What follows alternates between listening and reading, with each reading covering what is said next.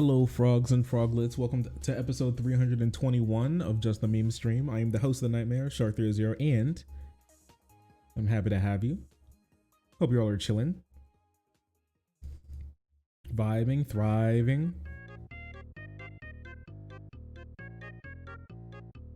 You know, this isn't a good beginning of stream song. You know what? I'll take that's a much better beginning of stream song. I'll take it. I'll take that way more than what we had before. Both are good songs. Man, I completely forgot to do the I'm live from yesterday. Oh no, don't do this. You can't do this to me. You can't do this to me. Okay. Wait, I gotta alert the Discord before they get upset. We're live. Control V, there you go. The right click, copy, Control V, paste. Everyone, we're live. Let's go. Yeehaw. Complete yeehaw mode. Yo, did you guys see that apparently Miley Cyrus's brother, Trace Cyrus, I had no clue bro even existed, but did you see that bro came out against OnlyFans? He had like an entire screed about how OnlyFans is evil. Take a look at this.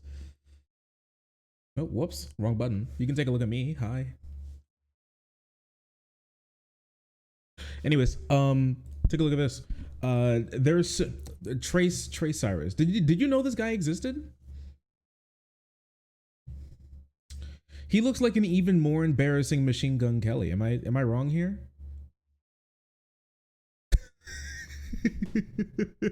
he looks like he would try to like cosplay handsome Squidward. What is going on with bro's body paint? I don't know. This is a little slutty. Wait a second. Okay, wait a second. Take a look at this. It is a bit slutty, I have to say. I can't lie. Anyways, so this is Trace Cyrus. He posted, "There's so many girls that do OnlyFans that they have lost their chance of ever settling down with a good guy with morals." I mean, like, if you consider morals like breaking down into a cold sweat whenever your girl posts booty pics online, then sure, I guess. If that's like your definition of morals. I don't think it's most people's, but you know, whatever. They will try to call those men insecure for having standards. Well, like here's one meme, okay? Here's one meme. Real quick. Actually, you know what? I want to read more of this and then I can interlace some things that I believe. Anyways, he said, "They will try to call those men insecure for having standards. They get a lot of attention from guys on OnlyFans, so they think they can have options, but any guy who is so desperate to see sexual content they are willing to pay for, it is a desperate loser. A lot of successful guys will sleep with these girls they don't want. A lot of successful guys will sleep with those girls, but they won't want to wife them." Okay, here's the thing. All right, couple memes here, real quick, because this is just full of memes, and I don't want to call them actual like opinions because they're too stupid to be an actual opinion. They're actually unironically simply just memes. So here's this. All right, look at this. They'll try to call those men insecure for having standards. Listen, I feel like a lot of people are using the term standards and boundaries completely differently. I just don't think people understand what those words mean. You know, like a boundary is something that you won't cross. But people are setting up boundaries on like their partner's side of their partner or their potential partner's side of the fence or of like the field. You know what I mean? Like your boundaries are like, I won't do X, but these guys' version of boundaries is you won't do Y. That's not a boundary. That's controlling someone. That's not what the word boundary means. It just doesn't make any sense. I actually genuinely don't get it. I don't understand it. That's not what the words, I don't think you understand how words work. You know what I mean? I just don't think you understand. You must not get it. Or so you've been lied to believe that that's what a standard is. You know, my standard is that like my girlfriend won't have a job, I guess. I love single ass men talking about how they're going to be lonely forever. Hola, it's a big hola situation. Hola.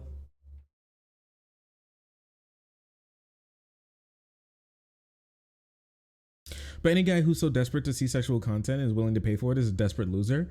I don't know, like I don't think that's true. Like someone like how are you a desperate loser if you just simply like a specific girl shaking her booty? You know what I mean? Like specific girl booty shaking. Like is that really is that desperate? It just seems like you like a specific girl's booty shaking. I don't know, man. Listen. I personally love to buy groceries. I personally love to buy like produce straight from the farm if I have the option to.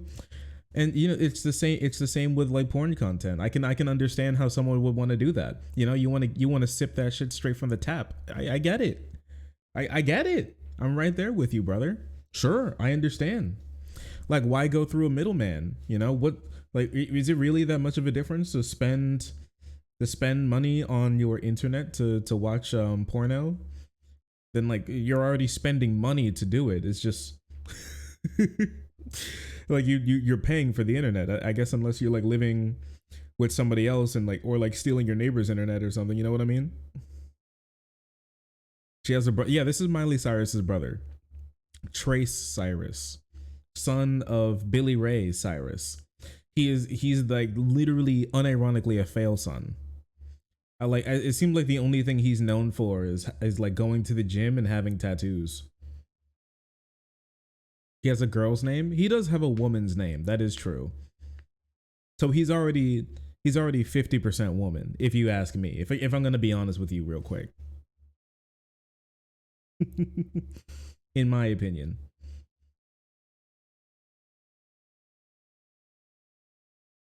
Couldn't be me, but I respect you.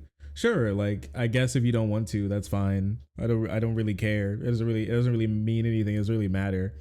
Um but like time is money. I don't know, but like time is money and technically time is more important than money in my personal opinion. So I don't know if you spend less time looking for porn because you spend some money paying for it. But I just don't think that's that big of an issue. But I don't know. I guess it's just me because typically people I don't believe when they go to watch porn find like click on the first video that's recommended to them on like Pornhub, and then go like slapping a schlong like that. You know what I mean? They named him after a Pokemon ability. That Sigma Gunner grind set. Listen. True and real, real and factual. A lot of successful guys. He said he goes on to talk about how successful guys would like sleep with these girls but wouldn't wife them. I don't know. A lot of guys aren't looking to wife women to begin with. You know what I mean? Like the optimized porn consumption. It is kind of optimized porn consumption. If you don't really care about like a lot of stuff and you find someone who does something specifically that you like, I don't know why you wouldn't just pay and they just charge like a small sum of money to pay for it. I don't know why you wouldn't just pay for it. Unless I guess you just really didn't care. But if you didn't care, then I don't know why we're having the conversation to begin with. You know what I mean?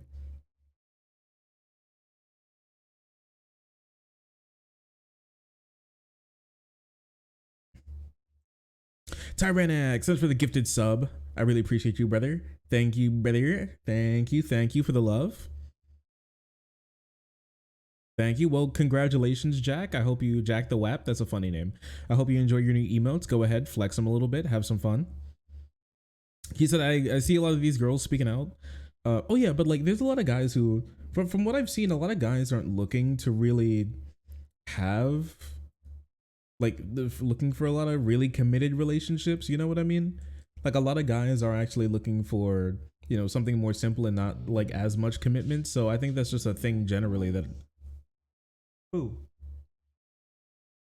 Okay. It's just kind of a thing generally that like a lot of guys just aren't looking to wife women up to begin with. But that'll play into something that we'll talk about later in the stream anyway. So don't worry about it now. Anyways, moving right along. I see a lot of these girls speaking out on this now, saying that they can't get a serious relationship. It's because men see the value in those girls strictly for their sex. I mean, sure.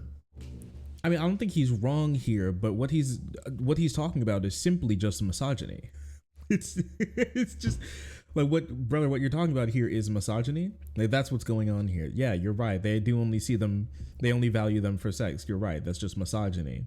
Like you can, like a girl can shake her butt, but like not, but not only be like a sex object. Just because she does some things related to sex sometime as a job does not mean that she's only a sex object. That's just your misogyny speaking. If you believe that, that's not a good thing. That's a bad thing that you should try to avoid.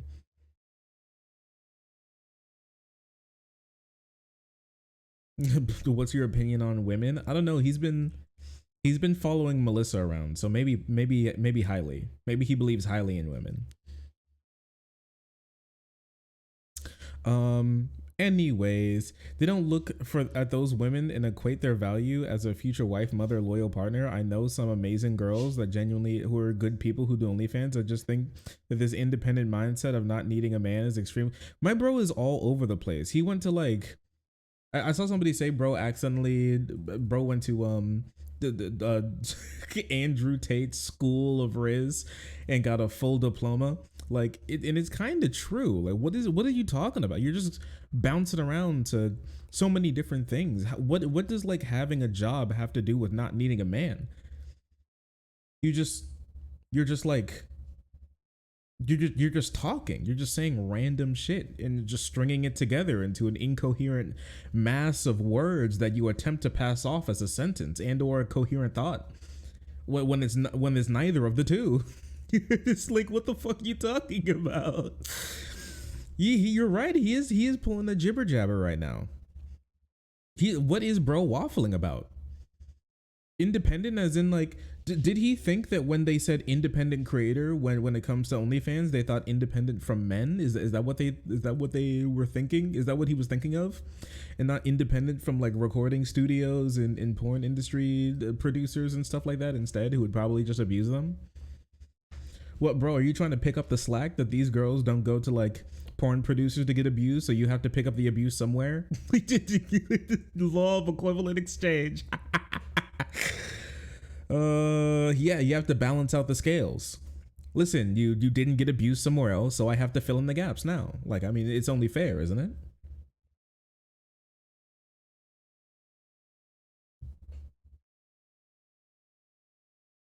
Like, I don't know if it's a binary option of like job or family. Like you can have a job and a family as well. Amateur has always been superior. I mean, you get some wacky stuff, You really get some wacky stuff in there.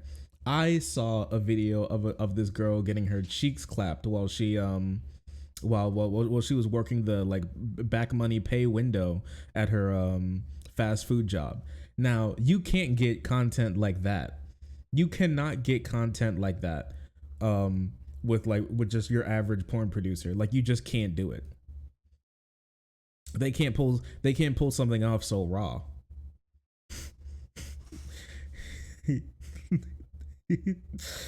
uh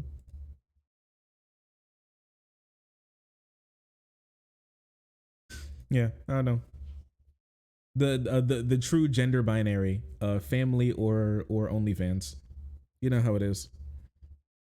I hope more girls continue to speak up about this so other girls know the risk that they're getting into. Have a good man and a family will bring you more happiness in old age than OnlyFans ever could. Like, you don't know these people, bro. Who are you? Do you have a girlfriend at all?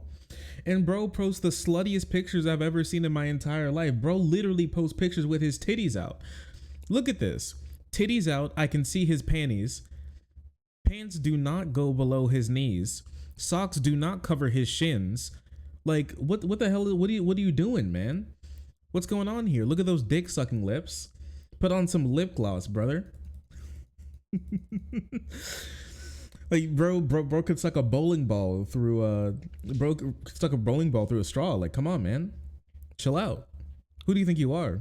What, a slut? He is being mad slutty. I can't lie. I cannot lie. And also, my thing is like, would you say the same thing for guys? Do you think that women should think like lesser of men who do OnlyFans? You know what I mean? I know there are less men who do OnlyFans, but I saw a calculation recently that said that 30% of OnlyFans creators are This men. meme is very real. Thank you, Marjorie. You're right. It is real. It is real. 1 in 3 OnlyFans creators is a boy shaking his dick out there, collecting cash, you know? And most OnlyFans creators barely make any money, if no money at all. So, like, now what? We're all in the same boat here. Holes are holes. What can I say? I mean, you know, sure, I guess. All right. It's okay. All right. Sure.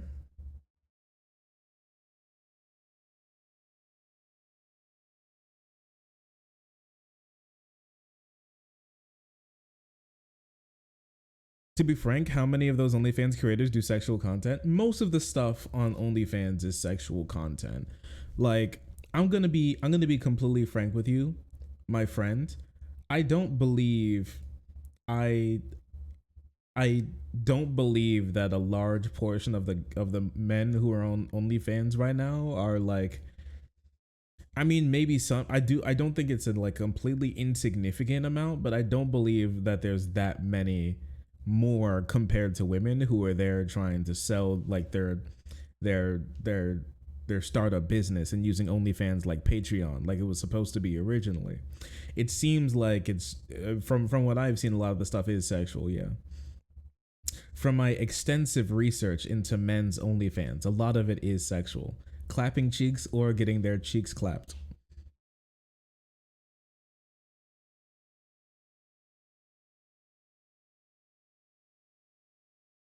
The attempt to pivot away from that being the primary content stream was both laughable and worrying. Yeah, it was both, but I'm glad they backed off of it. You know, I think dick shakers and booby quakers should have like a spot to be themselves. You know,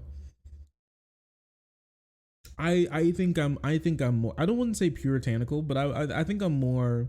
I'm less. I'm less sex everywhere. I'm less of a sex everywhere type lefty streamer than a lot of my contemporaries. Like I think we should have some laws to tell people to keep their shirts on in like McDonald's. You know what I mean? Like whether you're a guy or a girl, I do think that you should have your shirt on like in McDonald's, you know? I am a fan of no shirt, no shoes, no service, you know? But I think it should also be one of those things like remember in school, but it's hot. Okay, if it's hot out, it's even worse cuz I don't want their sweaty tits near my food.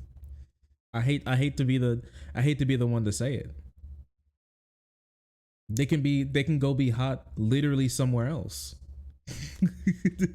Like I'm sorry, but put put the skin away. You can take it off like I don't know, maybe on the street, maybe in like areas.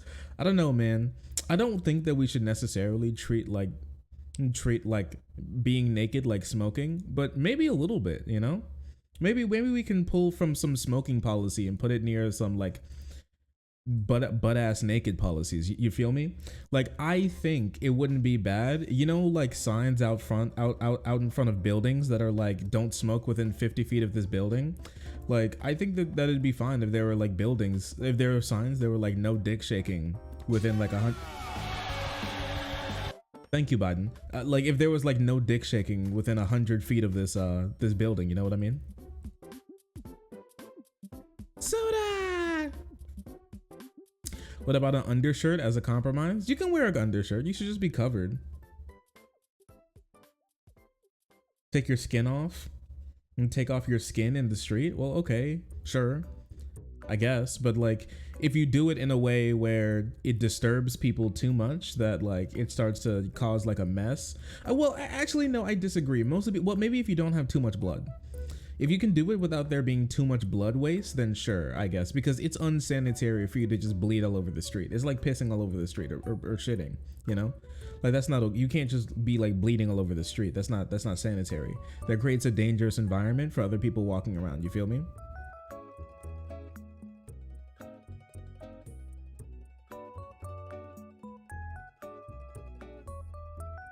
No cock within a 100. Yeah, no bare cock within 150 meters of this premises. Yeah, that's fine. That's fine. That's fine.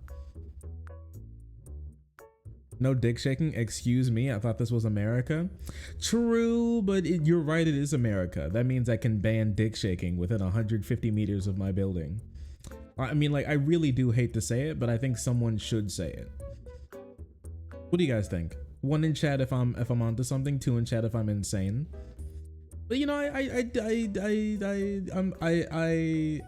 have to be honest with you all, and I'm just like sure, cool, okay, like I'm fine with like I'm fine with like more laws letting people do more things kind of generally in like public, but at the same time I think there should still be some laws to keep some things from going too crazy, you know?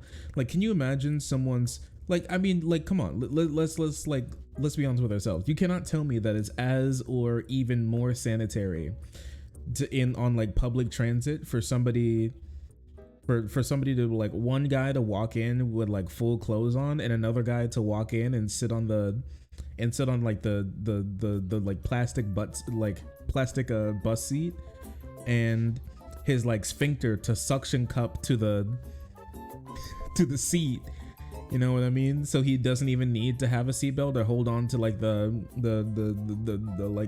railings. He just won't move no matter how hard the bus shakes, and like he has to like detach himself once he gets up, and his like sweaty ass cheeks, balls and dick print is just there on the front of the seat, and then somebody has to come in and just like see that as well. I'm just like, and like sit in that seat as well. You can't tell me that that's as hygienic. You just can't tell me that that's as hygienic. Not the sphincter sucker. Yeah, like he like the sphincter suction cup. You hear like a little when he gets up as it detaches itself. Like, it was so bad he has to like slide forward out of the seat instead of getting up because the suction is just so high. It's like when you take like a pot from the from like a boiling pot on the oven and then like sit it down on the countertop. You have to like slide it off to be able to get it up. I'm just saying, all I'm saying is that you just cannot lie to me and tell me that that's as sanitary as you just wearing pants. And I just think that you should be required to wear pants to sit on the bus seat. I hate to be the one to say it, but I really think it's better for everyone.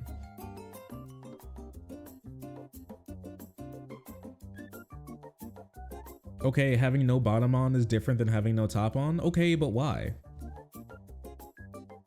But why? Why is it really that different?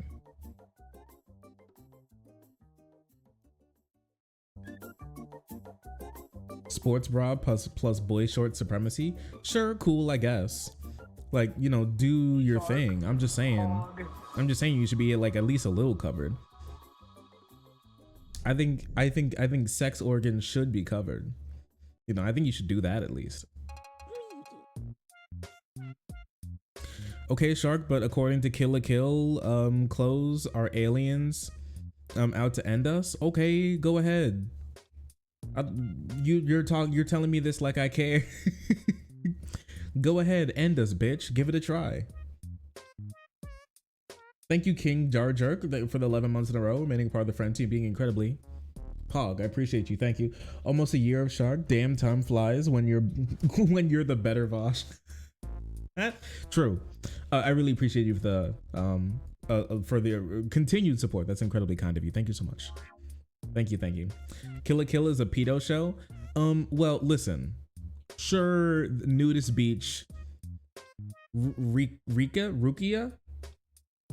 Rengoku? Rico? What's the main character's name in Kill la Kill? It starts with an R, right? Rico?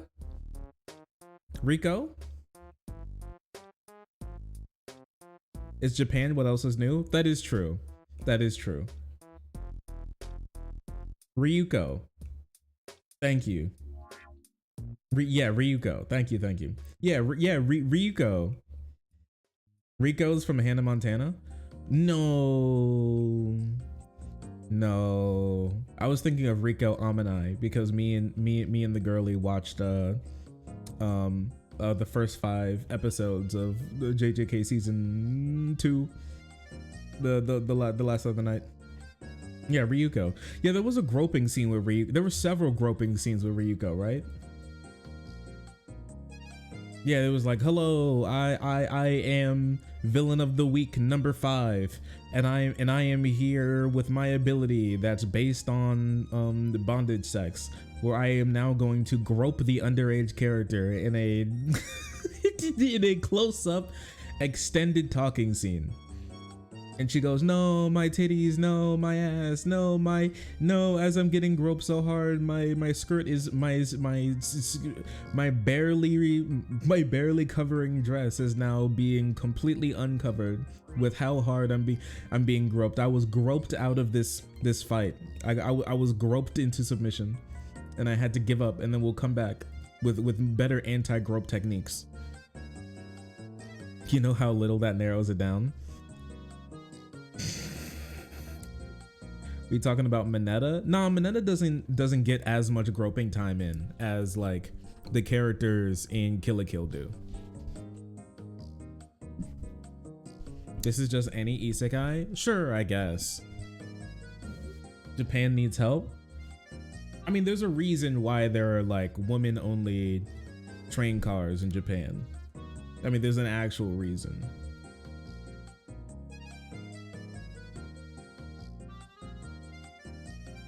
I mean, remember the spanking scene? Remember when she was doing the remember when Ryuko was doing the boss rush, and then Gamagori did his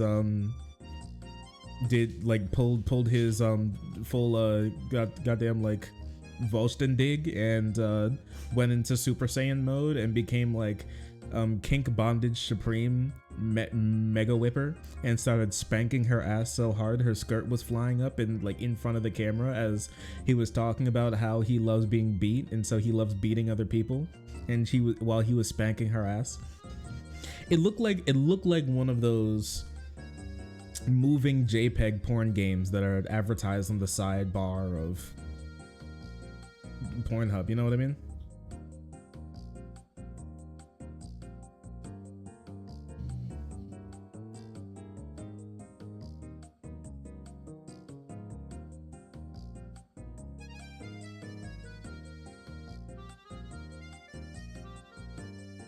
Did you like see Bad Scene 1 and go, ah, good show otherwise? I nope out when I hear the character is a 3,000-year-old lolly dragon goddess. Yeah, but that's like that's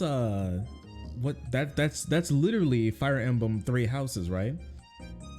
So Sophis is literally a 3,000-year-old lolly goddess who just lost her power, and when she loses her power, she her tits get smaller and she gets shorter, and she just happens to look like a 10-year-old girl.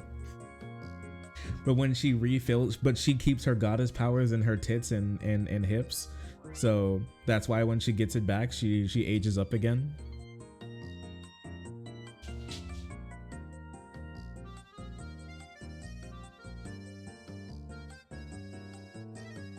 Listening to your stream while playing some hardcore classic WoW better not distract me too much. This is a bad idea. I live and lose my shaman. No, baby. I'm sorry. I didn't mean to do this to you.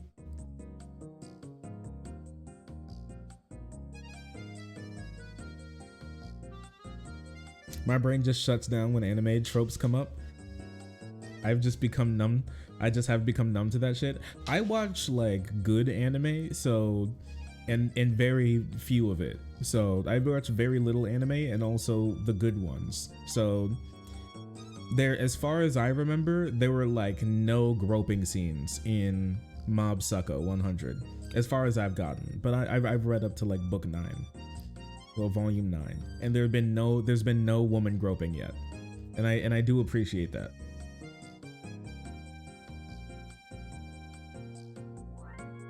Best of luck. Hope you enjoy your stream. Not lost my shaman yet. Okay. I think it's good that I generally stopped consuming anime. I think it has to do something wrong to your brain, right? Like, you know how anime used to be seen as completely like cringe, and now it's cool. I feel like there's going to be an anime cringe resurgence where people are like, actually start to think more into the like are more like actually this is like a lot of this shit is really ass. I hate to say it, but a lot of that shit is like really, really ass.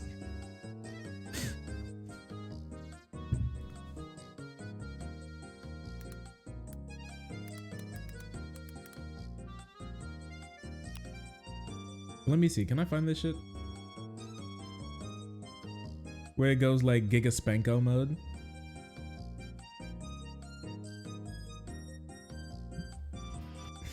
It just doesn't make any sense.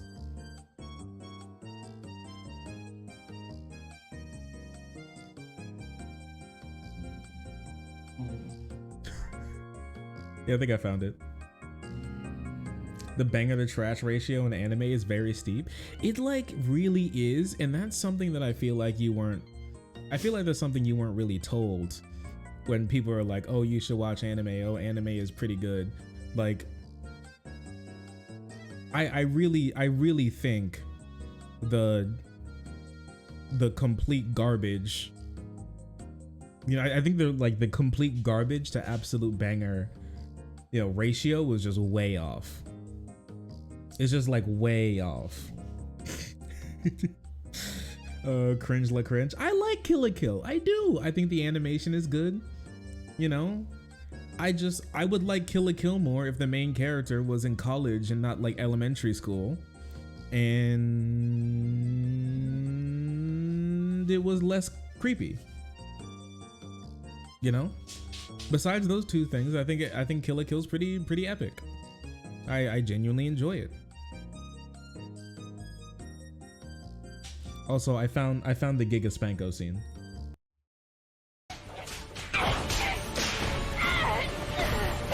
What are you waiting for?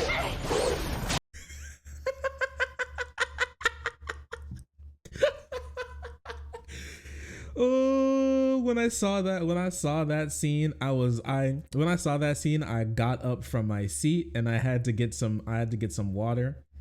Ain't no way. That's what I was thinking. I was like, ain't no way. No way you just did that. You're lying to me. You can't just do that. You can't just do that.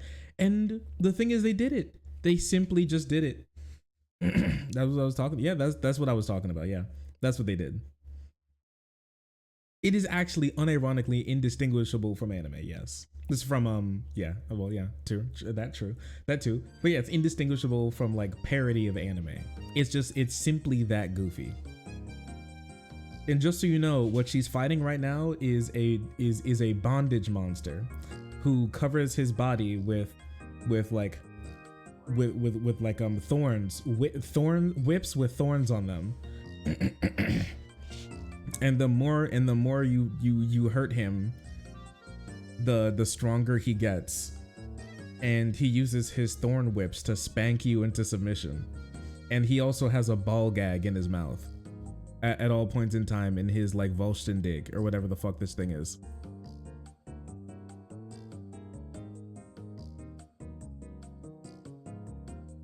Shit just don't make no sense. Well, it's supposed to be a parody? I guess. I don't know. I don't know. I think it's supposed to be silly, yeah. It's definitely silly. I will say that. Like, I don't think Kill la Kill treats itself very seriously.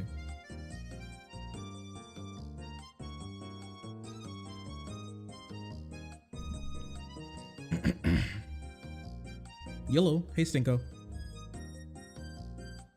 A lot of energy was put into that scene. A lot of energy was put into that scene, yeah.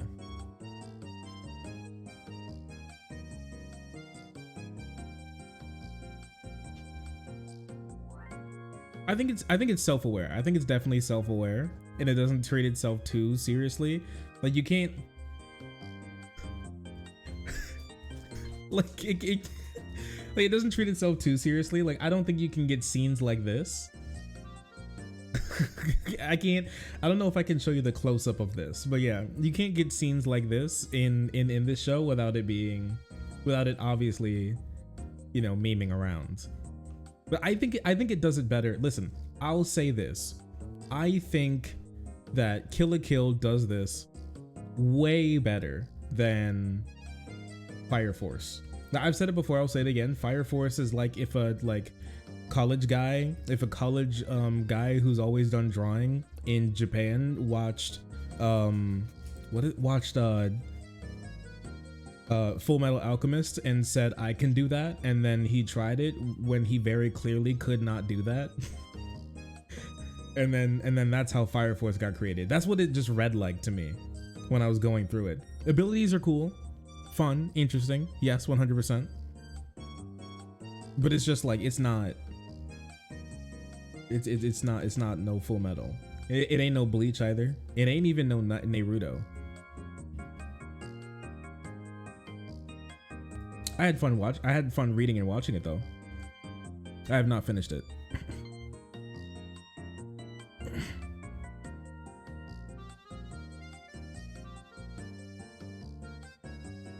It's a bummer that they do this shit because I remember liking it as a kid. Yeah, I mean, you know, you have to read it in a certain eye with like a certain, you know, opinion. I still like Kill la Kill. I think Kill la Kill is good. And I would recommend Kill la Kill to somebody, but I would recommend it with like a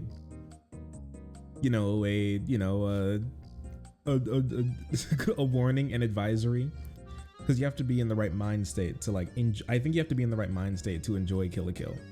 I don't think you can. I don't think Kill la Kill is just, if you're somebody who's not like a complete anime complete anime like protag-kun bullshit, you know, K-On character PFP poster, you know what I mean? Like, you're probably going to have to get a little, you know, hey, you have to turn off your brain to some of the wacky stuff that goes on in this one. Not for the anime illiterate. Yeah, this is for like the anime versions of the goddamn Deacons of the Deep, you know what I mean? Sitting there and they're like goon cloths and their shark, hog, little girl waifu shrines. They're the anime veterans. Kill la Kill's good. I like Kill la Kill. I enjoyed it. I'm not gonna lie and say that I didn't enjoy, because I did enjoy Kill la Kill. I remember this. I watched it.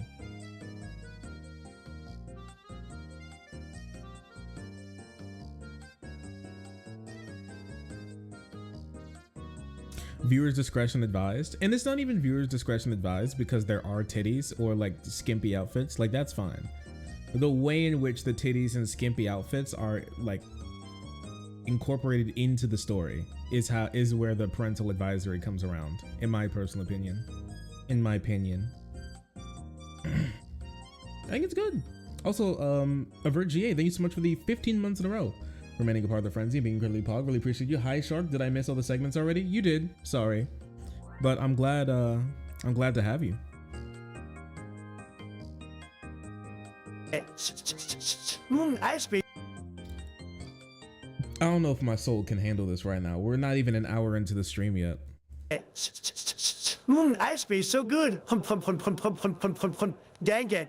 Gang gang. Ice cream so good. Fire. Yes, popcorn. Ice cream so good. Yes, yes, yes, yes, yes, yes. I can't do this. This goes on for 11 minutes. This goes on for 11 minutes. Ice cream so good. Death. And now I'm depressed. Gang, does he say gang gang? Yes, popcorn. Yes, yes, yes. Pop, amazing. Hee-haw, yes. Fum, fum, fum, fum, fum. Hee-haw, yes. All right. All right, Trump's cooking. All right, man, he's kind of cooking. Okay. Did you see the Glizzy Gobbler one? What's up, Shork? Hello, Argo. It's nice to see you up in the daytime. Hi, bestie. President's Day, Obama, please. This kush is unprecedented. This strain ain't even a hybrid. It's biracial. This, that audacity of dope. This, that fire made your father dream so hard his Caucasian wife became a white widow. This, that Andrew Paxson that'll send you to the kitchen cabinet for an eating affair. Jeff Davis session to 2020 of this, and it sent Yeah, you're right. It is. We have been blessed with a rare Argo sighting. You're right. You're right. It's like seeing a snow leopard. I've literally been going to sleep around 10 p.m. Okay. Recently. I'm glad you're doing well. This is the Andrew Pax. Sent him toward the northern lights. Atlanta wasn't hot Atlanta till it got a hold of this here Tecumseh Sherm. I didn't know you liked to get wet, but now I see. Breathe, dog, breathe. This Dreamcatcher pack tore through Jonesy's memory warehouse floorboards and took everything. Ethan Supley was Ethan Hawke before he hit this. Ethan Hawke was Ethan Cohen before he hit this. Macy Gray said goodbye just fine before she hit this. Macy Gray walked away cleanly before she hit this. The CIA tried to hide this World Crumbler pack, but it's all too clear that this grass was grown on the grassy knoll. They don't seal these packs in plastic, they use Zapruder film. John Hinckley knew how to concentrate fire before he hit this. Lincoln hit this at the theater and it blew his mind. Real. Crack open this stress position. Stop talking. Stop talk. This man needs to stop talking immediately. Make it stop. I can't take this. I can't do it. I've been visiting my father for a week and it's been chill. I'm glad. I'm happy that you've been spending time with dad. With Papa. Think of the ice cream. Ice cream, so good. Think of the ice cream. Think of the heart me. I heart you too. Think of the glizzies.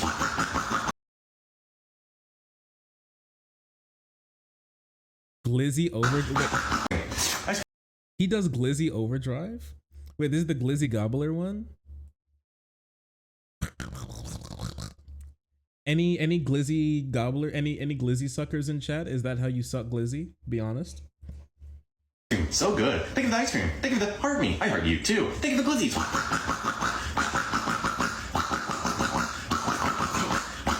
100 glizzies. Entering Glizzy Overdrive. Oh no. Increasing grip by 7%. We are locked in. Thank you for over 160 glizzies. Entering Glizzy Overdrive.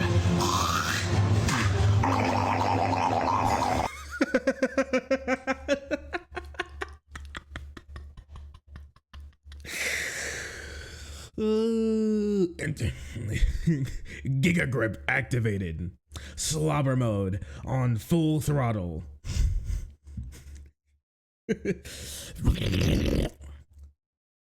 Take notes, chat. Take notes.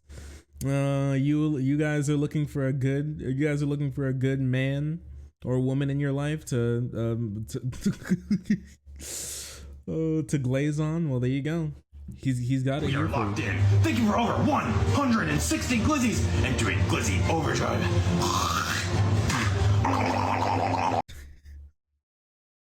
He broke character. Look at him. He's smiling. He loves his job. Now listen. Now like Trey Cyrus is going to sit here and try to unironically explain to us that this is somehow less degrading and looks worse on this guy than doing OnlyFans. Let me tell you this. They're both normal jobs. They're both normal jobs and the same. How does it feel to watch people cooler than you on stream? Pretty good. It lets me pretty good, and the reason why is because it lets me know that I have not reached the ceiling yet. We can get much higher. So high. We can get so much higher. We are not at the ceiling, we are only at the floor. Our journey has only just begun. This is less degrading than retail. I will agree with that this is less degrading than retail, yeah.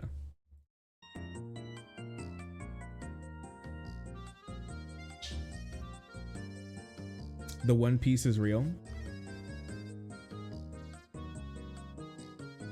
I was watching a video about One Piece earlier today by a fellow subscriber, and Moot, about him reading all of One Piece within the span of a singular month. It was Swag Kage, my Twitter Moots, Swag Kage. He apparently read all of One Piece in one singular month, and then was like, the best has yet to come. We haven't hit 100 glizzies yet, so we're edging. No coming yet. But anyways, yeah, he watched it like 1,000 chapters in 1 month, and he reviewed it, and he said that basically, let's be honest with ourselves, One Piece is good but inconsistent. And so it'll be like peak media sitting right next to the worst media you've read in your entire life. And I was like, okay, all right. He said the highs are so high, but the lows are so incredibly low.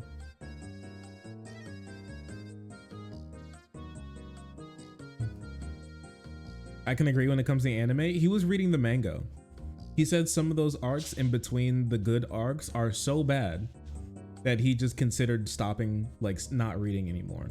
Like he was just like, he was just like, if I wasn't doing this for work, I'm not sure if I would continue. He was like, I'm just at work right now. He was reading, in those scenes, he was reading One Piece the same way that you feel talking to a customer at work.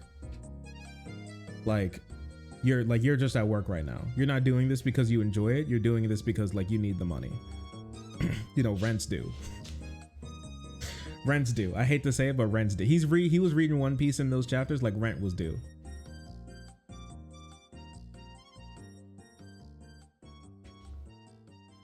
The mango ranges from great to mid. Yeah, I can see that.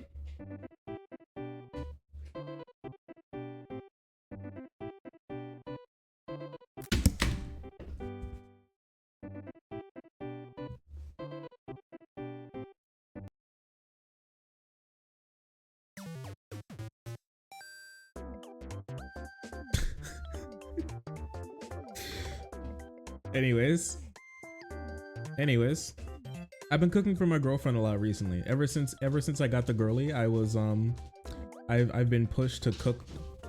I've been pushed to cook more, which I think is really nice.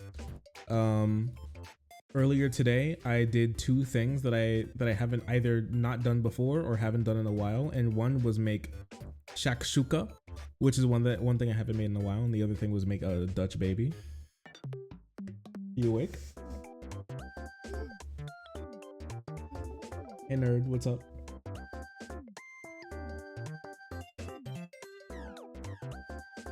Hey, congrats on the new GF. Thank you. If I was if I was in JJK, my curse technique would be woman manipulation. I got her to stay with me.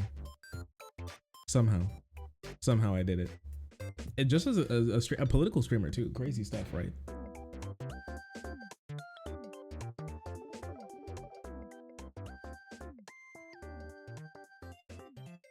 Are you cooking takes for her? I do cook hot takes for her as well, yeah. I'm not watching 700 episodes to tell a story. At some point, just write a traditional book. Well, he is writing a traditional book. They're just in like smaller books. Shark, hog. It's just like a big book that's written in smaller. I mean, like, if we're gonna be honest with ourselves, isn't that literally just Lord of the Rings? Don Brown, thank you so much for the tier 1. Joining the frenzy and being incredibly Pog. I appreciate you. Thank you.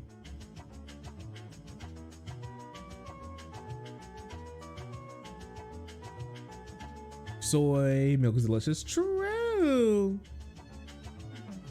A political streamer has a girlfriend. What's your excuse? True. So true. Oh man, one of the truest things I've heard in my entire life. Good golly, Miss Molly. Let me see. Can I show you? I'm not sure if I can show. I can't show you one here, unfortunately. But let me see. If I can show. You guys want to see the Dutch baby? You guys want to see the Dutch baby we made?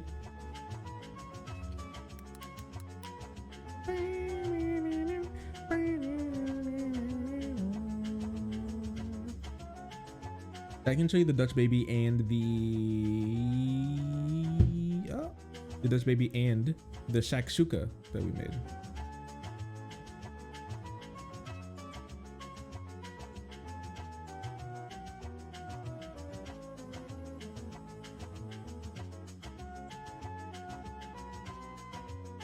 Okay, here's.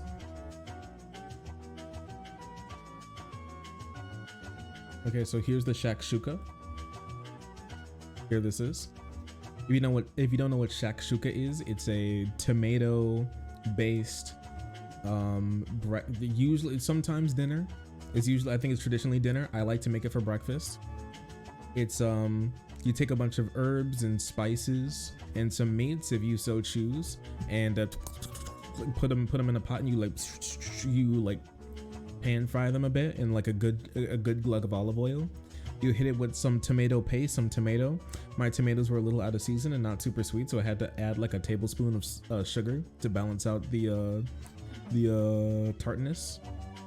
But after that, like, it all came together very perfectly. Like, it's probably one of the best smelling dishes that you'll probably come across in your entire life. It just smells so good.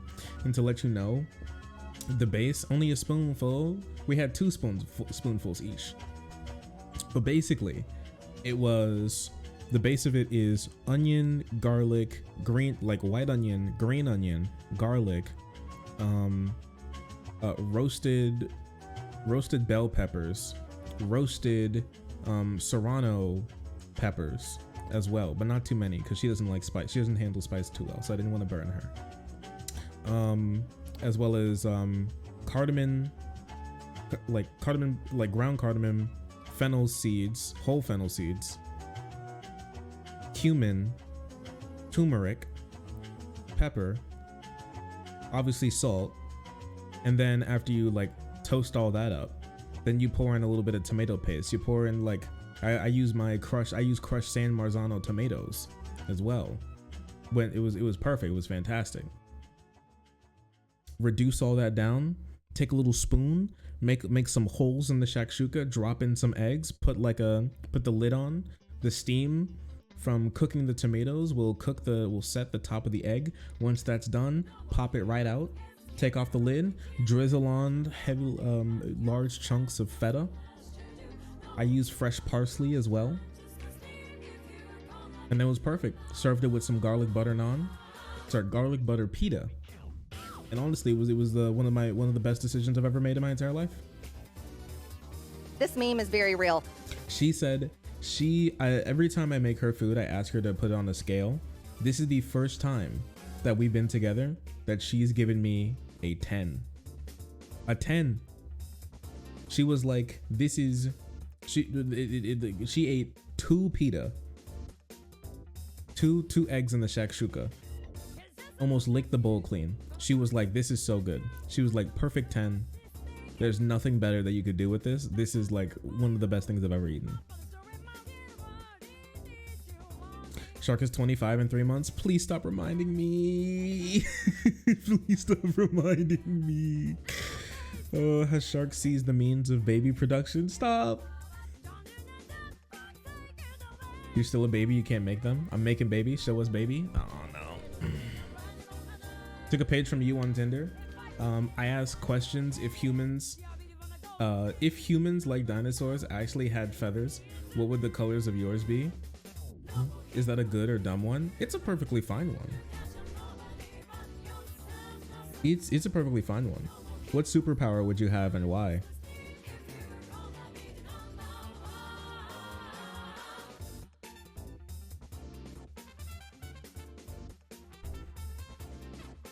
Better than mine, just be careful from now on. Okay, listen. I have not made a baby yet. I have no plans on it. Okay, so Shark, One Piece is about 2 million words right now, which is slightly longer than the longest story I've read. And it's still going, holy shit. Okay, it's still going, but it's in its last arc. Okay? She's in her last arc. Let Oda cook, okay? Literally Oda's entire life revolves around writing this one anime. So like let him do that, okay? I'm 36. I'm like, I would consider myself still relatively baby. What do you guys think? Would you consider 24 still kind of baby? But yeah, the shakshuka is a close-up of the shakshuka. The shakshuka was very good. The shakshuka was incredibly tasty. And I left it in there just like a little bit long, if I'm gonna be honest, but it actually turned out perfectly fine because the sugars in the tomatoes and that I added caramelized on the edge of the pan and gave this like great crusty on the side, and also made it easier to pick up with a spoon, and it was great. Last saga, not arc. Oh damn. I like the thumbnail on YouTube. Thank you, bestie. Really appreciate it. Thank you. You have one more baby year. That is true. Once I reach like once I get past like the halfway through being 20, I don't really think I can consider myself baby anymore, which kind of sucks and is kind of scary.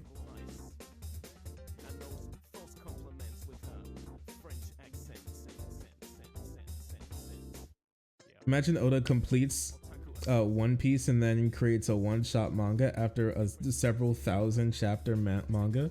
Well, I mean, that's kind of what Kubo did, right?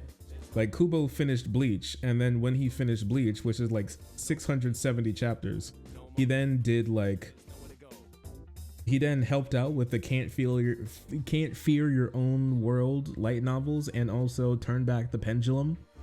He also did the Turn Back the Pendulum arc, and then he also did the like final chapter after the final chapter, and then he like did the Hell arc as well, like part of that, and maybe continuing it, and then he did guys, what's the mango that he wrote like a one shot of inside of the Bleach world, but then it has like fucking dragons and other bullshit? Like what was that?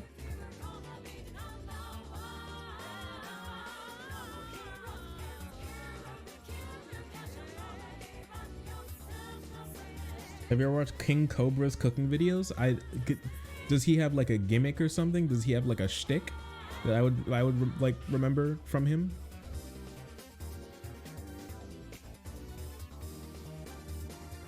Burn the Witch, yeah. And then he made Burn the Witch. So yeah, he's like, bro's been writing. Bro just cannot stop himself from writing. Also, and then we made a Dutch baby as well earlier today. So here it is. It's a Dutch baby. It's basically like a German pancake type situation with fresh fruit and with fresh fruit coated in sugar with powdered sugar, confectioner sugar all around. Very good, very tasty.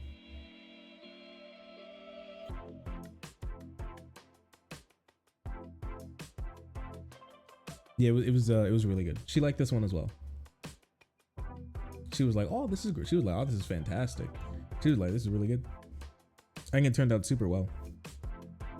Parasocial time, y'all. I had a second date on Sunday, and it was so great.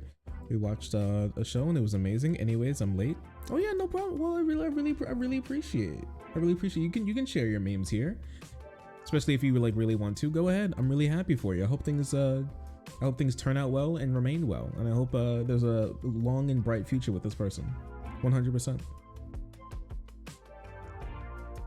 Now that looks restaurant made. It does? You think so? You'd say that? You mean it? You really mean it? It looks restaurant made? I had a lot of fun making this. Next time I make this though, I think I'm going to add more batter because I wanted to puff up even bigger.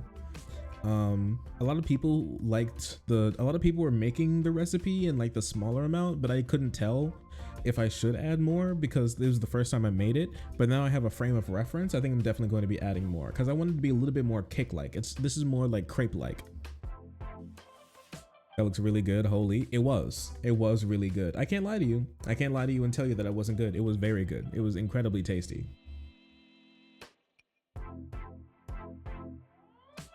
Yeah, that's what I made this morning. That's like on this episode of Cooking from My Girlfriend. I want to eat the baby. The baby. I did make a baby, a Dutch baby.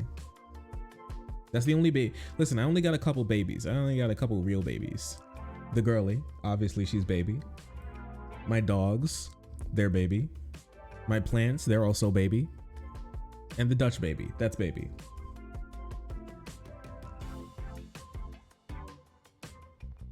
But after that, that's it. That's it. No more.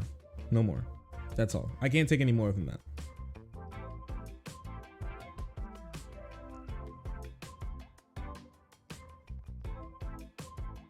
This meme is very real. This baby's gone now though. Nah, there's a single slice. I just couldn't eat too much because it was so incredibly sweet that I couldn't do it. Me and Melissa have like much different palates where I think that something's too sweet and she's like not sweet enough.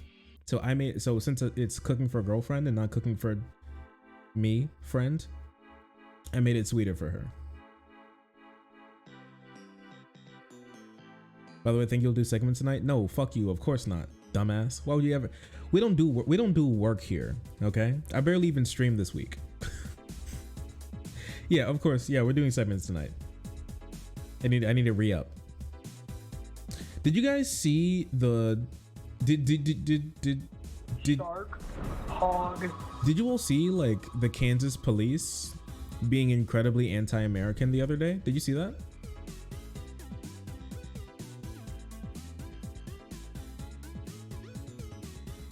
Imagine working. Honestly, couldn't be me. 525,600 minutes. How do you measure a year with the shark? The fuck are you talking about?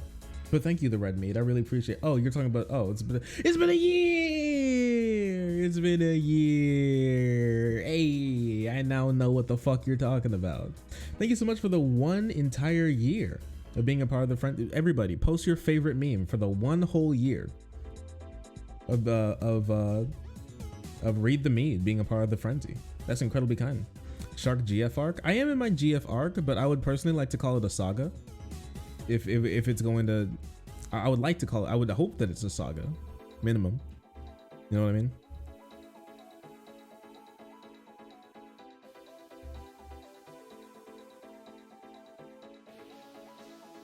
But yeah, I do have a woman in my life now. I do. I really do. I can't say I don't because I definitely do.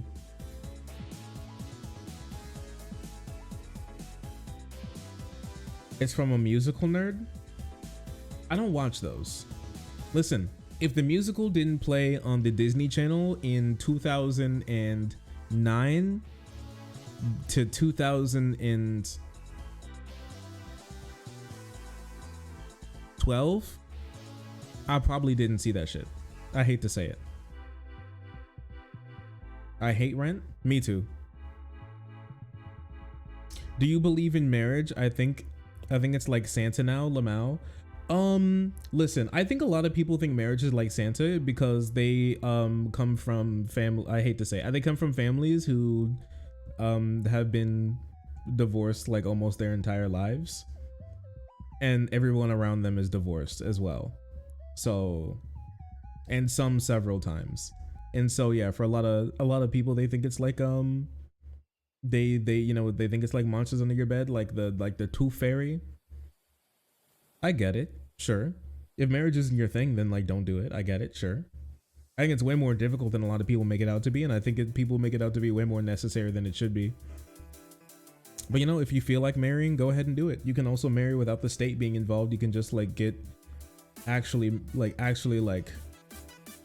you can get like religiously married, or you can just have like a, I guess in like the secular way, you can just, I don't know, have like a little where like dating, but like a little bit more serious this time, I guess.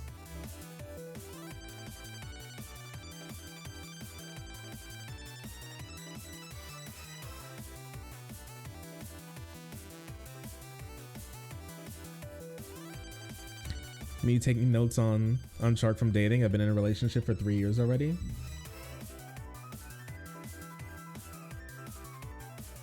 I made a joke about you to my girlfriend the other day. I forget what it was, but I was talking about how you have a black boyfriend, and I was going to, and I said my editor's doing this. It's funny because now I think she's becoming more black to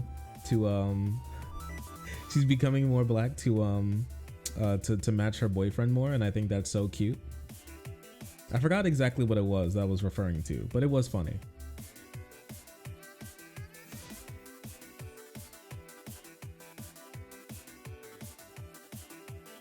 I call myself a nerd, and now I just feel like a goddamn old because you were born in like the 2000s. Wrong. I was born in 1999, which is very clearly, literally, actually, factually not the 2000s.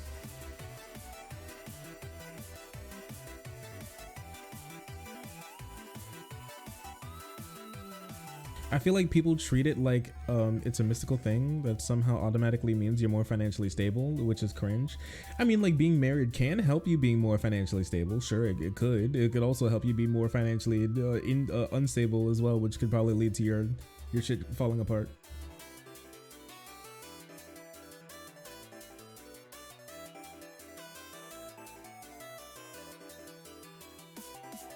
But what do I do? I don't know what you did. I have no clue what you did, so I can't reference it. All I know is that you did something that made me think that made me make a joke about how you're becoming more black to match your boyfriend. This and I thought meme it was is very cute. real. Anyways, did you see like the Kansas City? Sorry, my bad. The Nebraska police stifling freedom. Here, take a look at this. Police Division responded to a call of a man driving eastbound on Tuesday. Okay, so to set the scene, this is a man in like a Ford car, a Ford four-door, with half of it cut out and like a barn gate set in there so he can put his big bull. He has a bull that he needs to get from one place to another, so he just strapped that bitch in and gave him like a seatbelt kinda, and then just started driving down the road with him. Hold on, let him cook. I don't think he has a real seatbelt on, so I don't think that he should be cooking at all. This is illegal driving, so this could lead to death. 275 with a Watusi bull in his passenger. I saw somebody say that the bull looks embarrassed, and I can't lie that I'm seeing this on a bigger screen. He kind of does look embarrassed. It's like, let's put a seatbelt on the bull, right? I mean, you know, you all have heard it before. Click it or ticket. So it makes a lot of sense to me. But yeah, somebody said the bull looks embarrassed, and now that I see him more up close, I can't disagree. He does look embarrassed. It's like he told the guy that it would be a terrible idea to cut out half the car and just sit him in it, and then drive down the road, and it totally wouldn't work. But the guy wouldn't listen, so he just went along with it, and now they've been pulled over and they're on local TV. Oh, we're causing a scene. This is the OGs. He does look like OGs. Oh, Gorsh. Seat. The officers received a call reference a car driving into town that had a cow in it. Also, the cow shit all over the car. Also, while he was driving down the road, the bull had to use the bathroom, but he couldn't like get out, so he just had to shit on like the back of the car, and it just like rolled down the side of the car, and there was just like shit puddles on the road on the way like wherever they went. Why the sus thumbnail, bro? Sus thumbnail? You mean sus thumb? What? You mean like Shantae, the half genie hero? Shantae, the belly dancing baddie who uses her mystical powers of belly dancing to transform into different animals to save the day and help scantily clad girls be saved from the clutches of evil, and also the villainy of Risky Boots and her allies causing trouble on her island. That's Shantae. But do we not know Shantae? All of our thumbnails are above board. All of our thumbnails are completely to certification, above board, within regulation. There's nothing wrong with any of our thumbnails, period. Hate to say it, but it has to be said. Ah, yes, based in feminist power fantasy thumbnail. 100%. We love Shantae. What chat? We love Shantae, right? 1 in chat if like we love Shantae, 2 in chat if we hate that bitch. But if I'm gonna be honest with you, I thought we all love Shantae here. You guys think that we should play Shantae half genie hero on stream? What do you guys think? Read the license plate. Boy and dog.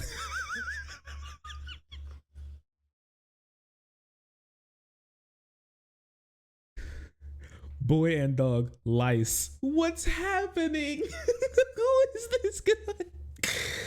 1.5. What do you mean you dislike that bitch? Like, what's wrong with Shantae? What did she do wrong? Racist? What are you, racist? What, do you hate belly dancing baddies? You hate girls that can transform, huh? You hate women in power. You hate women that fight with their hair. Like, what's your problem? What's your problem with Shantae? That's not a dog. Yes, it is. You dumb bitch. Of course it is. He's a different type of breed. Okay, he's from Japan. He's a Japanese dog. Like a lot of y'all Americans, especially the ones in buttfuck nowhere, like Nebraska, may not be able to recognize one when you see one, but that's just his emotional support pet. That's a service dog. Okay, you wouldn't get it. Best car entry. What is this? Who is this guy? He's such a clown. He's actually memeing. It's a bulldog, of course. Best car entry. What the fuck is going on? Yeah. What do you like? Racist against girls who can transform? Like, what's your problem? What has Shantae done wrong? You know, that's all I'm asking. The officers received a call. He's a big horny dog. They thought that it was going to be boy and dog. You know, like a calf, something smaller, something that actually fit inside. Whoa, okay. He may not be a calf, but he is a baby. So be nice. It actually fit inside the vehicle. And the vehicle was big enough. Well, technically.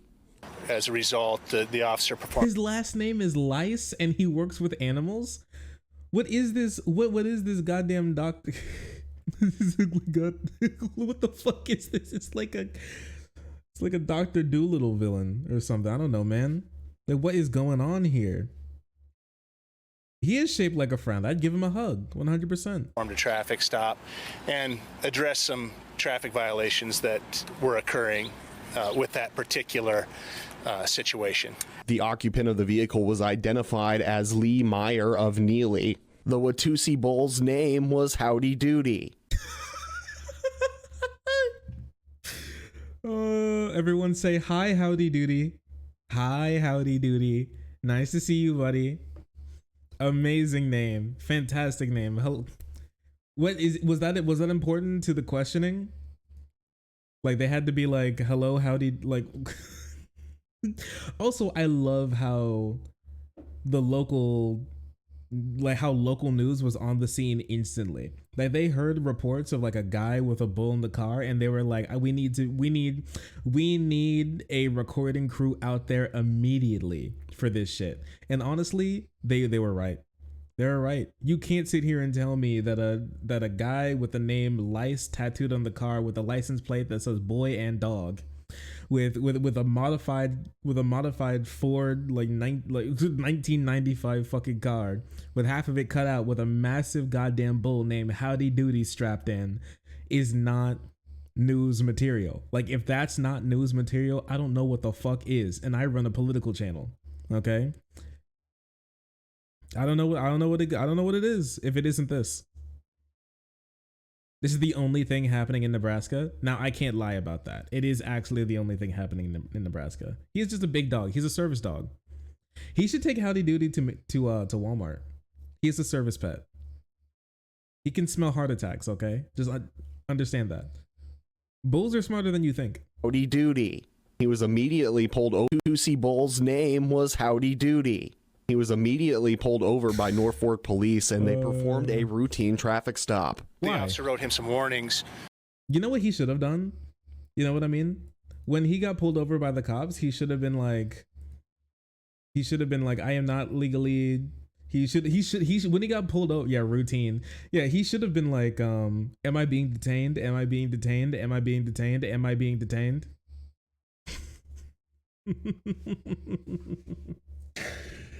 Am I free to go? I invoke my right to remain silent. I do not have to answer that question. This is my service bull. True, he is my, well, actually, don't say that. Don't say that. Because I know some of you guys in chat right now do have a service bull, but in a completely different way. And I'm not sure how I feel about that. There were some citable issues with that situation. The officer chose to write him a warning and ask him to take the animal back home and to leave the city.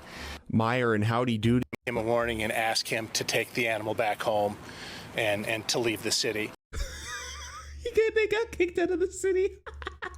Yo, what the fuck? You can do that? You can kick someone out of the city? You can say go. Thank you, Howdy Doody. Thank you, Howdy Doody. You're great. You're amazing. It was a fantastic experience. But go home. We love you. You're very special. Thank you, Howdy Doody. Very cool. But go home. We need you to go. Be very peaceful. Stop shitting. Stop shitting. We love you. He was banished. He was exiled. And for what? And for what? I ask you this. And for what? What did he do wrong?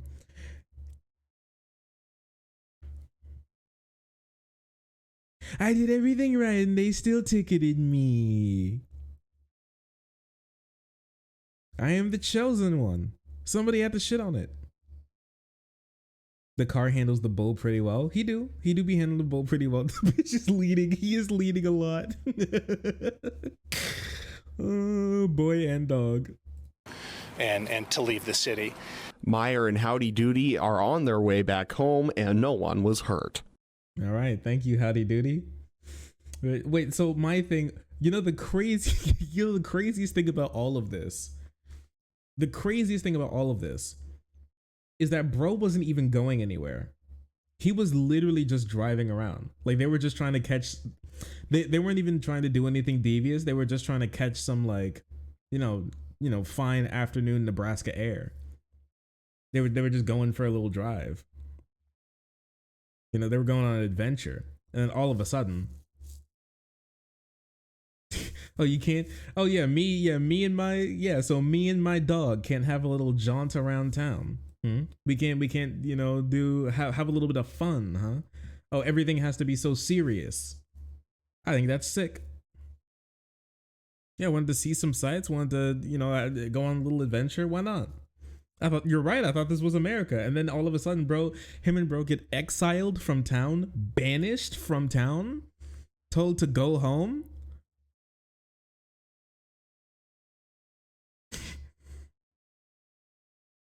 Like, what is this shit?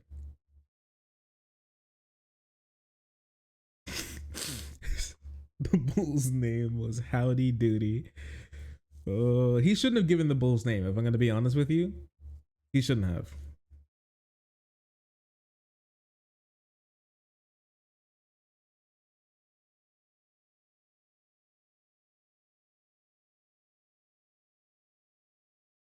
He just doxed the fucking bull for no goddamn reason. Like, why?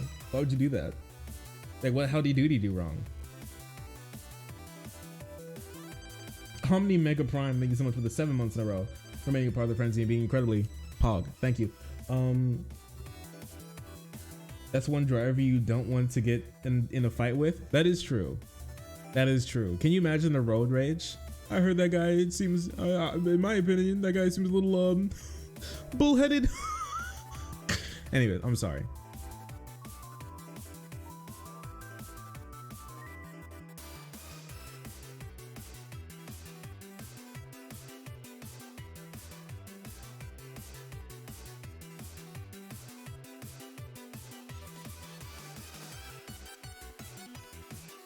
Good one, Shark.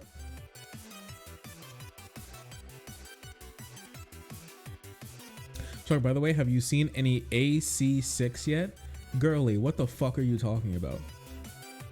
What the heck are you talking about, lady? I hate to be the one to say it, but what the heck are you talking about, woman? Armored Core. I'm not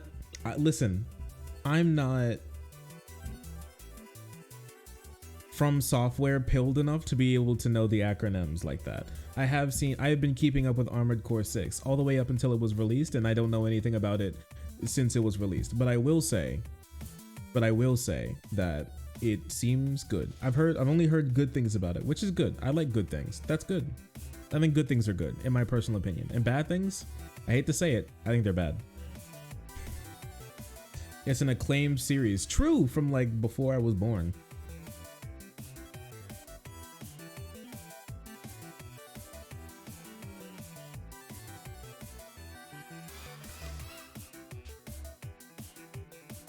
Writing on games is a good review and it's spoiler free. Listen, I hate to be the one to say it, but like how many spoilers can you actually have for a game about you being in a mech and shooting other mechs in robot fights? I mean, it could be surprising more than you might think. Okay.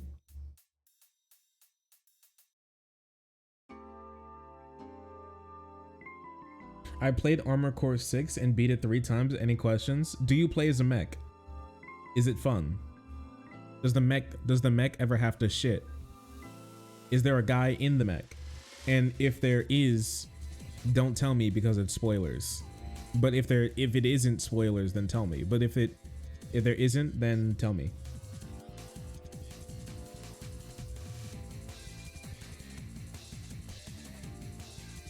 Wait, now that I'm thinking about it, there can't be a guy in the mech, right? It's called Armored Core, not Flesh Core. Like if there was a guy in the mech, then the core would be made of flesh. The core would be made of like goo and sinew and stuff. The core wouldn't be armored. It would just be a core. It'd just be like a goo core. It'd just be a blood core. So the core has to be armored, right? Or does it mean armored core as in the core is armored and not the core itself is armor? But I guess that would make sense because it's an armored core, but then that also can bring up the idea like the core that it itself is armored, right? Like if you take out the mech that is around the core, then the core itself would have armor in it, so it'd be an armored core.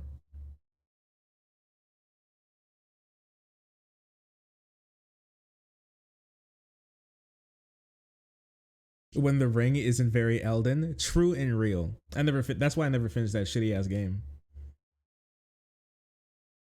Yeah, does the game end by making you think that it's actually armored core, but in reality it's arm or cord, and then you realize that there's an arm coming out of the core.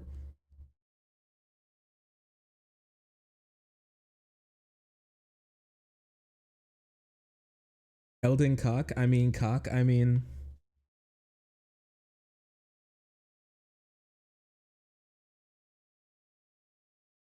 really makes you think, don't it?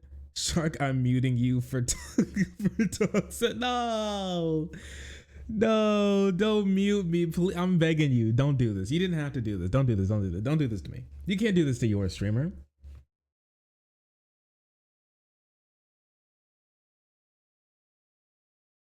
Blood core, blooded. Yeah, I think it should be. If there's a person in the mech, it should be called blooded core. Is that right? You blow them up too. It's sometimes the core is very armored, but sometimes it's not as armored. But the armor can also assault. Okay, what kind of assault? Because some assault is good and some assault is very bad. The game ends 3 different ways, and there are armored arms. Yo, that's kind of badass. It'd be a lot less distracting if the main person giving you support in the game wasn't doing pet play on comms and the player character wasn't called 6621. Woo! Yeah, baby! That's what I've been waiting for. That's what it's all about. Woo! Blessed by a Jack raid. We don't get those very often around here. We don't get those very often. Thank you so much. I really appreciate you. Riverboat Jack for the raid. Hello, raiders. I really appreciate you. Thank you. Thank you.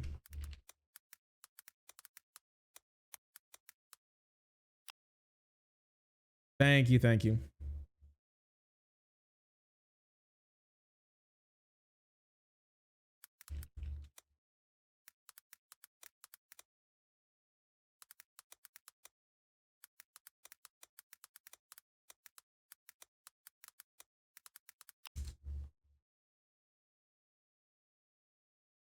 Raiders. Yeah, what are you all going over today? I hope you're doing okay. Yeah, Jackarino, we love Jack. We love Jack.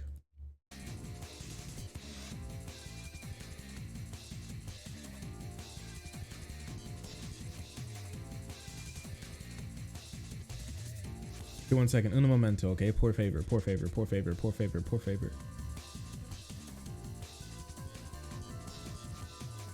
We watched Sam Cedar talking about Jesse Singal. Okay, we're gonna be watching David Pakman talk to Pregorino, if that means anything to you.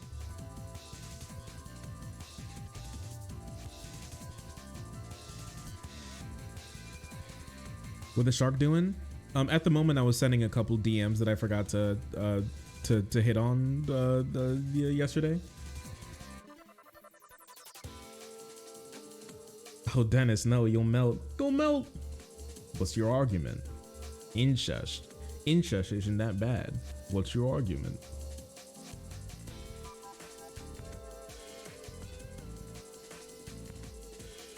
I wanted to see that. So can I get a little bit of information here about, like, wait, I need some background on this, okay, before we talk about the Ted Cruz thing, because I saw some of it and I wanted to take a look.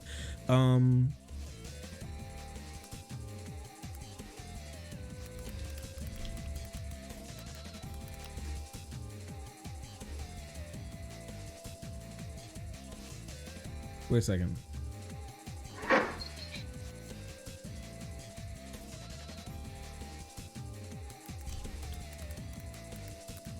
I've been so out of the loop recently. I can't lie to you. I've been really out of the loop. I don't know. I hate to say it, but it's kind of hard to keep up with conservative memes these days. Like, they have a new meme every single day. There's some bullshit that they're on every single day. New bullshit every day. How the fuck am I supposed to keep up with this shit? Be honest with me. Like, I had no clue that apparently the conservatives are mad at Joseph R. Biden Jr. for apparently banning beer or some shit. How the fuck am I supposed to keep up with this shit? They're always on some new bullshit. How do they do it? I don't know how.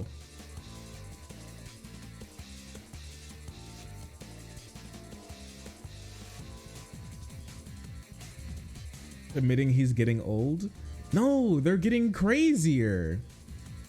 The culture, like, they remember where there used to be like remember where every single time there was a new conservative meme, a new conservative culture like breaking point, like Mr. Potato Head's non-existent penis, or the girl on the butter not having a feathered headdress anymore, or Aunt Jemima's syrup being changed, or like the Buzz Lightyear homo gay kiss. Remember all of those? They were all on board every single time. Like, they all were talking about it. You couldn't escape it. It was just like the wave. It would be like a wave where you would see it coming over the horizon, and then it would hit you, and then you would see it pass, because they were all in sync with each other, like maggots writhing on a corpse, blistering in the sun. But now they've kind of dispersed as the carcass starts to wither some more. Now they're inside, they're outside, some are crawling in different directions, and it's just like, it's so hard to keep up anymore. And they writhe. Yeah, and now it's so hard to keep up. It's hard for me to keep up with the new with the new conservative bullshit. Right, remember when Republicans tried to say that Joseph R. Biden Jr. was going to be banning Schmeat? He's going to be banning steak? And then that never happened? Yeah, like the woke M&Ms, woke Bud Light, woke Target. You know, they were all on board with each other 24/7. But now these days, they're way more separate than they ever used to be. The atomization has hit the culture war. And now it's hard to keep up with like the bullshit that they pull every single week, because it's bullshit it's new bullshit every week.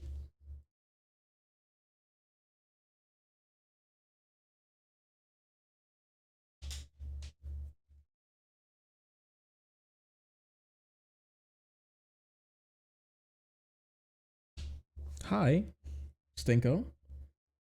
Papa is working. Papa is working. Yeah, gas stoves. Go on, chat. What other like culture war bullshit happened over the course of like the last couple of years? You remember? What else? I mean, yeah, there was Bud Light as well. Baby, yeah, a child has arrived. G, green shirt. Thank you, thank you. I do have the green shirt on. Baby.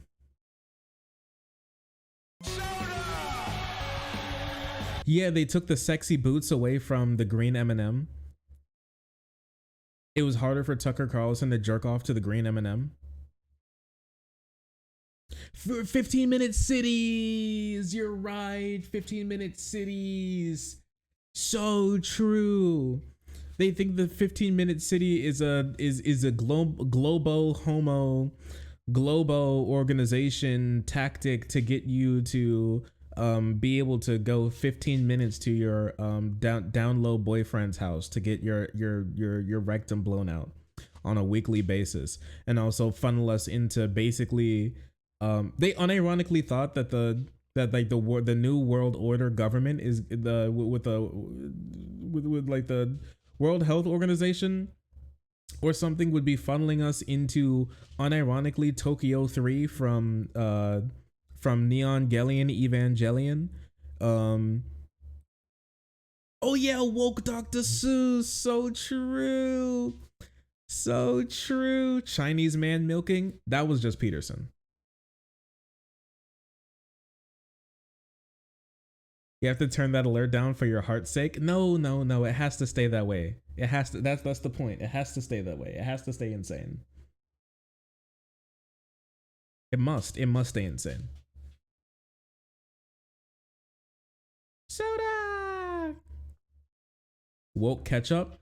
That was just Kirk. Kirk just cared about the woke ketchup. That was just him.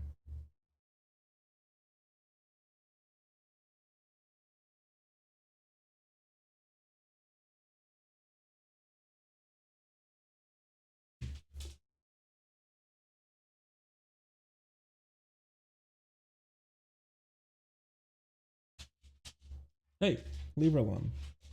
Leave her alone. Sorry, he's pacing. He's getting impatient. Anyways. Yeah, Ronald Dahl book edition. We had a debate about that. I almost had to fucking like 6v1 that debate. It was crazy. Anyways, White House press secretary shocked by a question about Biden proposing beer limits. Huh? Conservatives might be priming themselves for another unnecessary panic about beer. Do you like beer, Senator? I love beer, Senator. White House press secretary Karine Jean-Pierre, that's a hilarious name, I'm sorry, it's like a bleach, if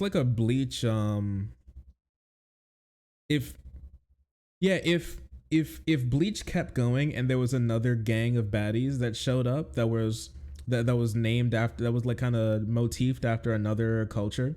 You know how the Arrancar was like Spanish, and then the and then the Quincy were like German.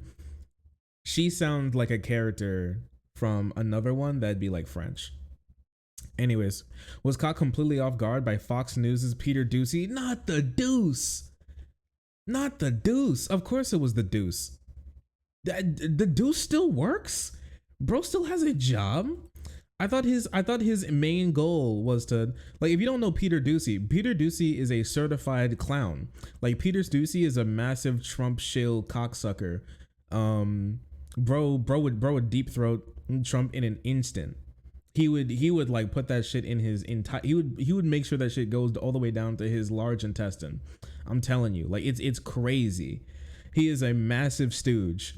He is just, you can barely call him a reporter. He asks probably the dumbest questions in the entire room, besides when Donald Trump and crew let Breitbart reporters into the press secretary room for a couple years. Like, there was only then were like Ducey's questions outmatched somehow.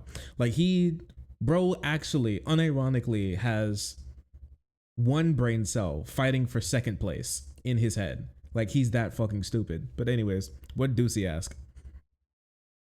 A question about drinking restriction during Monday's press briefing in Washington.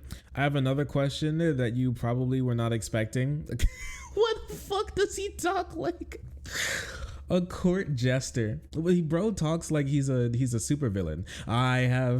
You've done well so far. You've done well so far, but I've only been using the 5% of my stupidity.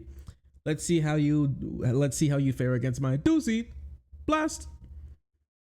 Doocy said, fresh back from the press room following paternal leave. Oh man, must have been a great time for her. Does President Biden want to limit Americans to 2 beers a week? Flabbergasted, not She does look quite flabbergasted here. What do you guys think?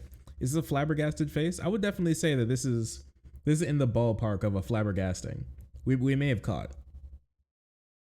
We may have caught the flabbergasting. Wow. She's almost soy facing even. Flabbergasted. Jean-Pierre asks, where's this coming from? Maybe I didn't miss you much. She said, where is this coming from? Maybe I didn't miss you so much. Where is this? Wait, earlier did she say welcome back? We missed you. Did she's like, wait a second, I take it back. Oh, maybe I didn't miss you so much. Where is this coming from? The White House Press Secretary Jean-Pierre speaks during the daily news briefing. When Doocy pressed Jean-Pierre to discuss how drinking would go over with Americans, she deferred to experts for any further guidance. Let me tell you what, I'm not going to get involved with this question right there. I have no idea. I have not seen the data. I cannot speak on this. I will leave it to the experts to weigh in. Doocy's questions seem to mischaracterize recent statements. George Cobb, director at the National Institute of Alcohol Abuse and Alcoholism, made with an interview with the Daily Mail last week. Wait a second. He's like, wait, the guy who runs the National Institute of Alcohol Abuse and Alcoholism was like, people who are prone to alcoholism should probably drink little to no alcohol. And bro actually came in one day and was like, is Biden trying to destroy the alcohol industry? This is just. Why would you ever talk to the Daily Mail? I don't know. I mean, I've never heard of this guy in my life, so maybe that was his big break. And I guess maybe he was right. The public health advocate said recommendations regarding alcohol consumption may shift in the coming years due to increased research on drinking effects. If there are health benefits to not drinking, I think people will start to reevaluate where we're at. That seems so normal. And then in response to that, Ted Cruz decided to do this. State has now done that for new construction. They're trying to go after and regulate ceiling fans. I got to tell you, it's hot in Texas. We don't want to get rid of our ceiling fans. And now these idiots have come out and said, drink 2 beers a week. That's their guideline. Well, I got to tell you, if they want us to drink 2 beers a week. Listen, I hate to be the one to say it, but I think there are some guys in this room who could stand to drink, 2 beers or less a week. It has to be said. Somebody has to do it. Ted Cruz doesn't drink at all. Yeah, he doesn't. He's not like a drinker, is he? I'm pretty sure he said that he shouldn't be drinking, but like, or that he doesn't drink. But now he's like, hey, what's up, guys? And now he has these like, I'm going to tell you, Republicans use supposed blue collar workers the same way large creators use women. They're like props. Now, if I ever got to be like a large creator or something, like one of those bling tubers, one of those like wealth tubers, like the Paul brothers or something, and then had like and then would be like, what's up, guys? Welcome to another video, with like a bunch of beautiful women behind me going,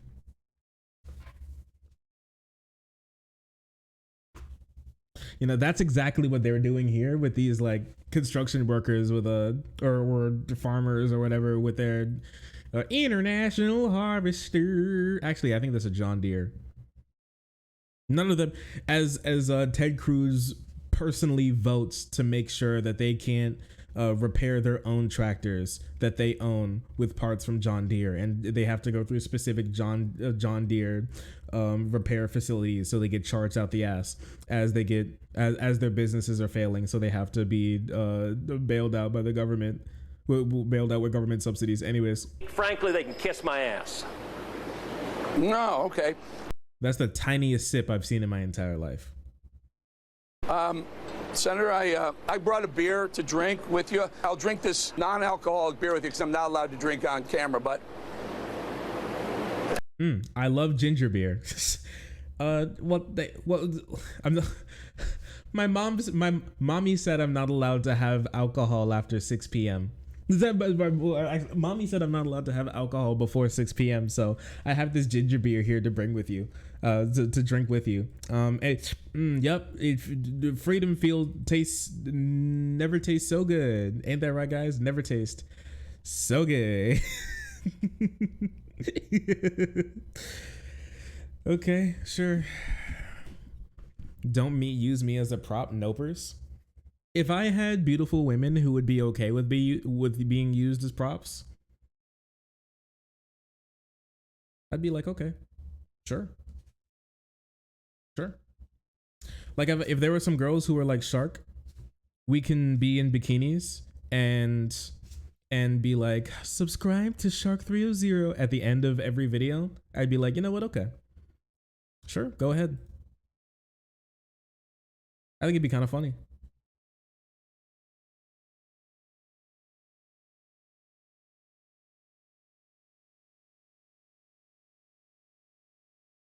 It'd lose you viewers if you were to do that.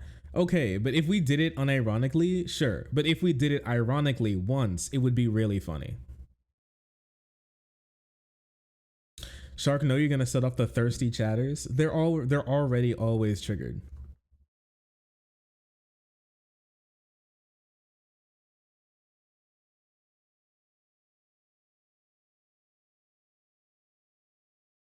No, if you were in the shot. Okay. Yeah, I'm not sure if I'm not sure if you're an editor though. You're supposed to be behind the camera mostly. I'm never thirsty. Okay, buddy. I follow you on the Bird app. I've seen your likes. I know you're constantly hunting those e-girls, and honestly, I get you. I was too. Was a great time in my life. Yeah, Rizz when he lies. When he speaks, he lies.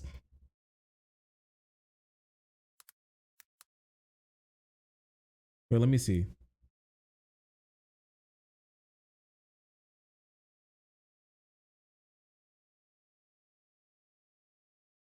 Let me scroll through Rizz's likes on Twitter real quick. Let me see what's in here.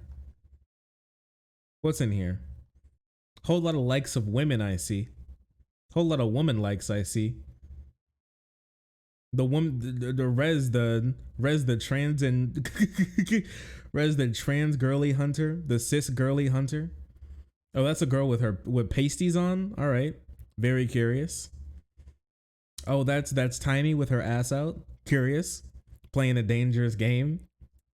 Oh, there's another woman, full bangs. I see. She kind of looks like. Made a lot of Bleach references this stream. She kind of looks like Soifon. Okay, guys, tell me if anybody who's seen Bleach, does she kind of? What do you think? One, if I'm onto something. Two, if I'm going crazy. She kind of looks like Soifon, but I think it's mostly the haircut.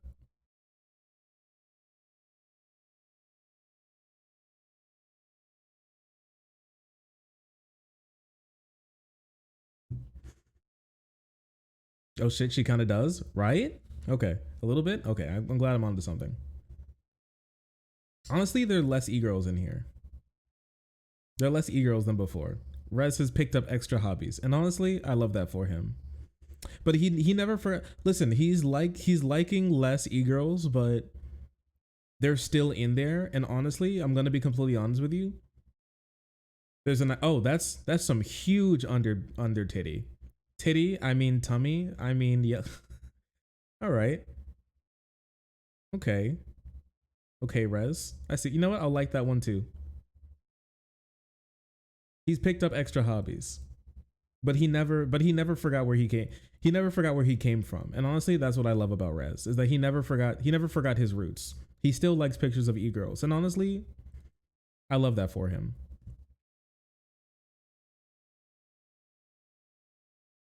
Soy Fawn with her magic missile from Bankai.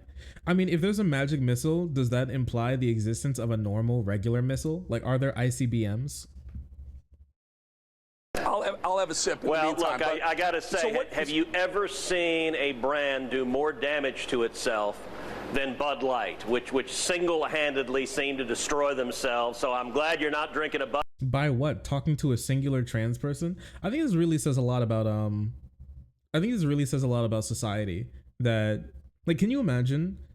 They're doing the same game, they're doing the same trick, but to like a different group of people that they did in the past. They're just straight up like, you showed yourself not wanting to hang one group of people in society, so we're going to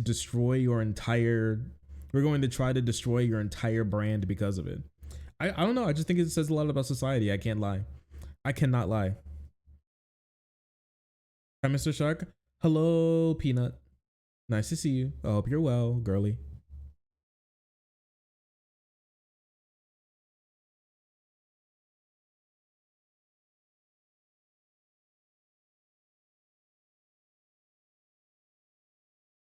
Bro on the right was cheesing. Look at him. He's like, oh, he's posing. He wants to post this on Facebook when he's back. Bud Light. Personally, I'm fond of Shiner Bock, which is a good Texas brand. I've been to the Shiner Brewery in Shiner, Texas, and I recommend it. And I promise you, this is not alcohol-free beer down here. Okay. No, and Okay. Cool. All right. Who cares? I don't know, man. This is hard for me. He's so lame. It's such loser shit. Bro doesn't do anything. I don't think bro has ever like lifted an actual, like, had to do manual labor in his entire life. Like, his entire life is ruled on the public dollar of the United States of America, bro. He gets paid more money than like 99% of like your average American worker. And 99% more than 99% of American workers. And then he has the audacity to come out here and use these boys as his slutty little props for his slutty little beer sipping ad that he's going to be doing on a fake story. Like, what is going on here, man?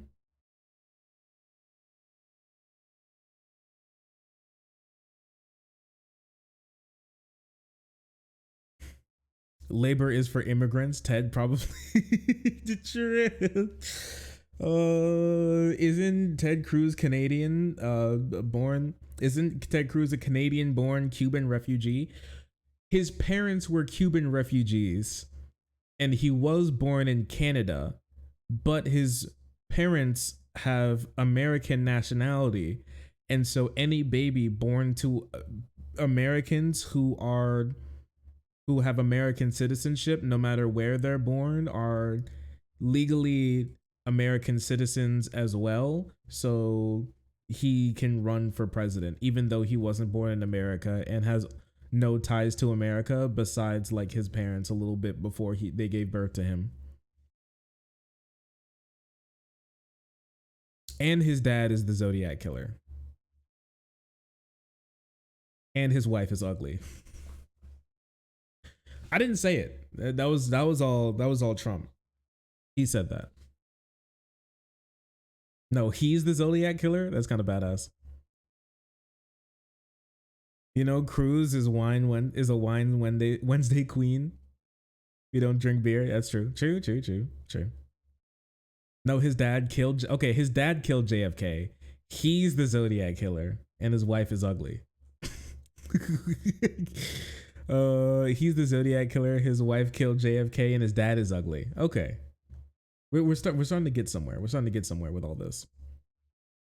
I see it. I understand it. I see the vision. I don't know, man. I think it's just so wild how these people try to pretend to be, how these guys pretend to be like champions of the working class while taking the working class lives under them every single day. This is just wildly, incredibly cringe.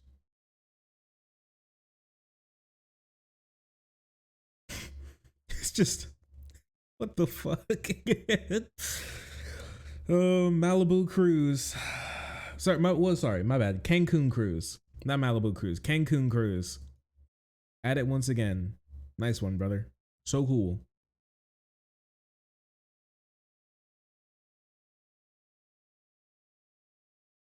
It's not just cosplay. Nope.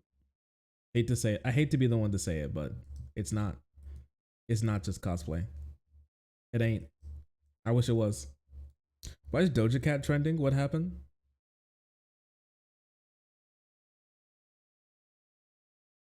I don't know.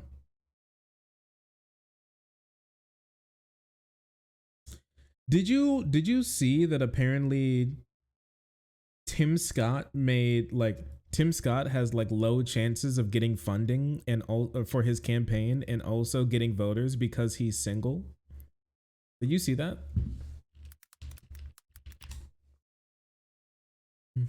Did you see that Republicans are actually unironically shitting on Tim Scott because he's bitchless? Like he has no hose, so they they may cut his shit. They may cut him off.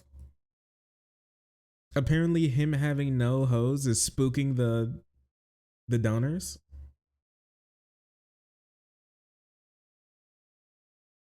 Zero hose. Yeah, 100%. He's maidenless. I got hit by tropical storm Idalia last night. I hope you're okay. Please take care. So big. Oh no. Yo. Okay, wait. I gotta catch up with some memes. Okay. For one, Axe Quinn, thanks so much for the 2 months. Thank you, the Azuki, for the 27 months. Almost. Oh my goodness, this is so long. Good golly, Miss Molly. Ghost of Avalon with the 5 gifted subs, bringing your total up to 50 gifted subs on the channel. Thank you so much for carrying this stream on your back. That is incredibly kind of you. Oh my goodness, thank you so much. Thank you. Everybody give your favorite emote for Ghost of Avalon. It's my birthday. I've come bearing gifts. It's your birthday and you come bearing gifts for me. For me. Or actually for the community, really. Bitch, what did you send me with your bitch ass and your bitch ass DMs, fucking whore ass, bitch ass, slut ass, fucking. What's this? The Supreme Court just ruled that racial preferences of affirmative action violates the Constitution. You are a victim of you are a victim of true.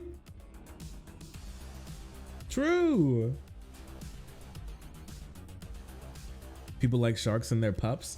Now listen, I remember back when I was thinking up names for the community. You a victim. I remember I was thinking up names for the community and like community members, and we were thinking.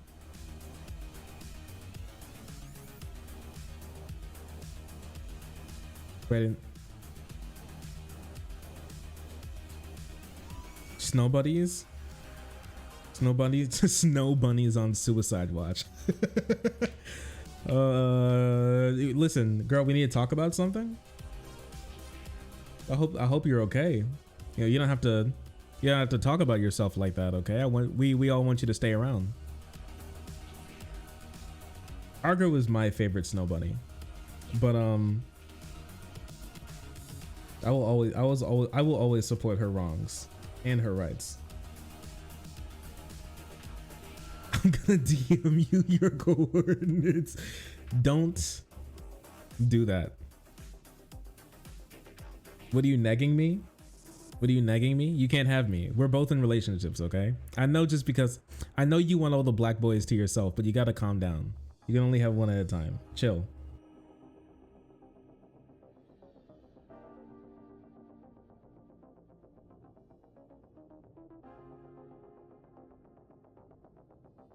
Please don't use that word.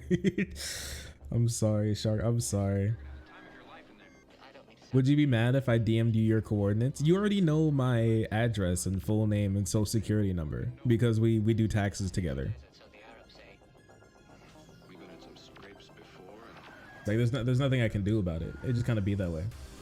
I ain't stressing.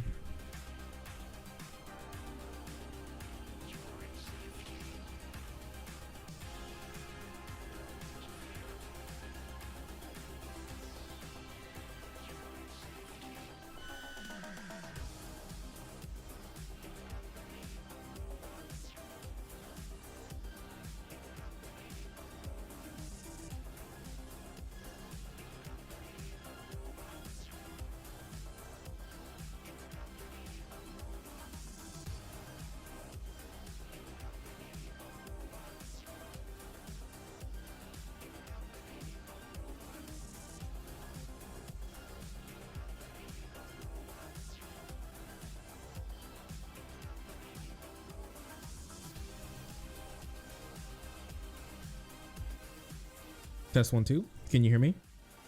What was the last thing that you heard? What was the last thing that you heard from me?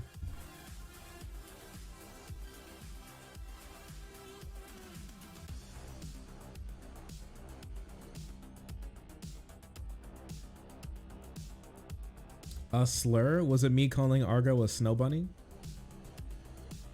Because it's true and real. And I love that for her. She rocks it too.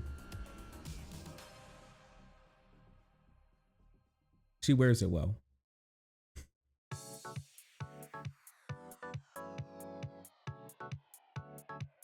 Argo threatened to dox you and you laughed? Okay, all right, I feel you.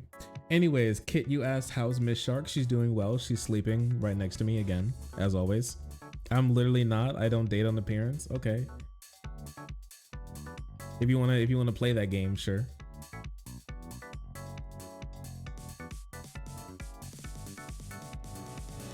Oh, anyways, sorry. Yeah, we got distracted. I was talking about how we were thinking up names for individual community members, or like the community in total, when we were getting a bigger community. And I was thinking about going shark themed. Okay, and so I was like, oh, what's a baby shark called? And they're called pups. But then people were like, and I was like, oh yeah, pups could work, because you know they're baby sharks. That could be cool. But then I didn't know what type of community I had, and then everybody started just saying baby shark. Everybody just started saying daddy shark and his pups, and I was like, oh okay. Oh, never mind. Never mind then. I see where this is going. Never mind then. I'm a pups. You really should have seen this coming. I didn't see it coming because I was being chilling, okay? I was literally minding my own business. And I thought everything was great, fine, fantastic, and then boom. And then boom. They hit me with that bullshit. It's crazy. Daddy shark and his pups. Yeah, and so we had to move away from pups because pups didn't, because you know, pups very clearly does not work. We had to do some market testing on that one, you know? It's like naming your company AIDS. Right, there's a overlooked problem.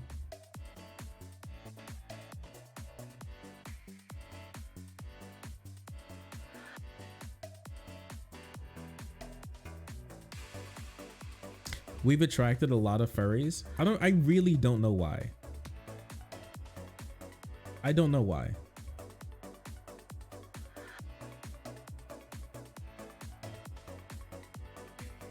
You're a coward shark? I ain't naming you all pups. That's not happening.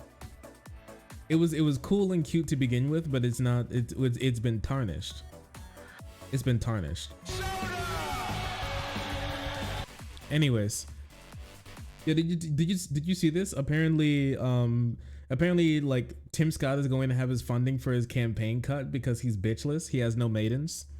GOP donors fret over Tim Scott's single status. I didn't even actually know bro was single, but actually it does make sense. Top GOP snow bunnies on suicide watch.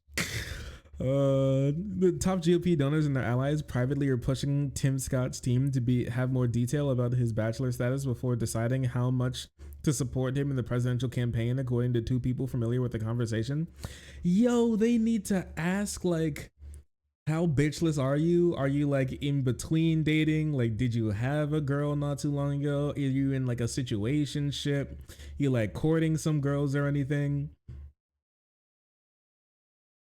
But no. It's true. GOP donors are like, I know what you are. They're like, I know what you are. Tell me, why you ain't got no girl, brother? Why you ain't bring no women around? What's going on here, buddy? It seems a little strange here, sir. No bitches, no funding. No pussy, no tits, no service.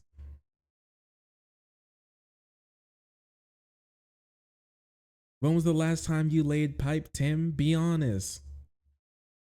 Be honest.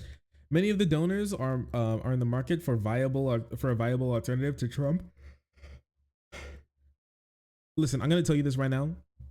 Tim Scott is not a viable alternative to Trump. Like that's actually not. That's unironically not what he is. Let's be honest with ourselves real quick. All right, but still aren't sure about DeSantis, who's running second in the polls to Scott. He's 60. Is among those trying to woo such fundraisers. The U.S. hasn't elected an unmarried person to be president in 139 years. It's typical for candidates to tout out their families to try to enhance their appeal to voters. He has no family. He has no bitches. He has no hoes. He has no wife. He has no clout. He has nothing. He literally has nothing. Why would you spend money on this guy? He has nothing. The fact that he's still in the race right now is genuinely shocking.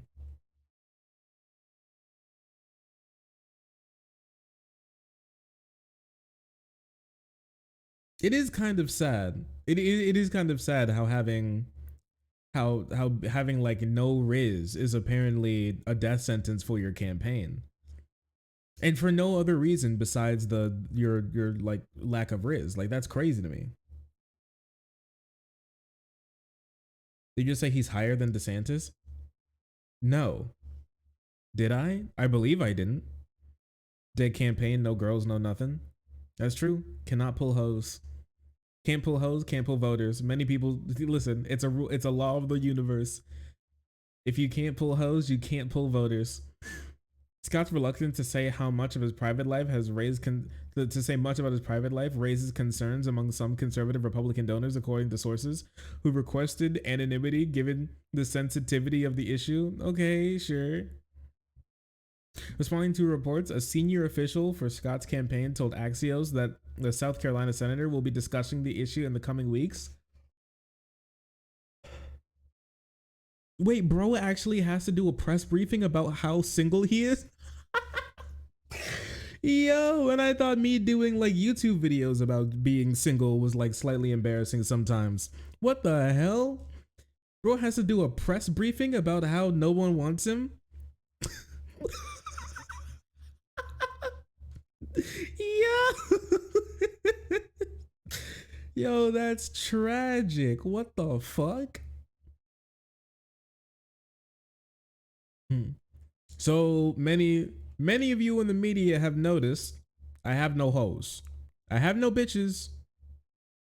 The girls come around and I get scared. It's true. I have to say it. This is something I hadn't wanted to talk about for a while. But if it's going to keep coming up, I might as well address it now. Yes, I have Tinder Gold. Yes, I have Bumble Premium. No, it has not helped. You know, there aren't many girls on the Republican side of Congress. So, and the liberal girlies don't want to date him. So,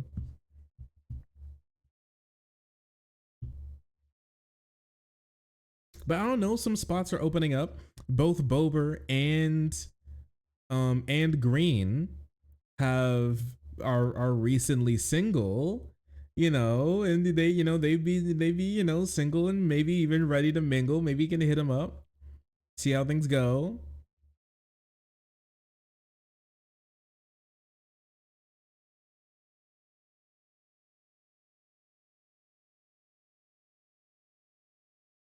No, she's with Kevin. Oh yeah, she's with the dude who looks like Zangief still, right? Crazy. The fact that half of the American adult population is single for the first time suggests somehow being married or not married is going to be a determining factor whether you're a good president or not. It sounds like we're living in 1963, not 2023. Scott said. He said, "I'm not." Scott said, "I'm just like you. I'm bitchless too. I also ain't got no hoes." Is that how he's going to connect with the American people? Unlike these fake cardboard cutout politicians who have their perfect family. I have no hoes. I have no bitches. I'm single. I'm subscribed to 15 girls OnlyFans. It's my largest expense per month besides my car payment. You don't get it. I'm just like you, partner. We're the same. Is that gonna be his is that what his new campaign is going to center around? Rizz, only 15. Listen, not all of us can spend our whole paycheck on OnlyFans girls, as much as we may wish.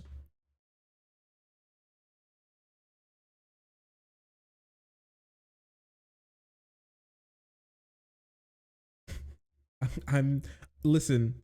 You know what he should do? He should come out and say, "I don't have any hoes because I'm married to the game."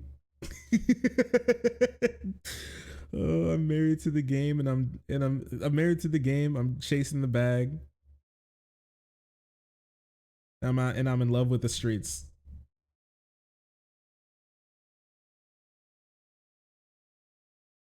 Honestly, that would probably work. I think it would work. I'm married to serving America. Listen, he likes to give and not listen. He gives, but he doesn't need to receive. He likes to serve. You know how it is. But take a look. He also spun being single as a potential plus.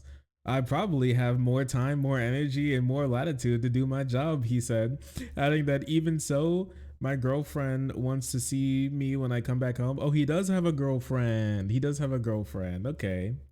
Well, listen, unlike those married people, I don't do anything in my free time, so I can like be president more. Okay. Asexual Republican? Maybe, I don't know. Yeah, she goes to another school. So he just isn't married? Okay, if he says so. Cory Booker went through the same thing running for president in 2020. It also seems to not have been a problem for him, but maybe that's more normal for Democrats. The same person told Axios that some donors have questions, but not the majority. I'm surprised it doesn't come up more often. Sorry. That's crazy. That's crazy. Okay. Okay. Grover Cleveland was the last bitchless president. But there's been another single candidate recently. Booker is single as fuck. Booker, when he was president, when he ran for president, he was dating actress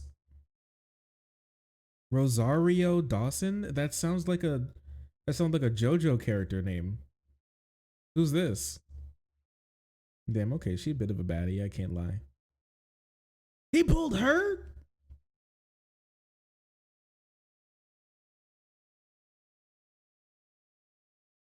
You don't know Rosario Dawson? No.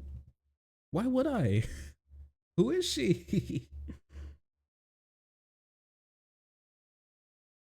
I don't know anything about this lady. Okay. All right, bro. I see it.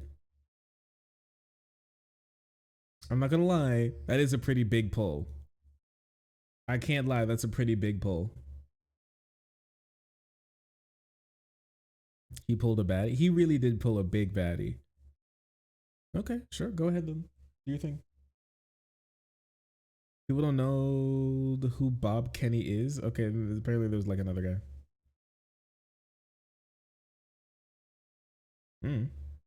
Strange.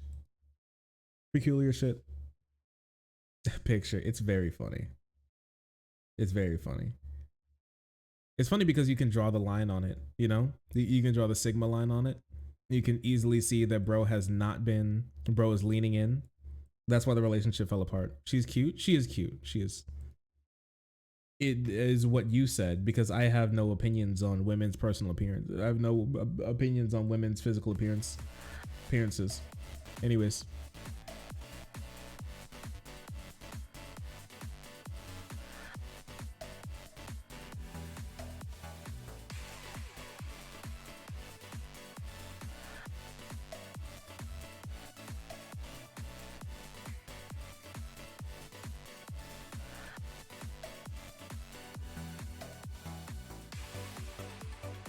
She's like how The Rock is the action star. She's the girl that you go to if you want a black main character there to date a black girl. Is that true?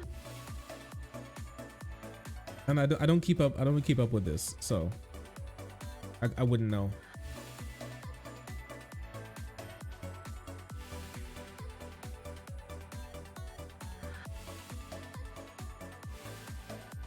Is that AOC 2.0?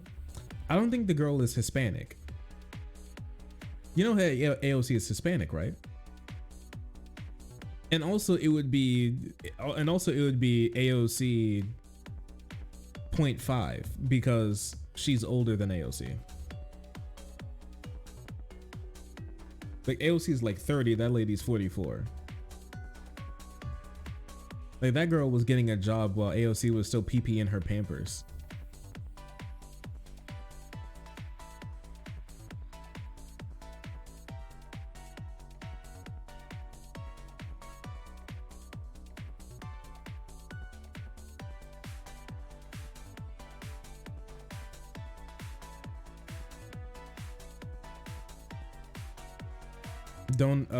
Don't know Rosario is a very Catholic and Hispanic name. Okay, but like, what do you mean? What do you mean by Hispanic? Okay, like, can we be honest? Actually, never mind. I'm not gonna get into this.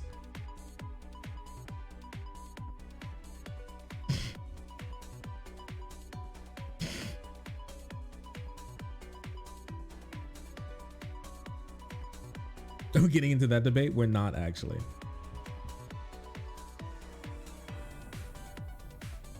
She's Puerto Rican.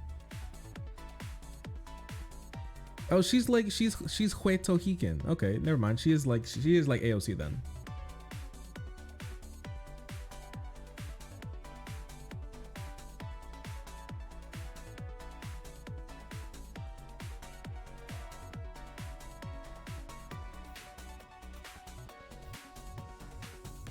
Right, folks? We love Puerto Rico. We love Puerto Rico.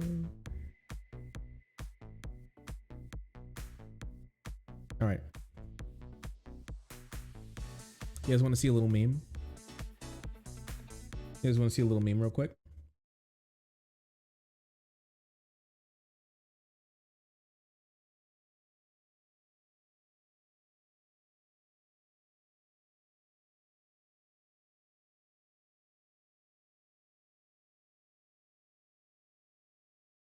Here, 1 second. I'm preparing something real quick.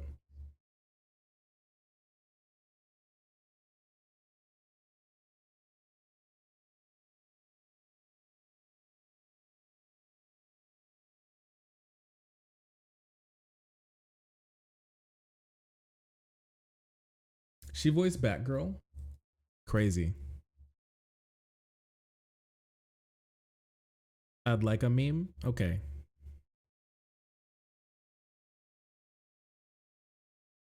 Vivek Ramaswamy, curious little fellow who made a name for himself at the recent GOP clown circus debate, and turned a lot of heads for basically every bad reason. Actually, every bad reason. The DeSantis spoiler. In some polls after that debate was released, Ramaswamy actually was topping DeSantis. Like he was blowing him out in polling numbers, and was second only to Donald Trump. And by second only, I mean he was still down like 40 points, but he was on top of DeSantis. He mounted him basically. Well, not mounted him, but he mounted a comeback. He came back to being. Anyways. He did really well in the debate, like pertaining to a lot of Republicans. That's what they think, and to prove it, CNN did a little post-debate poll with a bunch of very white, very conservative, well, mostly very white, mostly very conservative Republican voters to see what they thought. You know, they're Republican voters because, as you see, many of them are wearing red, And this one has a cowboy hat. Here's what I want to ask you about. Who you thought did the best during this debate? Basically, who do you think won the debate? I'm going to do it in alphabetical order to be fair. Anyone think Doug Burgum did the best? That's 0. Anyone think Chris Christie did the best? He certainly got most of the airtime. A lot of the airtime, not most of the airtime. How about Ron DeSantis? How many of you think Ron DeSantis did the best? That's 2 people. Two for Pampers. How about Nikki Haley? 1, 2, 3, 4 people. Okay, those are the Asa normal Hutchinson? ones. Well, like more normal. They're all insane, but the more like old guard type of Republicans. Mike Pence? 0. Vivek Ramaswamy? 1, 2, 3, 4, 5, 6, 7. Tim Scott? All right, proof right there that a lot of Republicans have been enjoying Ramaswamy. They like the way he talks. He's basically a Trump, a Trump glizzy writer, through and through, almost 100%. He only differs to Trump on very specific small issues outside Mr. Salami. I would love to make fun of his name. The only thing is I don't want to get in trouble with I don't want to get canceled. So we're not going to make fun of his name yet. Maybe sometime in the future, maybe if like somebody who's Indian chimes in and they're like, I give you the make fun of his name pass, but until then we're going to chill, okay? Darn you, racism. But yes.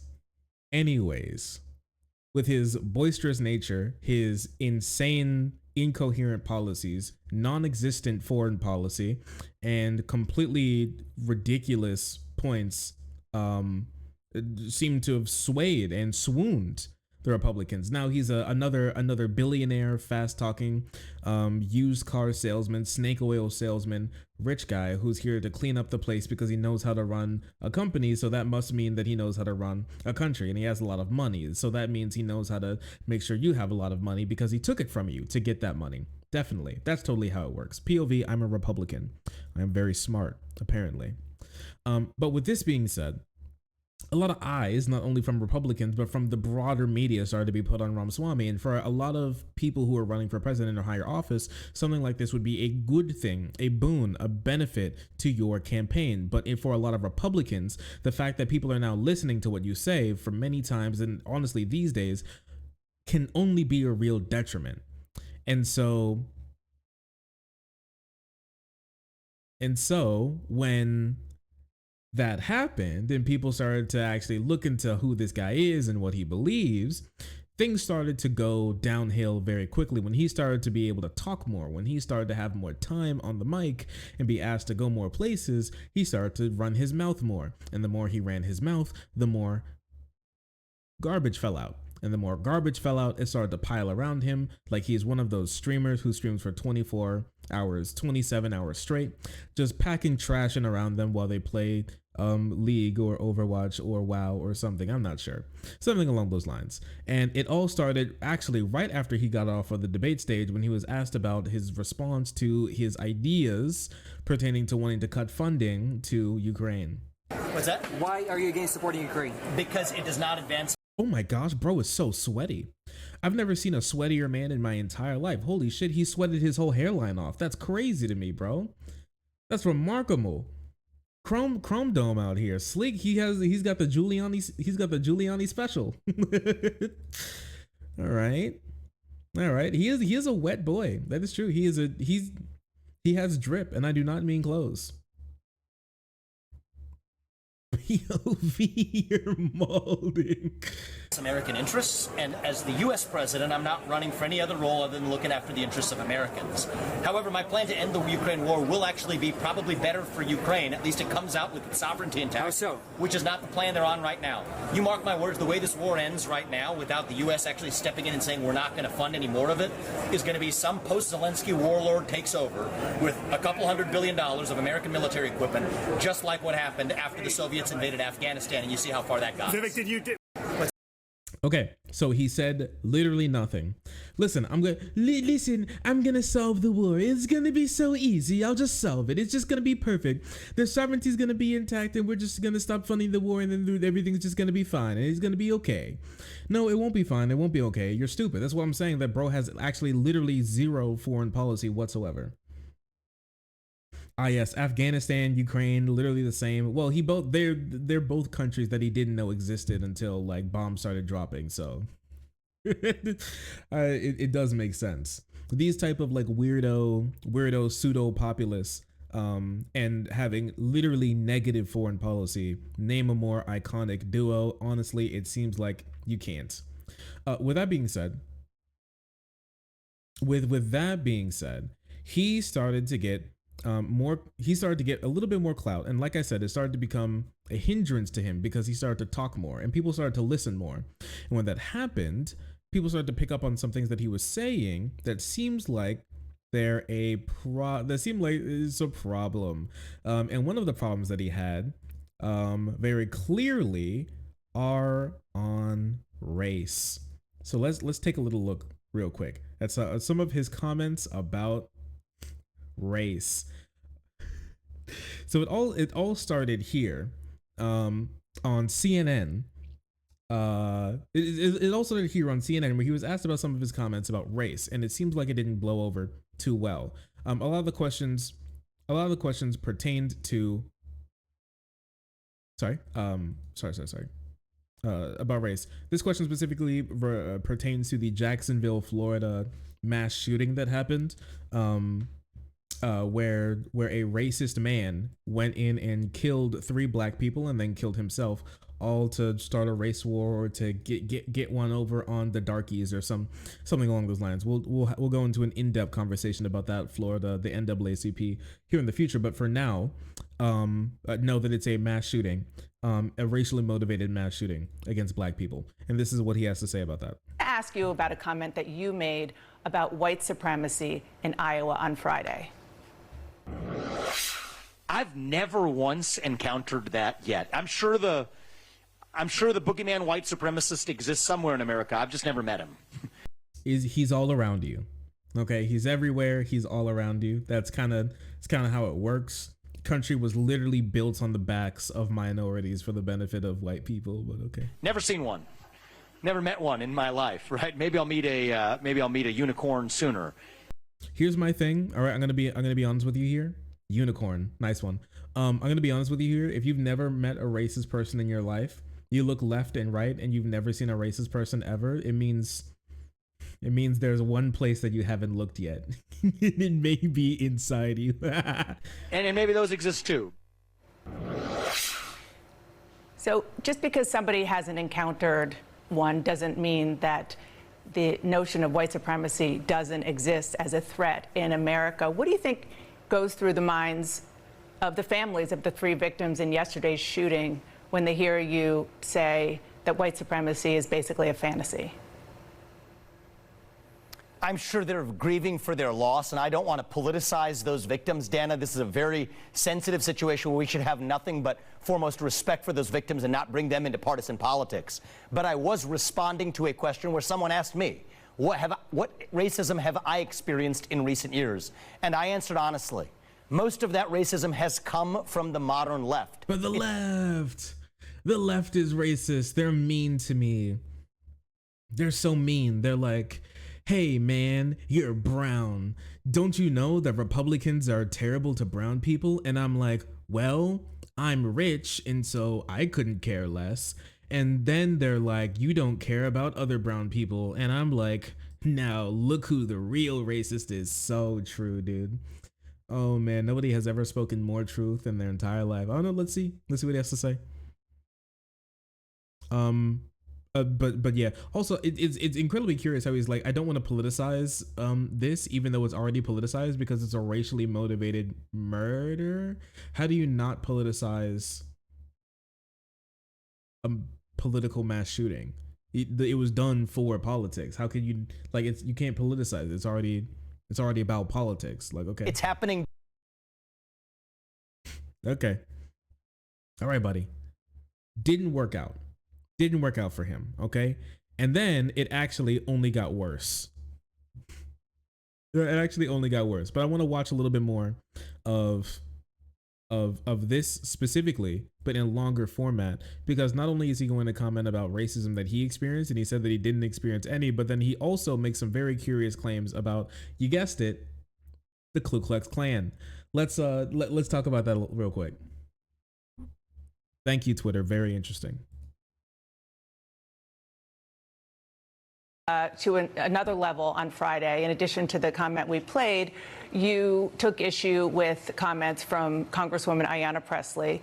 She reportedly said, quote, "We don't need any more brown faces that don't want to be a brown vor." True. We don't need any brown faces that don't want to be a brown vor. Thank you, CNN. Incredibly interesting stuff. Yeah, but I mean, Presley's right. She's right. I hate to say it, but she's right. Absolutely right. Now, I will say that you don't have to be a brown voice in the sense that I thought I heard that. She did misspeak and said vor instead of voice. But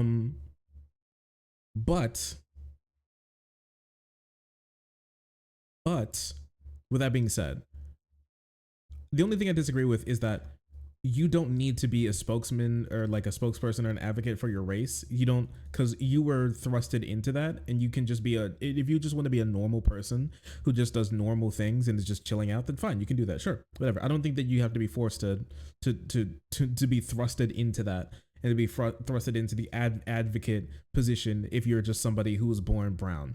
That being said, but if you do decide to speak and you do decide to be political in this way and you do decide to do these things, then yeah, I think like the least that you can do is just shut the fuck up. You know what I mean? You don't have to be an advocate, but don't advocate against the good advocacy. Just shut up. Just move on. Do something else with your life. You don't have to like spend your time trying to discredit good advocacy just because you just because of your shitty ideals or whatever else that's going on in your life, you know? The problems that you have, don't make it anybody else's problem, you know? A brown voice. About that, you said, "These are the words of the modern grand wizards of the modern KKK."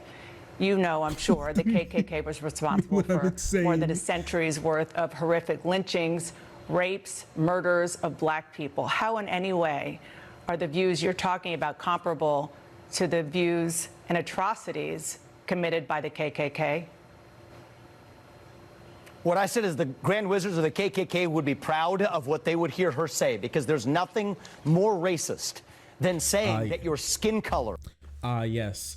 We all know the KKK, very much pro-black voices. Sorry, pro-brown voices. True. Predicts something about the content of your viewpoints You didn't just say ideas. they would be proud. You said these are the words of the modern grand wizards of the modern KKK. It is the same spirit. You're right about that, Dana. I think it is the same spirit to say that I can look at you and based on just your skin color, that I know something about the content of your character, that I know something about the content of the viewpoints you're allowed to express. For Ayanna Pressley to tell me that because of my skin color, I can't express my views, that is wrong. It is divisive. It is driving hate in this. Does he not know what she's saying? Is he actually just stupid? I don't know. The more you listen to these types of people talk, the more you realize that just because you're rich does not mean you're smart. Like I know a lot of people want to try to equate like a dollar sign in your bank account to the brain cells in your head, but I have to tell you that the ratio many times is far off. It's way more off than you may imagine. I don't know. Getting ahead in this country is more about how many throats you can step on to get to the top than it is about how many problems you can necessarily solve, or how many or how good of a person you are. I'm gonna be completely clear. I'm gonna be completely honest with all of you. Disagree. Elon Musk is an absolute genius. Yeah, he is a mega brain stable genius. Probably one of the smartest mans to ever exist. Debate. This is dividing that our is country a debate. to a breaking point. That is And a I think we need to debate move beyond it. that is based on non-violent discussion. That you just said you're using rhetoric, which she said she's using rhetoric.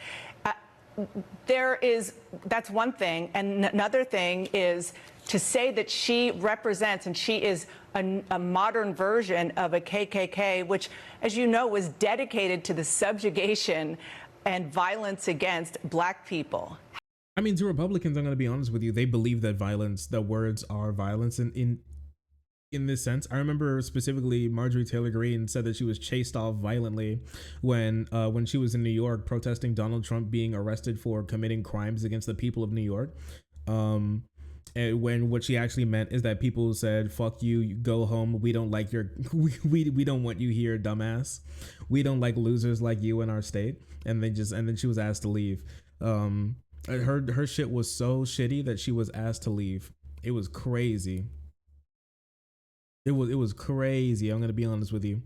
But yeah, I can 100% imagine it. Disagreeing with them is violence in this specific instance, and not in the same sense of violence as in it would further along a system of violence or plays into a system of violence against people. They just literally mean it's mean to me, and so it's violent.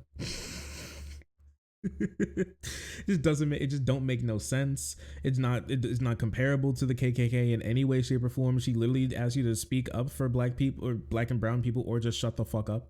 That's all she asked. How on earth is she a modern grand wizard of that kind of organization? Let's be intellectually honest and get to the heart of what this debate ought to be about. There is a worldview that says that the remedy to past discrimination is present discrimination, that if you're black or brown, you have to have a particular point of view. That is true. To solve discrimination, we need more discrimination. That's why we all know that it's been said by the wokeites for years that to overcome discrimination, that one brown person has to take the life of one white baby. The firstborn white baby in a white household must be sacrificed to the altar of melanin for us to be able to overcome all discrimination. If you ever wondered why the white birth rate is so low, it's because the firstborn babies in each white household is actually not counted as a real child because they will soon be sacrificed to Yaqub. Inshallah. Inshallah.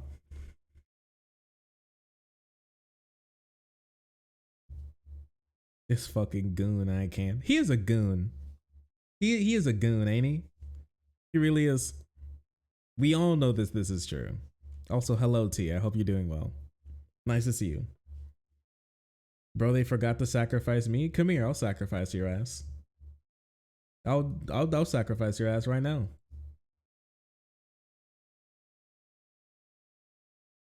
Yaqub giveth and Yaqub taketh away.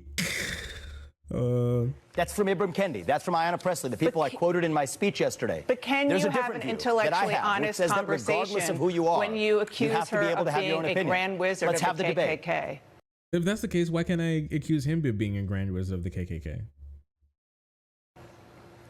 Can you have that intellectually honest discussion with that kind of rhetoric? Yes, I can, Dana, because the point I'm highlighting is that even the people who, in good spirit, we all agree that the KKK was an awful organization that is a toxic stain in our national history.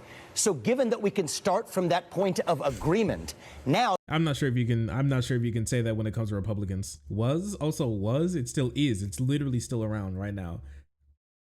At this moment in time, they're making moves. Like how like the fact that I know that this guy doesn't believe what he's talking about, and he's also very stupid, or just simply lying, or both, is because he literally just said was. Oh, that allows us to say, well, who actually sounds more like that organization today? The people who are calling for more racial discrimination on the basis of skin color. So yes, I think that is an intellectually useful starting point for a provocative discussion that we need to have in this country. The whole point is the KKK wasn't just about rhetoric. We have to speak openly. They lynched people, they murdered people, they raped people, they burned their homes. And that was wrong. Simply that was because obviously wrong. Bro.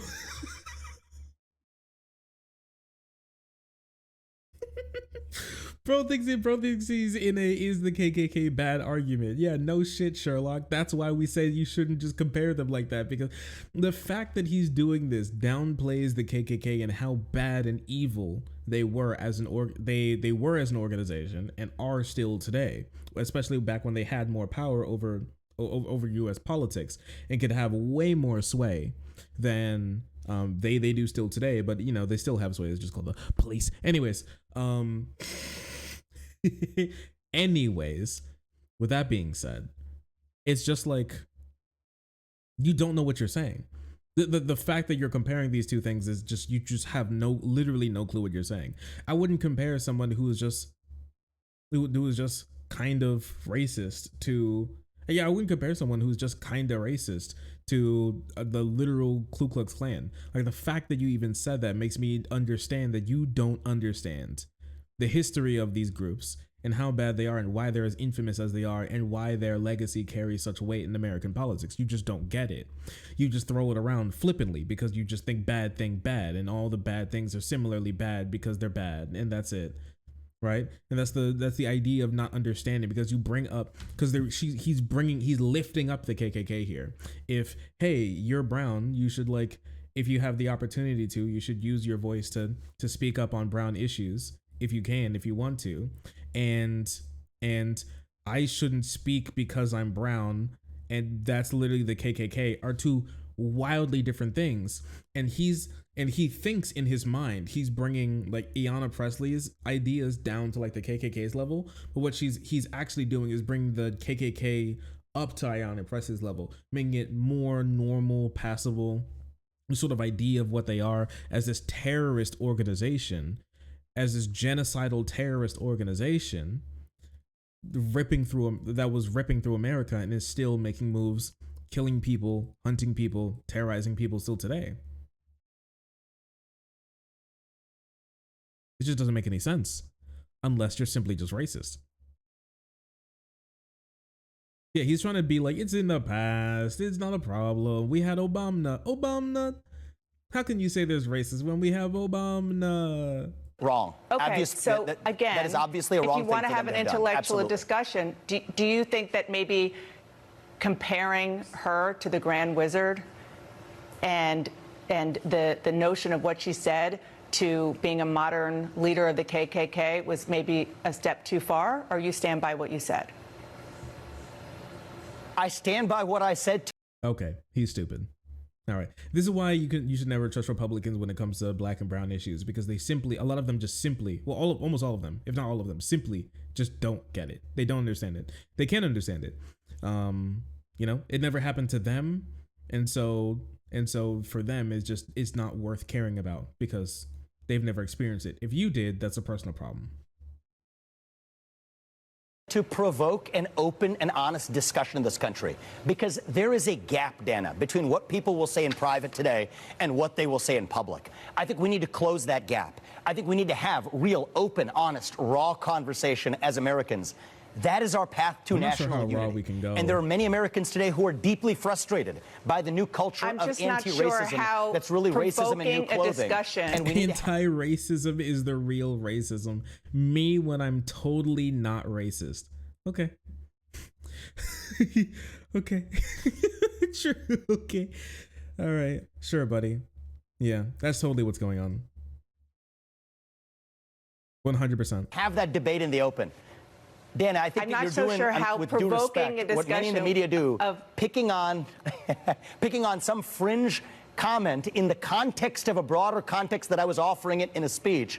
All right, so you just said that your comment was fringe. Let's have the courage to confront the meat. It's a fringe comment. So what, fringe in the sense of I barely say it, or fringe in the sense of it's out completely outside of like where we should be expecting from your average American politician, and like almost based and definitely beyond the pale. Like what do you mean by fringe here? Because I have an idea of fringe 100%. I'm saying you drew a fringe comment from a much longer speech. As I described you picking one fringe comment from a long speech that I gave to duck debate from the real issue that I think you don't want to have, Dana, because I think you probably see me after class. Agree with me on this, that this is toxic I think rhetoric that this debate, from leading politicians I think that this debate on dividing us on the basis of race, and I want to have the open debate. I think this debate is fascinating and interesting and opening and important. What I did was I do too. Sure, I bet you do. Explain to our viewers that you were asked a question and you took it to a point where you called a sitting member of Congress who is black, who was having discussions about race, calling her the modern grand wizard of the KKK, and I'm just not sure how that's open and honest discussion. I want to move on, though, to another issue, a very important issue, and that is climate change. Before I move on, I want to say that the question was, please. No, never mind. Actually, it's okay. Yeah, you can baby rage over there, brother. We're just gonna keep it moving. We got to keep on moving. And as we keep on moving, let's talk about a little bit about his history with Donald Trump that came up as well, because there's a lot of stuff that this guy's been up to, and not a lot of it looks very good on him. Here is old comments on Donnie Trumpy, who he basically heralded as his as the new God King Emperor of the United States, except for like a couple of fringe things. But no matter what he does, no matter how many crimes he commits, he could shoot someone on Fifth Avenue and bro would still vote for him. So let's see what he actually had to say about Donnie back in 2018. You said on Friday that a man-made climate change has existed as long as man has existed. But I want to read to you part of what the Trump administration said in a report. It said the Earth's climate is now changing faster than at any point in the history of modern civilization, primarily as a result of human activities. Do you acknowledge that that is true? Here's what I acknowledge is true.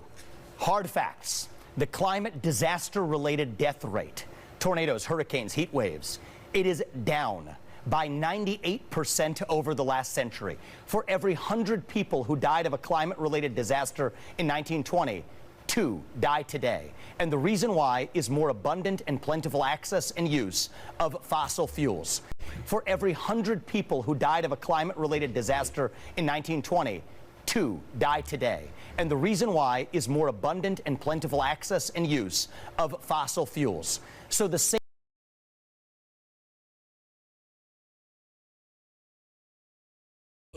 We gotta do something about these people, man. If I say what I think, I'll be suspended. I'll be permanently suspended. So wait, give me a second. If I say what I think, I'll be permanently suspended. So I would like to keep my job on this platform real quick. Wait, one second. Give me a second. I need a second to think.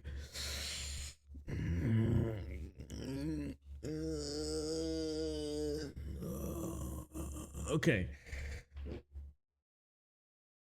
All right. Calm down. Better. True. Because of the rates of climate disasters increasing, we've gotten better at keeping people from dying from them. Sure. Okay.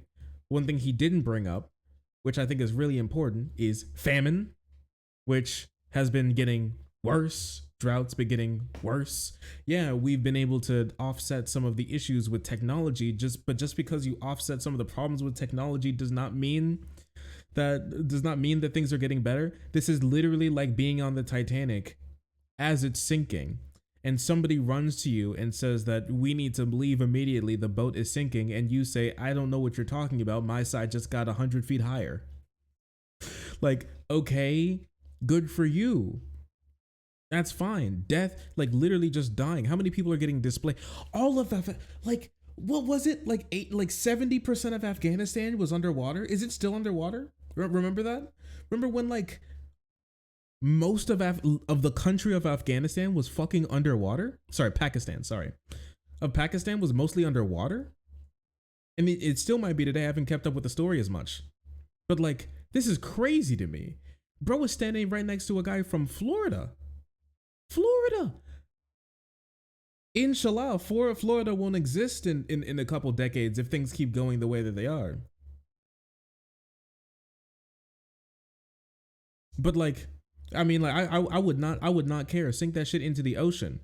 But Florida does need to experience a biblical plague. I hate to say it, but you know, so you got to clean that place out one way or another.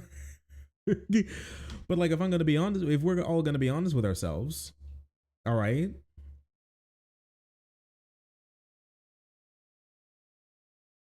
We're going to be honest with ourselves. The idea that simply because less people are dying and we're getting better at alerting people about the ever increasing natural disasters does not mean the natural disasters and fossil fuels are better and good. This is like, oh, well, less people are dying of forest fires. So because we use fire to help put out other fires. So that means that readily access to fire is much better. Even though it's what starts the forest fires to begin with. It just doesn't make any sense. You're just stupid.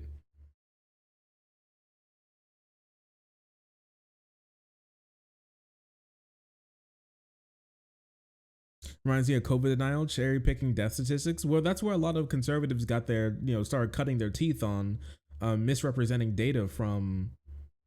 Well, yeah, that's where a lot of conservatives started cutting their teeth when it comes to misrepresenting data from health organizations and studies and professionals for their own personal gain, obviously.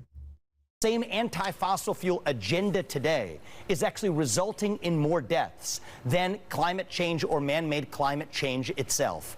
8 times as many people today are dying of cold temperatures rather than warm ones. And the right answer...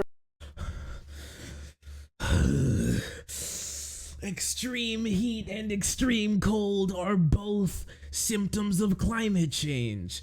It's called climate change, not didn't get too hot change. I'm losing my fucking mind. Oh, I'm losing it, dude. I'm losing it. Cold, like severe cold snaps, hail, all that type of stuff. They're all symptoms of. There's a reason why they call it climate change and not simply global warming anymore. And bro is also still talking about weather and not climate, which are two incredibly different things. But okay. Right, okay. Actually, it was cold today. My side of the Titanic just got 100 feet higher. Temperature-related deaths is more plentiful access to fossil fuels. That's the reality. Is the climate change agenda and the policies are killing more people than climate change. As you know, it's not about people dying today. It's about what is going to happen. Oh, I think it is all about people dying today, actually. In the short term and long term. I want to read more of the Trump administration report and specifically some of the areas where this climate crisis will affect. Transportation system damages, poor air quality, deteriorating human health, flooded coastal properties, and it goes on and on and on. So my question for you is about the remedy. If you don't want to cut fossil fuels, which you just said, you don't want to cut carbon emissions or promote clean energy, what would your policies be to slow things like droughts, like flooding, and other damage to our planet? We won't. What? Just die. I think his unironic plan is that, like, he played Metro once and he was like, that sounds like a great idea. All we need to do is just build a giant bubble around people so the climate change just won't affect us, and then we'll be fine. I think we should focus on adaptation and mastery of any change in the climate through technological advances powered by fossil fuels. And he wants to live in the Wall-E world. Oh my gosh, he wants to live in the Wall-E world. Oh my gosh, he watched Wall-E and he was like, actually, that's fine. Holy shit. Every single science fiction movie where like Earth is no longer livable and we're just like floating through the stars or whatever. Holy shit, he genuinely thinks that that's the thing. Oh, we're not going to solve climate change. We're actively going to make it worse. We know we're making it worse, and that's fine. We're just going to build pods to leave Earth one day. And then we'll get a cool sick Wall-E scene out of it, and that'll be sick, won't it? Just how to be, bro's like, how do we solve climate change? And he's like, how to become immune to all cancer.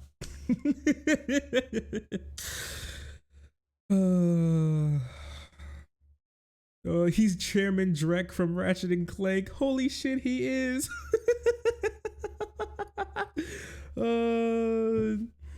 His climate change policy is, it is what it is. All right. Okay. Burn more. Well, he is Mr. Capitalism himself, so it's not really surprising that his solution to climate change is more capitalism, which has been exacerbating the problem and destroying our country. So I mean, like, it's not surprising, but it's just I just hate to see it. I always hate to see it. I'm gonna be honest with you.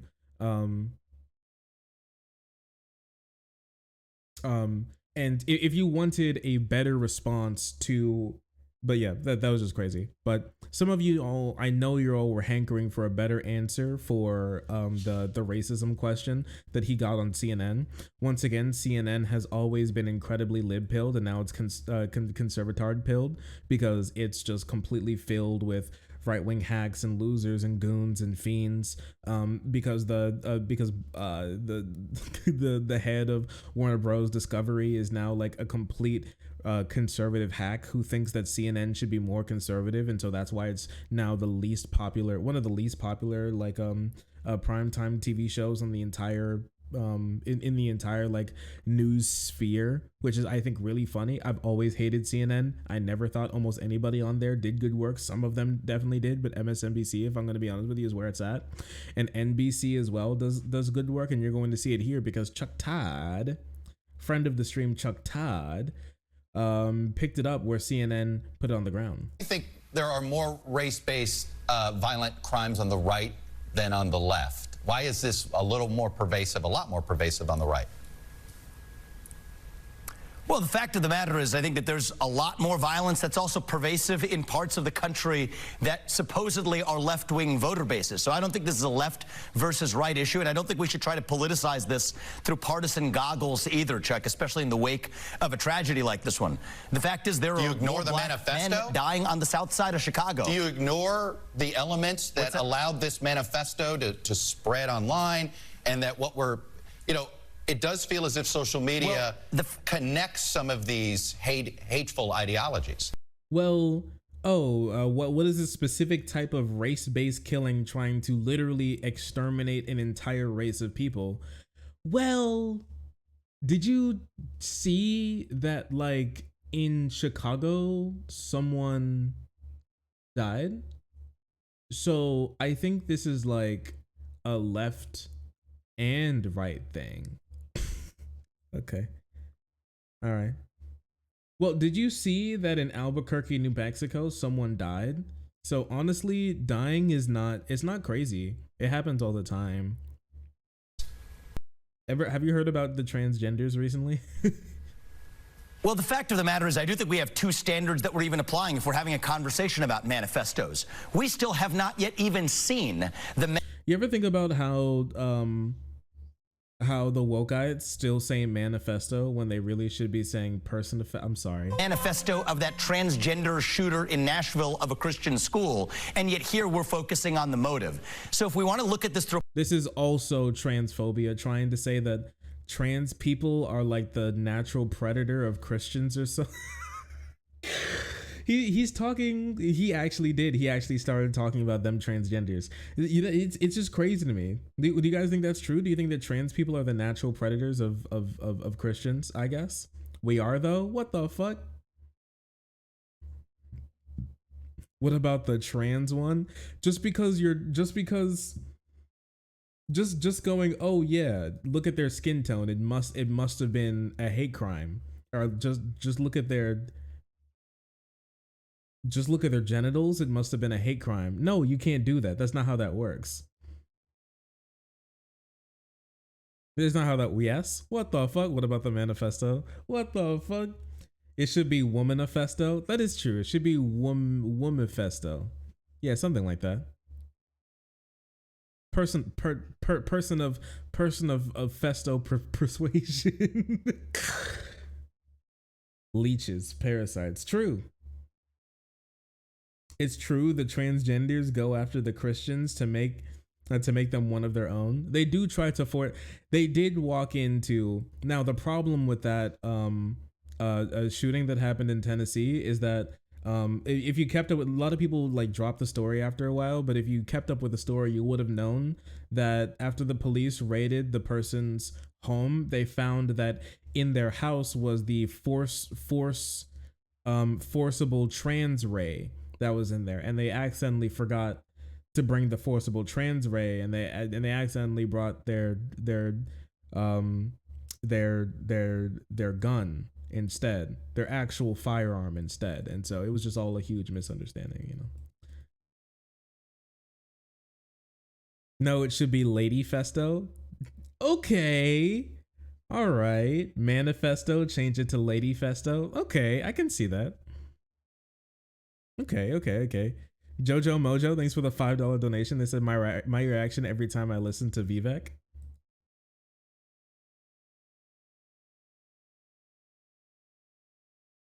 I did not! Mr. Electric, send him to the principal's office and have him expelled!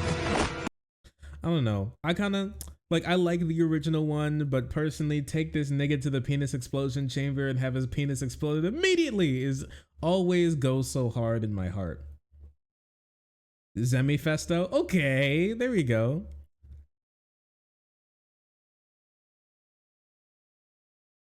And there was no manifesto. Nah, there wasn't. It was just a bunch of like incoherent writings and screeds.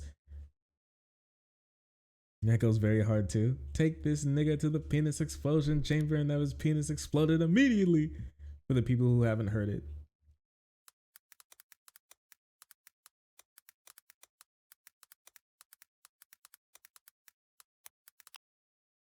What a classic banger. Mr. Electric, send this nigga to the penis explosion chamber and have his penis exploded. Thank you. So the best quote from that movie was this? Rip VOD? It's okay. The editors are going to be cutting out all of this. This is what they get paid for. For every person who dreams up the electric light bulb, there's the one who dreams up the atom bomb. Okay. All right. Oppenheimer reference? Oppenheimer reference?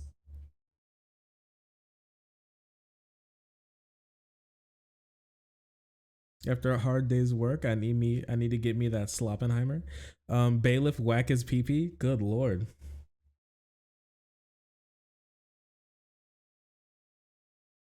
A politicized lens, let's look at what the political media and the political establishment is doing differentially in how they analyze different crimes and then create a new narrative around it. I think me when I don't know, it's just like, how in the world can you sit here and try and say that a politically motivated mass shooting is being politicized when you talk about the politics of the politically motivated mass shooting that are based on race, and then you talk about why race and like politics lead to people doing politically motivated race-based mass shootings? I guess. Sure. Cool. I guess. Sure. So and then he clapped him once again on another one. It's just proof again that CNN is just complete charlatans. So you know, consequence your of the argument so-called comes anti-racist across. movements. Your argument comes across as blaming those that are trying to create equality for the rise in racism. Well, the fact is, Chuck, I don't want to be playing a blame game. I want to be going towards a solution. But I'm going to be. And I am genuinely worried that those who earnestly espouse the view, I'm going to quote Ibram Kendi from his book directly, I'm not putting words in anybody's mouth, says the right answer to past discrimination is present discrimination. The right answer to present discrimination is future discrimination. I believe the people who hold that view are earnest about it, but I think they're wrong. And I think that that's actually creating more discrimination and more division in our country. That's factually correct though. So here's the thing, is that I think Ibram Kendi's kind of cringe, and I don't agree with everything that he's written. But that being said, this part is just kind of true, but it's poorly worded. How do you fix race-based problems without race-based solutions is a better way to word that. Because like the question is, if you think about it, how do you fix race-based problems without race-based solutions? How do you fix past discrimination on a specific race of people without targeting those race of people again to fix that problem? How in the world do you do that? How does that happen? And when you think about it for a second, you realize that it doesn't really happen, and it's really hard to do or near impossible to actually do for them to catch up. And so when you think about it, then Republicans sit here and go, so Republicans, they say that they're... Yeah, baby! That's what I've been waiting for. That's what it's all about. Thank you, Ravana. Hello, Ravers. This meme is very real. Did you guys enjoy your stream with your drunk wine mom today? I heard you all were having a great time celebrating Joseph R. Biden Jr. obliterating the right by banning all alcohol and taking out the taking out the iodine and adding back in estrogen to force feminize the entire population of the United States of America, so they can all be women, because women vote for Democrats more than men. So if you get rid of all the men, then you will get rid of Republicans to finally have their complete world without any masculine men to finally call out the Democrats for their evil, feminized, pussy, soy, cucked ways, And so, but what they don't realize is that if they do that, then they'll get rid of all of the people paying for all of their voters' OnlyFans, all of the single moms who don't have any jobs, who baby daddies is now the government. They can't get their supplement checks by shaking their booty on OnlyFans anymore because they forced feminize all of the simps, leading to a complete OnlyFans, complete fucking OnlyFans recession. And since OnlyFans will be the number one job because that's the only thing that women actually do besides eat hot chip and lie, then they'll lead a ripple that will completely destroy the entire American economy, one from which it will never recover from, because men are the only ones who are able to fix problems, because women with the women brain care too much about painting their nail and dyeing their hair. And so if you think about it, the Democrats lead us on the path of destruction. Anyways, what were we talking about? Did you all enjoy your stream?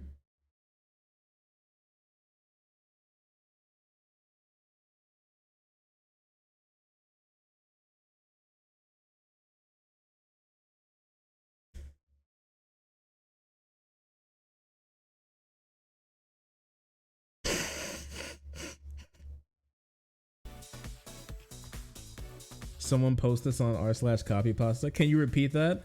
No, the feds are already coming for me. I'm on the time limit now. I have to move once again.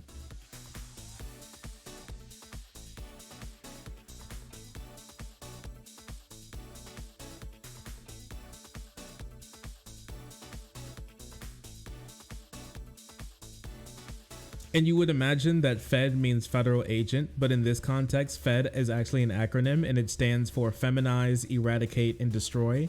It's it's Joe Biden's secret police force, his secret Schutzstaffel, that go around eradicating masculine men who call him out for his pussy whipped ways in this gynocentric hyper gamey society that's destroying the world.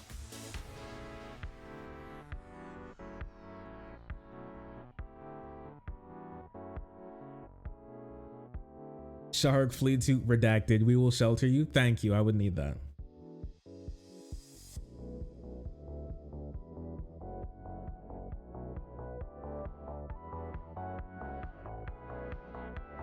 FBI female booty injection. Yeah, they give you female booty as opposed to male booty, which is what the Democrats are trying to get rid of.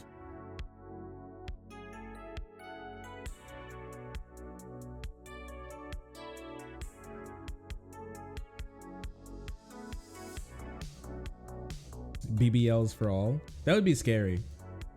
I can't lie, BBLs would be scary. Horrifying even. It sounds scary.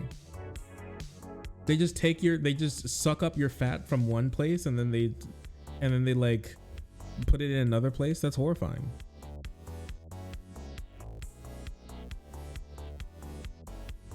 You've had to go through some real nonsense as far as gaslighting over racism goes this year. What happened?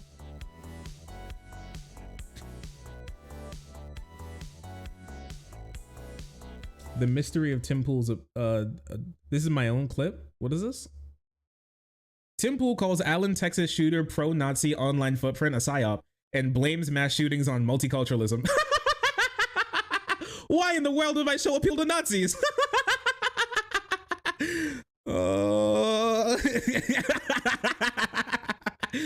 Why would anybody believe this, dude? That is crazy. And to put it simply, I think it's multiculturalism. And not the idea that people of all different types are holding hands under the rainbow. It's that you have different communities stacked on top of each other, next to each other, with widely different views that don't like each other. And then people who are crazy will do crazy things. I wonder why the Nazis watched the Tim Pool. It's wild how that works out, isn't it?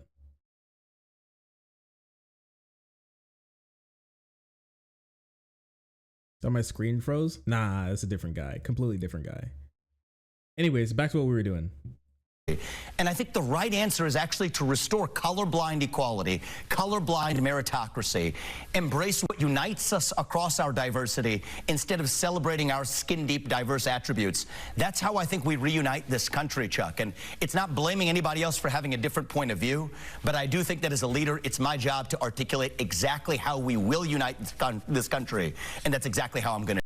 We're going to make sure that we never fix any of the problems that were done to you, and we just kind of forget. So everybody who did something wrong to you and all of the money that was taken from you is just going to stay gone, and we're not going to fix that. But now that you're so far behind that in some places, just so you know, in Maryland, the net worth of your average black person is $7.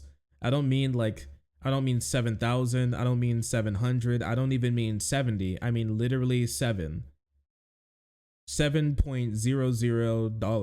$7 is the net worth of your average black person.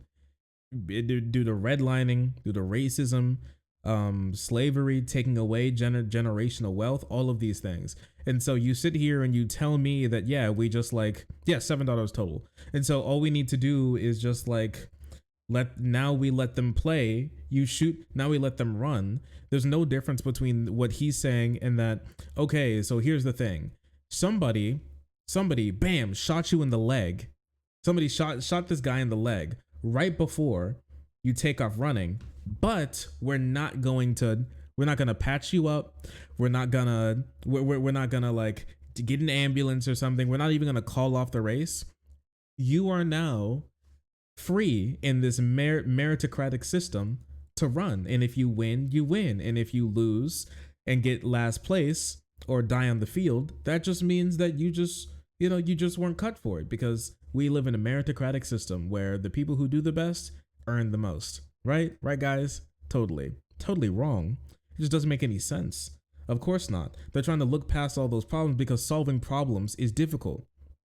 Pretending that they don't exist is very easy, especially if you're a Republican. And so, because a lot of them don't even understand the problems to begin with. So why the fuck would they ever try to solve them? Because they never can see them. They live their lives with blinders on. They can only see one thing: money and power. Which is one thing. Money and power is one thing, because money in a capitalist society, money equals more power. And sure, you can have some power without as much money, but technically, it would. You understand? You get it. You would understand it, okay? You get it. Just try harder, loser? Yeah, it's a try harder, loser type situation. But it's just incredibly stupid. It doesn't make any fucking sense. And this is why this guy just has absolutely no idea what he's doing and why he won't get anywhere in a general. But I think he will get far in several primaries. And in some places where it's just a clean Republican sweep, I can see him getting office somewhere. But when it comes to just your average human being, he turns off everyone. Independents, obviously left-wingers, and a lot of Republicans as well, because of his ties to Donald Trump and how absolutely insane he is on things like climate change and on other topics as well. Racism is a big one, because a lot of Republicans, they don't care much for racism, but when you're so far out and you're talking about it so much and you make it look that bad, then it's hard for them to ignore, and they'd probably go for someone else who at least says the quiet, who at least keeps the quiet part quiet, so they can at least forget about it and not have to worry about it, because the mental strain it takes that to say that you're definitely not racist and the left wing people are racist, while you also don't give a shit about actually trying to solve any of these issues. How you blow up one person's ladder, and then you give someone a golden ladder, and you give someone a gold plated escalator, and you tell them to get to the second floor of a building with no stairs. And whoever makes it first is the person who worked harder. I mean, it just doesn't make any sense, obviously. But he's a rich person, a businessman, and a businessman that makes money off the suffering of other human beings, specifically people who are dying of illnesses. So it's not like I would be surprised that he would act like this. It's just sad and gross to see it again. But that's what's going on. We'll do an even deeper dive into him and his past sometime soon, but not at the moment. But that is the fallout from directly after the debate. And so far, it's not looking good. All right, Seggy done. We love Seggies, don't we? We love a good Seggy here, don't we, chat?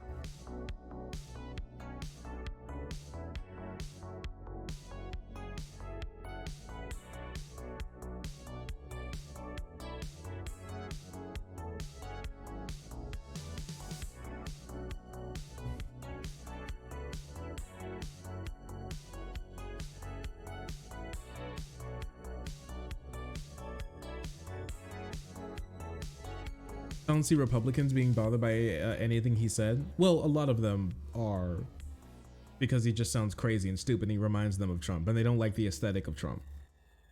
The way in which he talks and goes about things, they don't like the aesthetic of that. It's less about the things that he says and more about it's more about how he says it and how far he goes in some instances, or at least how far he talks about how far he actually is in some instances. They like it more when the mask stays on. It's easier to look at it. It's easier to look at themselves with a mask on.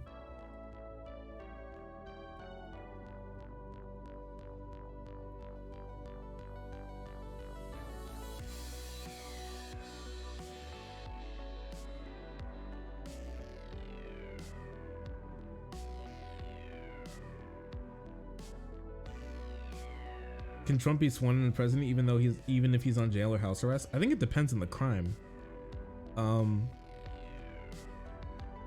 But if you're in jail, no, I don't believe so. That is what the point of the mask is. If it's a felony, no.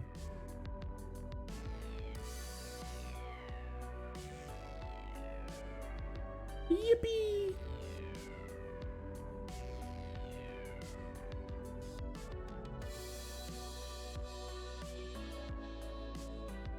You can run from jail technically. I remember when a dead Republican won a House race. Y'all remember that?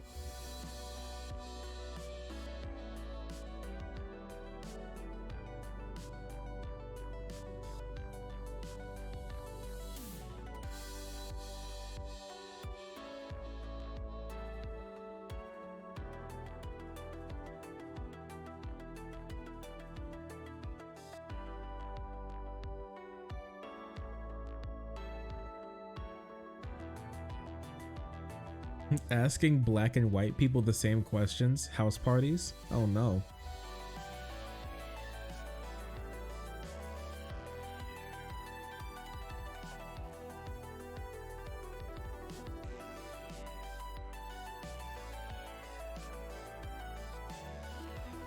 Remember when we talked about that guy who from Canada who had to be sentenced with court-ordered empathy? I think we need that here in the States. I think we do. I think we need court-ordered empathy.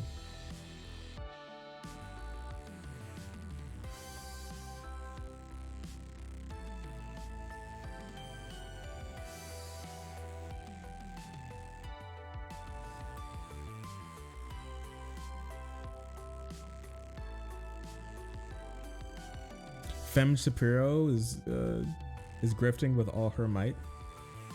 I didn't see this post. I have it saved in my. Well, I have the Matt Binder tweet that Denims is replying to saved in my my bookmarks. I didn't listen to this yet. I sentence you to feel empathy. I think we do need that. I think we need that government. I think we need that government enforce empathy. She does look like Ben Shapiro. She is Femme Shapiro, yeah. She is actually unironically Femme Shapiro, yeah. We're not even joking when we say that. She's unironically Femme Shapiro.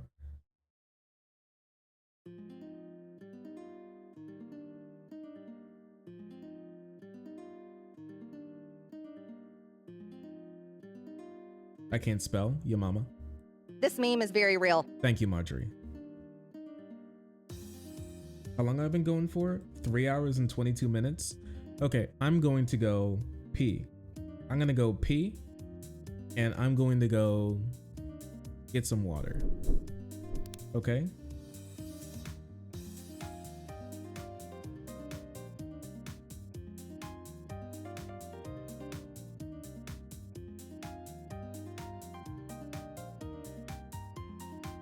Hassan? Yeah, we're gonna be doing a Hassan stream here real quick. 1 second.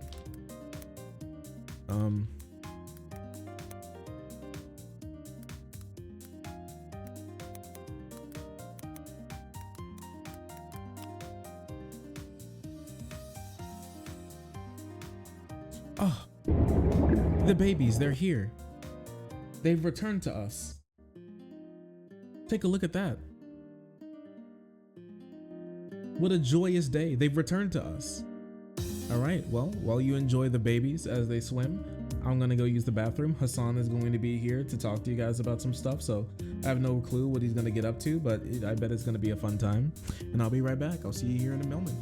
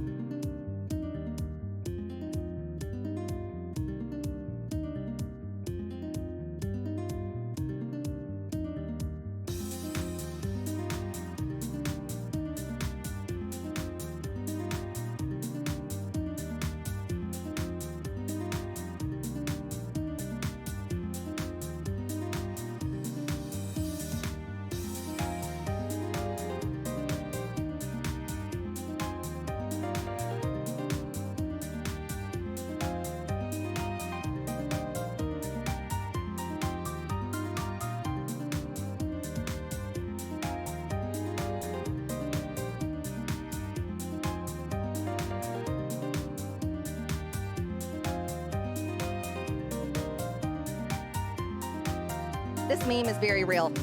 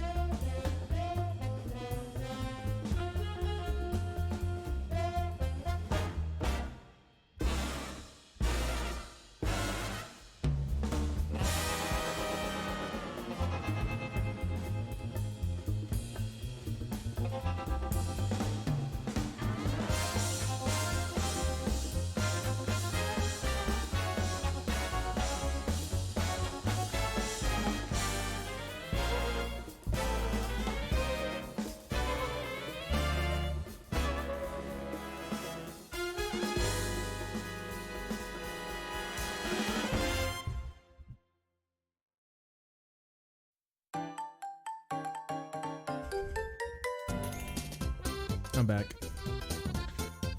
Just when they thought they could put me down, I get right back up.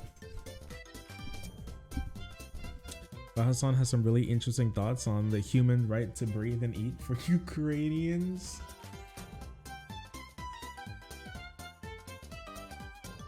Where's the milk?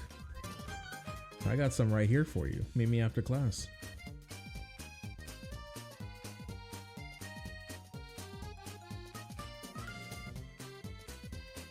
What was the name of the last song that played? What are you talking about, Stinko?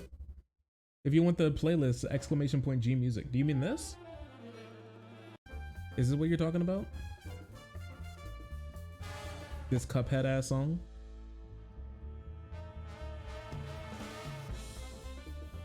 This meme is very real. Okay.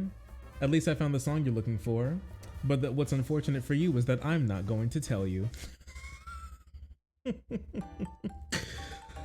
Ooh, I know it, but you never will. It's called this Jazz is Classified. That's his name. He is evil. Me when I'm evil. Real shark villainy moment. But yeah, 1 second. Do you guys want to hear about some good news?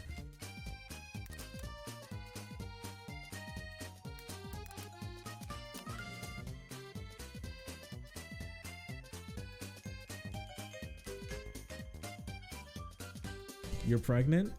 That'd be crazy. That'd be crazy if I announced that we were having a baby. What do you guys think?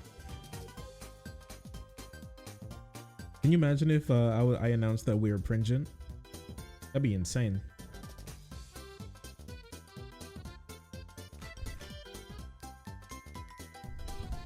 I'm pregnant? Hot. No, it wouldn't be insane or it wouldn't be cool. Congratulations seems soon though. You know, sometimes things just click into the right place and it all just seems right. That's too crazy. Please don't announce it or don't have the baby.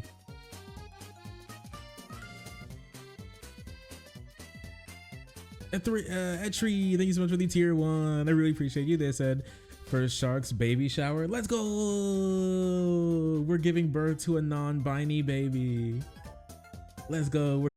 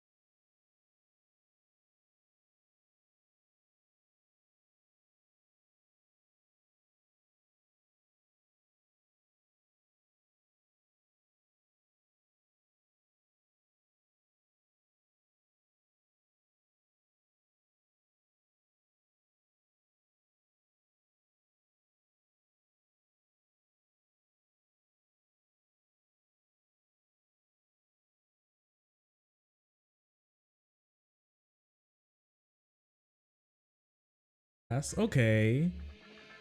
Stinko. Baby McBabyface. Alright. Alright then. We did it, Reddit. We named the baby Baby McBabyface. Top voted post on all of Reddit.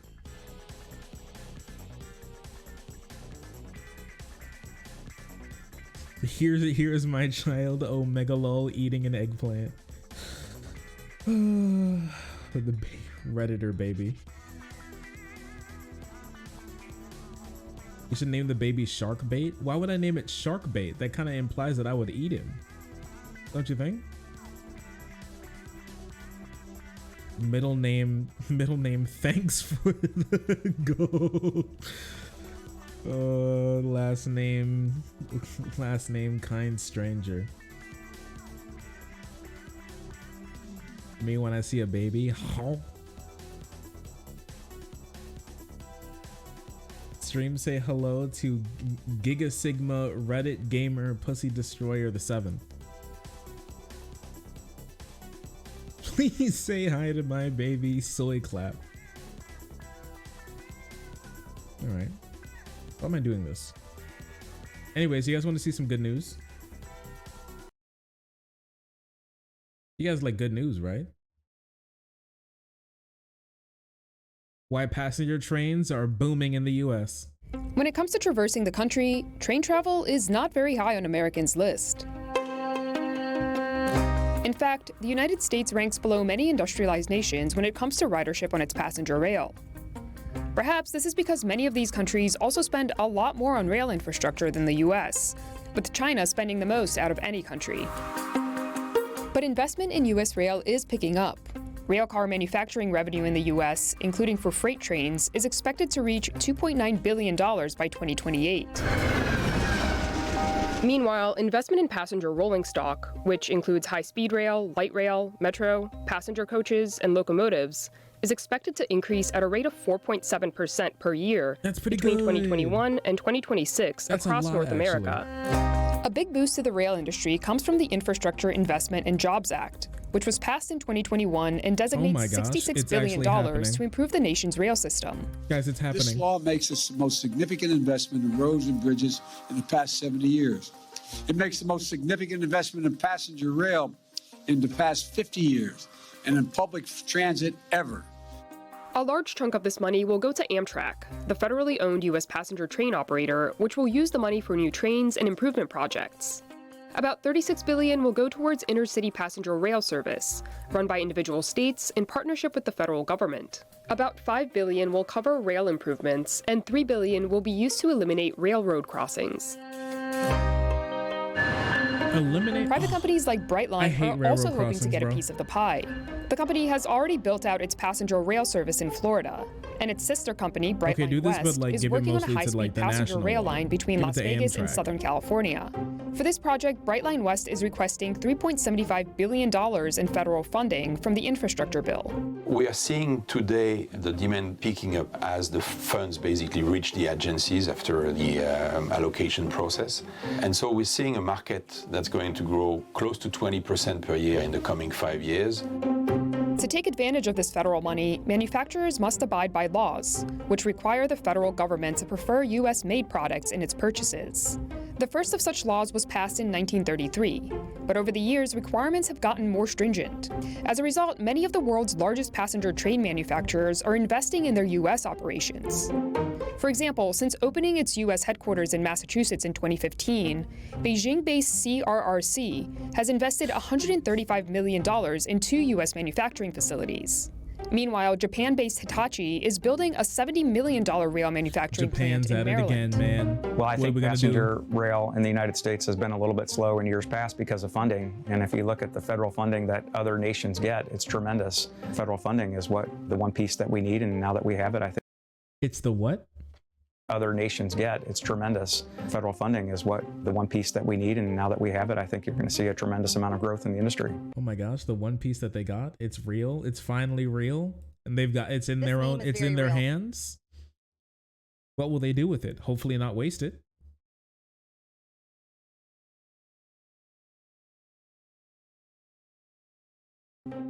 But whether these large investments will be enough to convince Americans to embrace train travel is still to be seen.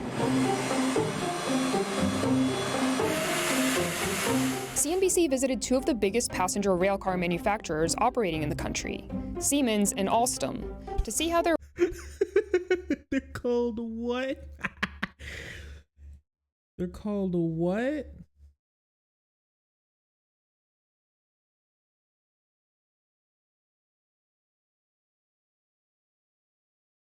railcar manufacturers operating in the country, Siemens and Alstom, to see how they're ramping up passenger train production and to learn what they see as the future of passenger rail in the U.S. Siemens.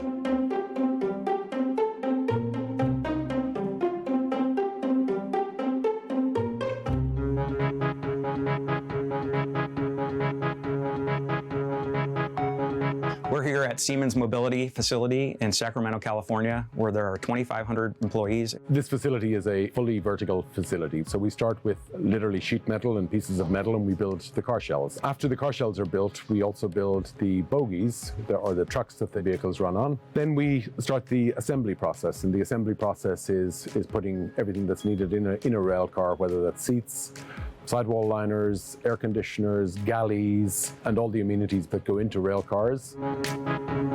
Headquartered in Munich, Germany, Siemens is a multinational conglomerate with business segments including digital industries, smart infrastructure, medical devices, and mobility. In its latest full-year financial report, the company reported revenue of $79 billion. Siemens Mobility makes metro cars, street cars, light rail vehicles, passenger coaches, and locomotives, and has been manufacturing in the United States since 1984. This is a 100% Siemens has 8 rail company. manufacturing facilities across the country and is building a 9th in North Carolina. Its 64-acre, 710,000 square foot Sacramento facility serves as its North American train manufacturing headquarters and has been used to make more than 3,000 locomotives, passenger coaches, and light rail vehicles. The facility has the capacity to build around 250 vehicles per year. Customers can either buy complete train sets, made up of powered locomotives and passenger coaches, or purchase each type of vehicle separately. About a third of our business here is in light rail vehicles, and the other 2/3 are a combination of locomotives and passenger cars. Siemens. Yeah, it is true. They keep saying light rail, but light rail implies the existence of the dark rail. Okay. I should ask Argo about it. Hopefully she'll never see this.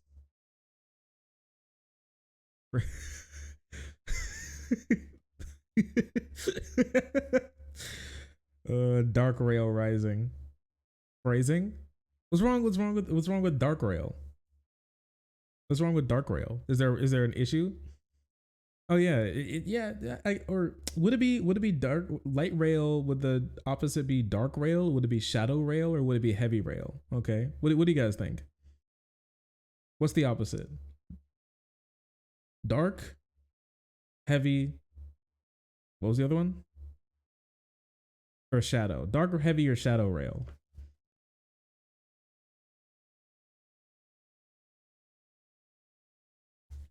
Shadow rail? Heavy rail?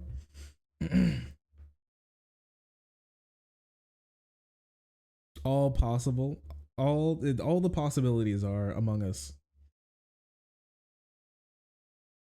It makes it sound like you're going to another dimension, me riding on the shadow rail.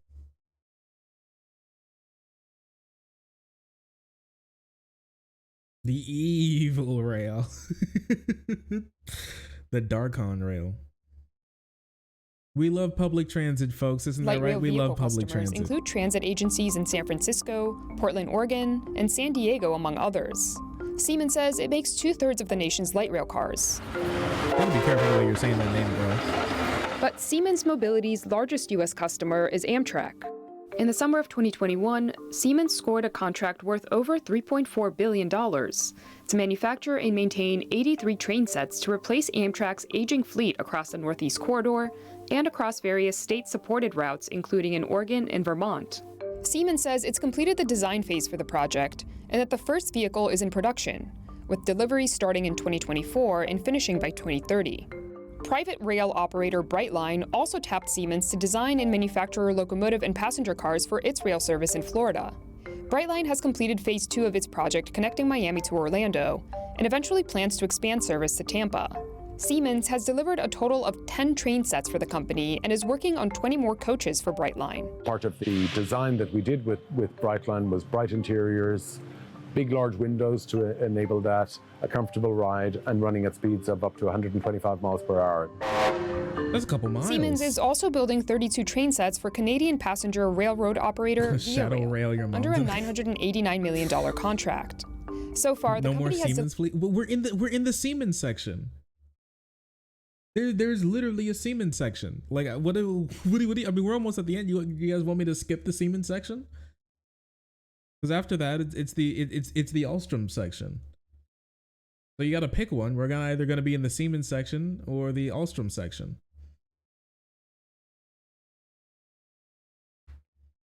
Never skip the Siemens section. It's, well, for one, it's Siemens section. Okay.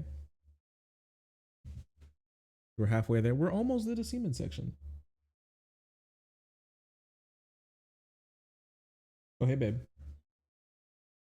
How you doing? You okay? All right, good.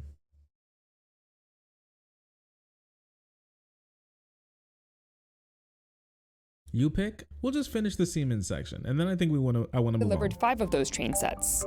To keep up with demand and Buy America provisions, Siemens is building a new $220 million manufacturing plant that will sit on 200 acres in Lexington, North Carolina.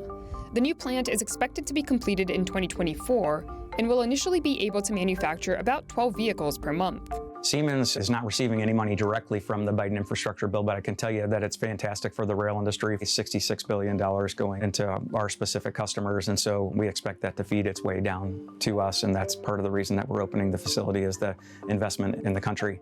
The trains that you see behind me here are 100% Buy America. So we basically source from suppliers on the North American continent. With the supplies being sourced locally, it makes it easier for the customers as well to maintain them.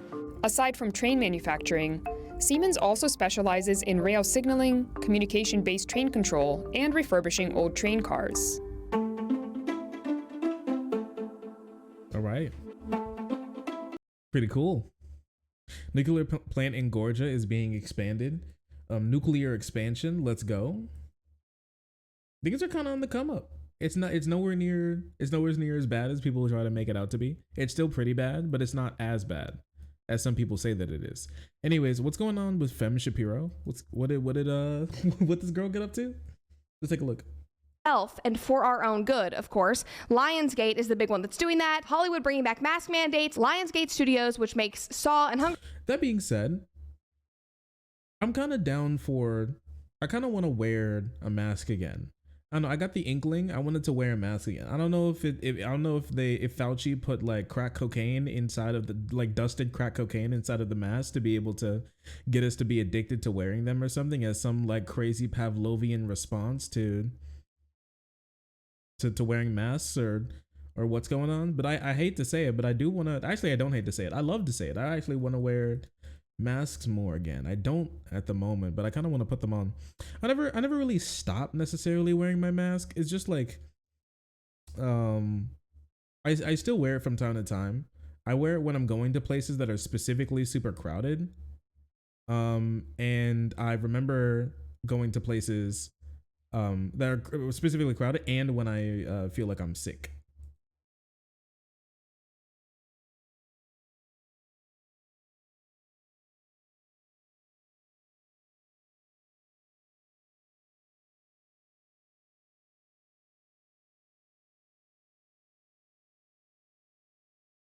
Especially in flu season. Oh yeah, 100%. And I was thinking about honestly just wearing, I don't know, it just seems nicer. And I just kind of, you know, if I'm having like a bad skin day, if I'm kind of flaky, I kind of look like a shedding snake. If I look like if I look like a bearded dragon with a stuck shed on or something, I could just put on a mask and I won't have to worry about it a little bit. And the steam from my breath, honestly, will kind of heat up the flakies, and then I can just kind of wipe them off sometimes. and then I can put some nice lotion on. It's kind of, or not my breath, but also my skin as well. It could just like, it just softens everything up. It adds a little bit of moisture in there, and then I can just like wipe it off, get a little exfoliation done, and then go crazy with like a nice lotion on there. It's kind of nice. I don't know. Ben's kind of pretty now. He's been, like I said, he's been doing an estrogen experiment to show how you can't actually be a woman by taking estrogen, but honestly it backfired on him, and it's working way better than he expected.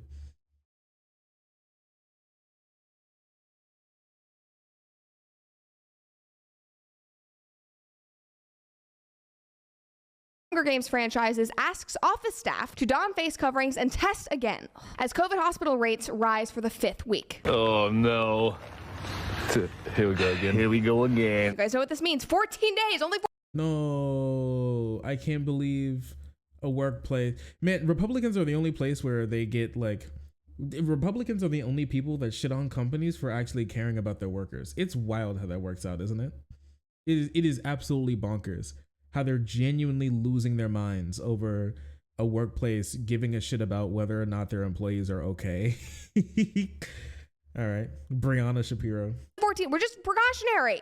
Again, we have been there before. We know what that means. 2 weeks to slow the spread. We've done that. We don't want to do it again. And of course, they're going to tell us that no, you didn't do that.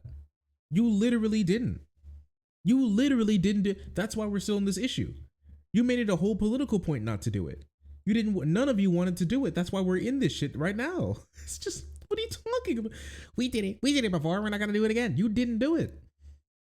That's why so many Republicans died during the biggest thrust of the COVID pandemic. Like, what are you talking about? You all killed off like a bunch of your own constituents for political points.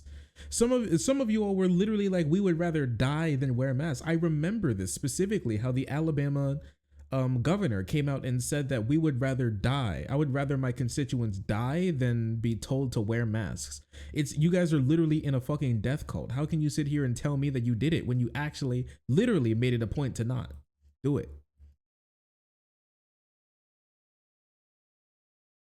it's good for us. It's not good for. It is true. It is true. You guys think we should make a video on that? The biggest anti-fascist action that has occurred, one of the biggest anti-fascist actions that has occurred in the United States is Republicans telling their own constituents that wearing a mask is going to turn them into a crocodile alligator, leading to for you. What is actually good for you is a good rancher steak. That is what you should be eating. That is what you should be focusing on. And I'm not just talking about your health. What? She's turning a talk about how masks are evil and how they're gonna lock us down again into an ad for her steak. Okay.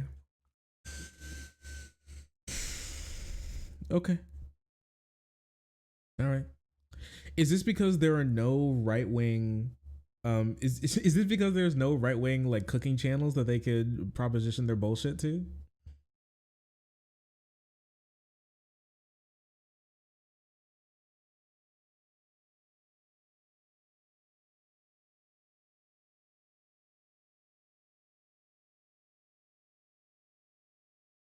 She is such a shill. It's kind of wild. It's kind of insane. This is wild to me. Financially, Good Ranchers is the healthy option. Health and for our own good. Don't wear masks, eat meat. That's what's really going to be good for you guys. Someone said, what's wrong with her face? Now, I'm not going to sit here and say that there's anything wrong with her face.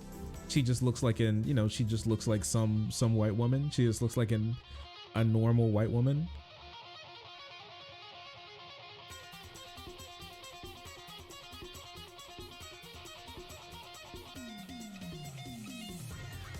But she does look like Ben Shapiro. She's extra smug. She's super smug.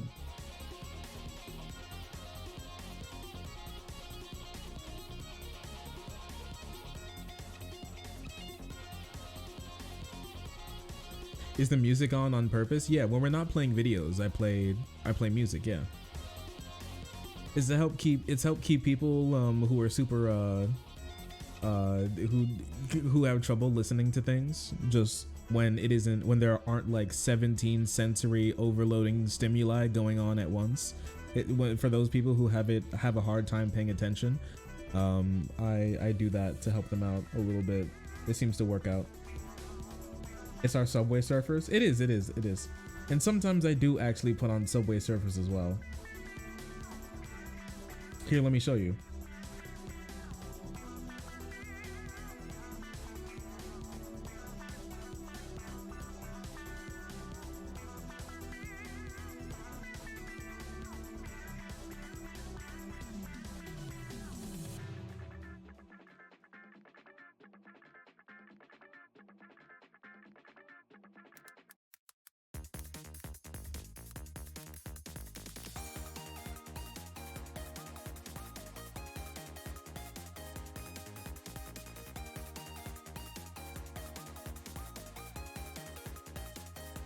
Wait 1 second.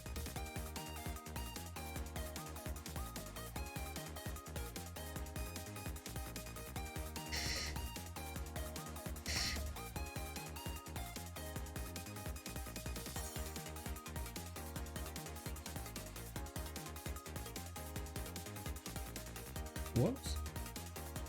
There we go.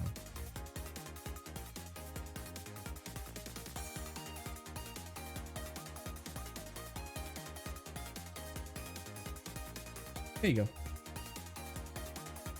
It helps them out a little bit.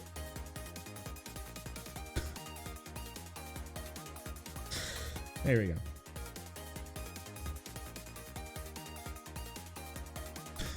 They need it. No hate. I get it. I completely get it. I understand. I also get a little, you know, I get a little antsy when my 17 stimuli aren't going on all at once, you know. You know how to cater to your audience? Oh yeah, 100%. Autism activated. Yeah, I hit the autism reduction switch on chat. Is this a Shark Bites? I don't know. I asked the editors if we should start moving some VODs over to Shark Bites. So maybe no more segments today. We have one more segment, and it's about Jordan Peterson before I get off for tonight.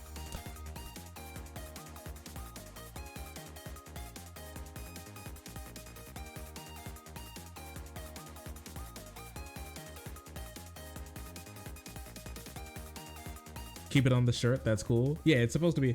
I need a brighter green shirt to help out. But yeah, one day I'll get like a brighter green shirt, like a real lime green type shirt, and then it'll work out even better. But we do this in Splatoon. We haven't played Splatoon in a while. I hope to change that sometime soon and play more games on stream soon. But yeah, we do this in Splatoon. If you didn't know, when we play the game, I chroma key out the ink, and then I play a video on top of it to salute a Japanese porn star who played who chroma keyed out her own ink in Splatoon, and who chroma keyed out the enemy's ink in her Splatoon game to play her own porn, her getting her own back blown out under the ink. So to get the porn off stream, she had to spray. She had to win the game. She lost, and then she got banned, not only from YouTube but also because she was streaming on YouTube when this happened, but also from Splatoon. Nintendo was like, you obviously can't handle this, so we're taking your Splatoon away. It was crazy. No one has suffered more than she has.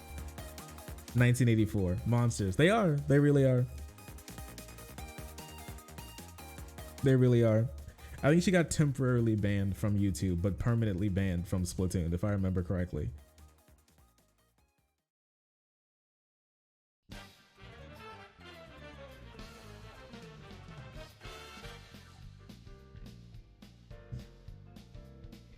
Lucky guy to be. Who's the lucky guy here? Also, hit me, okay? Be honest with me, chat. as I told you, I've been thinking up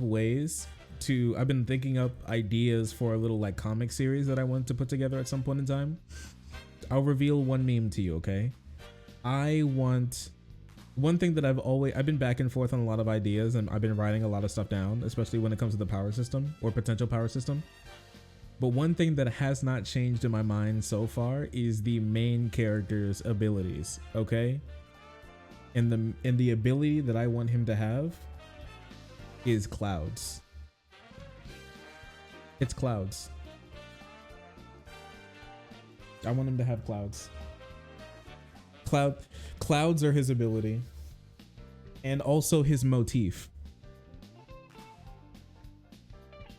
Clouds? Yes. Clouds? Yes. Tell us more? No. Fuck you. No, cloud manipulation. He can create and then manipulate clouds.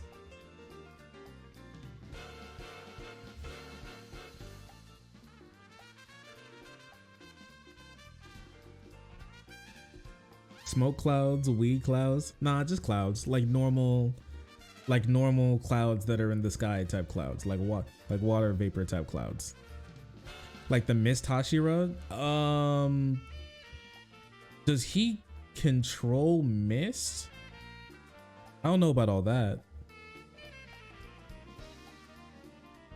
Sound like a fun character? Yeah, so basically he fights with his clouds. He can create clouds. He can control clouds. He can turn part of his body into clouds, but not entirely. And also I'm planning for some weaknesses to be put in there as well. Outside of him not being able to completely go cloud mode. All right.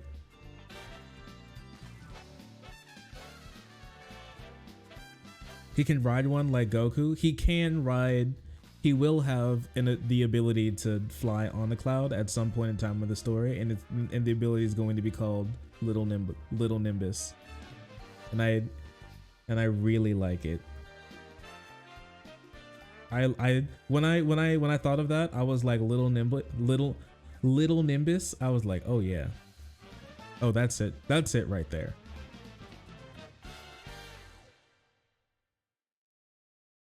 That 100% sounds like a stand. Little Nimbus. Is that true?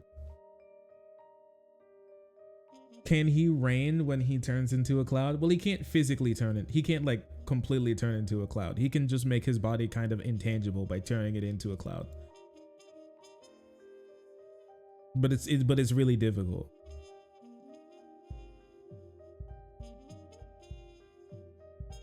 Little Nimbus, just wait until he becomes Cumulonimbus. Okay, but I've figured out like a couple abilities that I want him to have, okay? And Little Nimbus is one.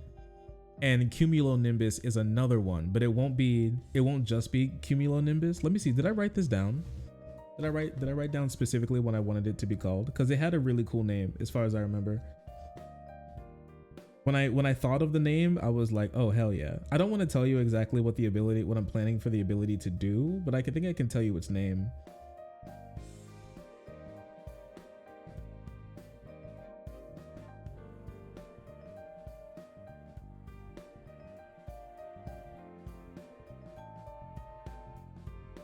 What would I want to call it? Here, well, let me see. Cause I have like in my notepad, I keep down, when I think of something cool, I just try and instantly write it down as much as possible.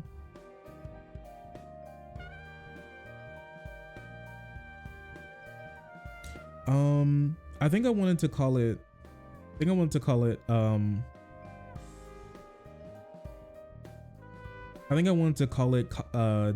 Coliseum of the Anvil Head Nimbus, and it would be a Cumulonimbus tower, something like that. It would be like Tower of the Iron Head Nimbus, or a Tower of the Anvil Head Nimbus, or like a Coliseum of the Anvil Head Nimbus. But that'd be his that's his super move.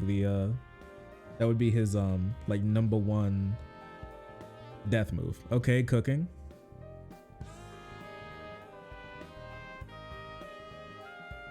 Mesocyclone.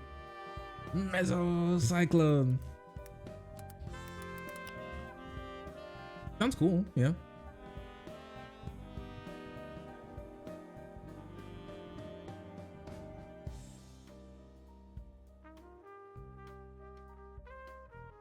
But that'd probably be like an ability in it, basically. Please let this be a normal story with the drizzle. No. Have you thought of a name for the story? Yeah, cleaners.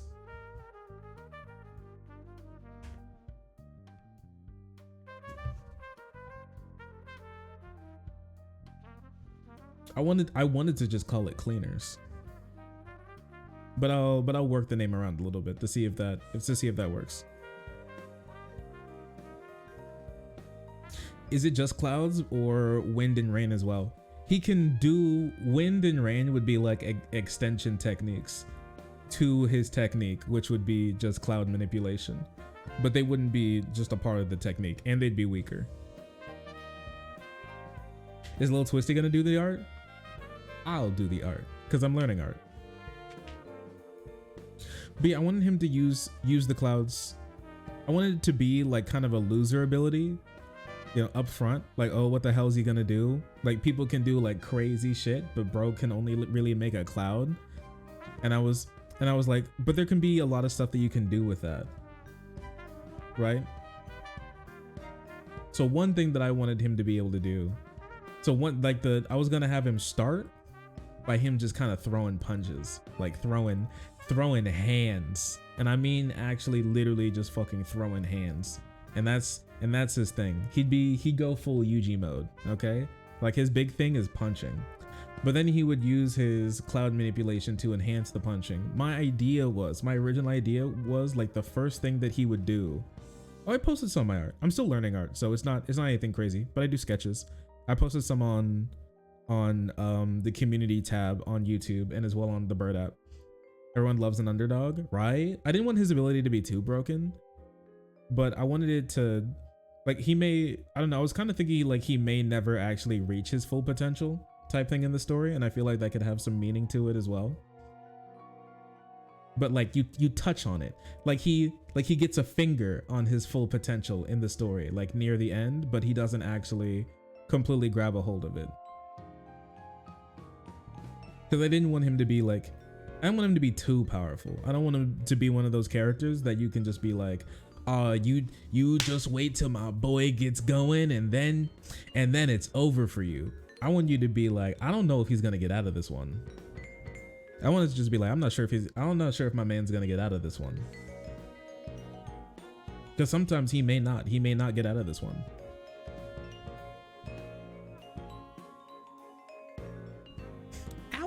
Yeah, one of the things that I wanted him, the first technique that I was thinking of, or one of the first like techniques with his ability that I wanted him to learn was how to throw stronger punches with his like cloud technique.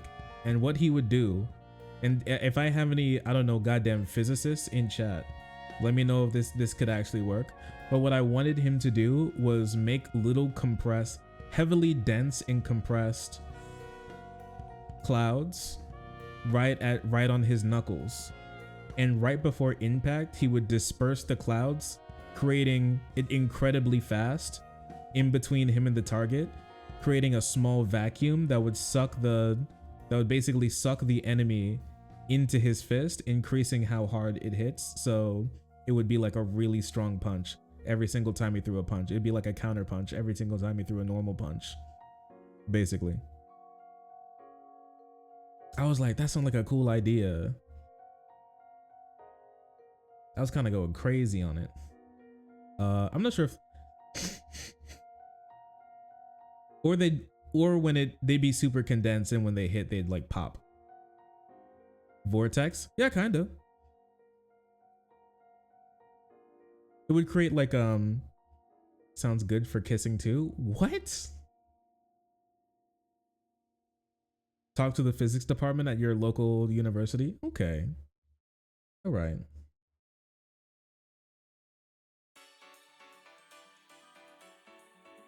I was gonna do something like that with never reaching your full potential, but being okay with that. It sounds cool, right?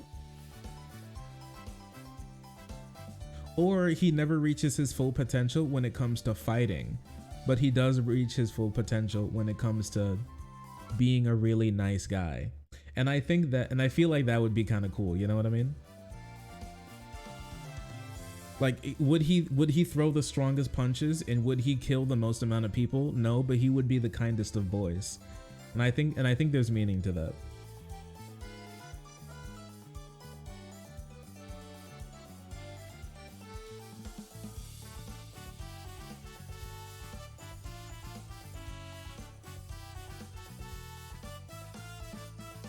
Yeah, I could probably ask the physics department to see, because my original idea is like, if he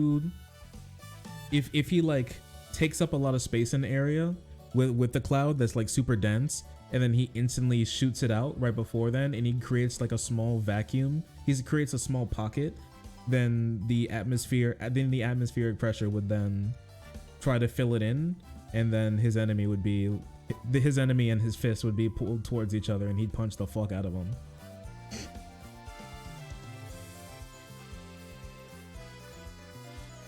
Gonna go watch the new JJK episode.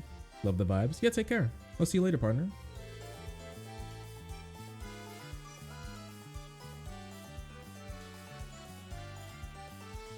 Been doing a lot of world building for my story recently.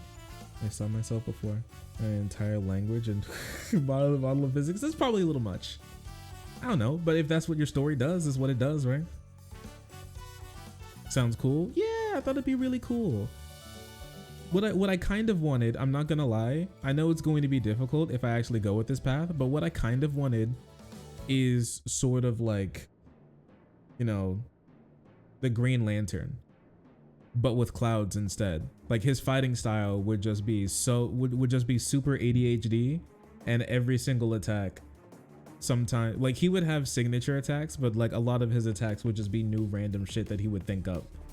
Like in the moment, instead of throwing a punch, I want this guy to get hit by you should get hit by a bus, and then he would create clouds in the form of a bus and then make them dense by like building up the density and then hitting him with like a cloud bus. And then the guy would fly, and then he would make bus attack. Yeah. And the guy would fly after getting hit, and then he would create a little trampoline to bounce him the other way, and then back towards him, and then into his fist, and then punch him into the ground. I was like, that could be so cool, because I really feel like it could be cool. I think it could be really fun. But the problem with those type of abilities is that every time there's a fight and they lose, you could just be like, everyone's like, well, I would have just done that, or I would have just thought of that. So you have to make it clear that they had mind fog, or they were scared, or they just didn't think about it, you know? You're gonna have monsters that look like hollows.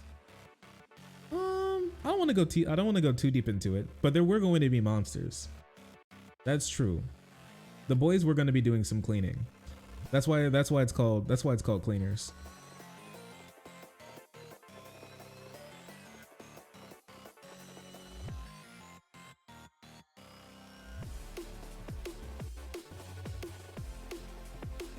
A platforming hero. Thinking about writing any villains? Yo, yeah, I've got the first thing I thought about from my story was the main villain. I kind of feel, from what I've seen when it comes to people who, you know, write stories professionally and teach people about writing stories, that, you know, I mean, you can build the coolest, most epicest, most bestest, most amazingest main character, but if they don't have any reason to do like anything, then why the fuck would they? Then you don't have a story. So you need somebody to like pull the story along, really, and make it interesting. So yeah, my first thought was the main villain. I got some like new ideas for the main villain recently, and I thought it was super sick, actually. I thought I had an idea for his ability a long time ago. I can get into it like later, but it's super interesting. I talked about one ability he had. I think his his ultimate ability, basically, I wanted it to be called Wicked Gospel.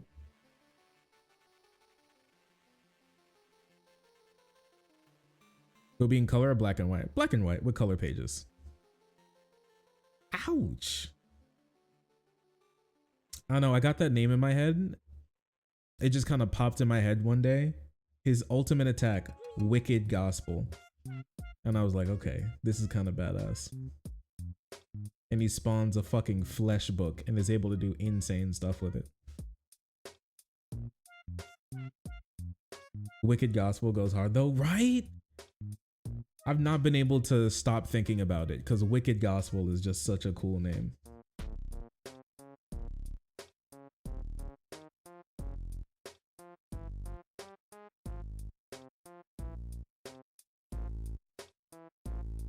Don't forget to read bad stories to make your stories better. No joke, it helps a ton.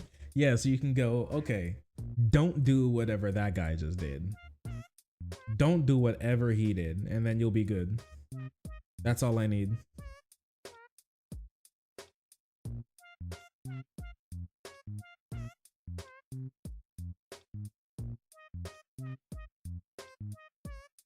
Wicked Gospel, verse 93, testicular tusion. That's a nice ability you got there, MC. Unfortunately for you, Wicked Gospel, verse 93, testicular tusion. Oh, villains are essential. 100%. Yeah. Why the hell would your characters do anything if they don't have a villain to make them do anything? Also, Nitros 420, thanks so much for the 50 bits. I really appreciate you. Keep up the good content and the optimism in this hecked up world of ours. Shark 50, thanks for the 50. I really appreciate you. That's super kind. Thank you. Ever watched Terrible Writing Advice? Not as far as I remember. I don't remember reading like just genuinely awful advice unless I did and I just completely like purged it from my mind. Because that could be true as well.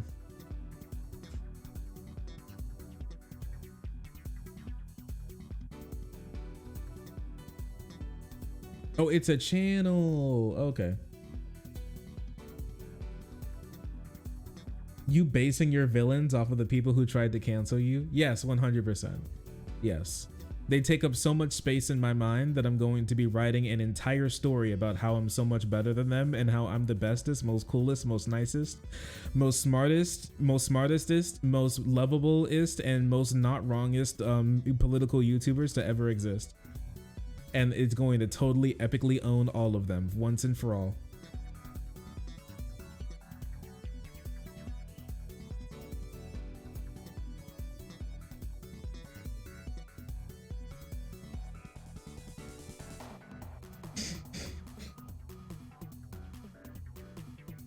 So past. I'm so far past rude to you, Sharky. We've made up with Jesse Gender, and we have no qualms with Jesse Gender anymore.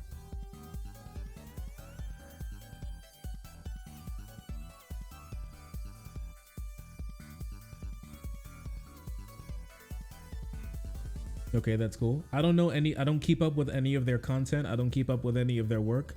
I don't know if they've said something evil at some point in time. I have no clue. All I know is that all problems specifically personal between me and them are void. Wait, deadass? Yes. There was an intermediary who spoke between us because I had them blocked. I had her blocked. And the problem has now been solved. No more problem.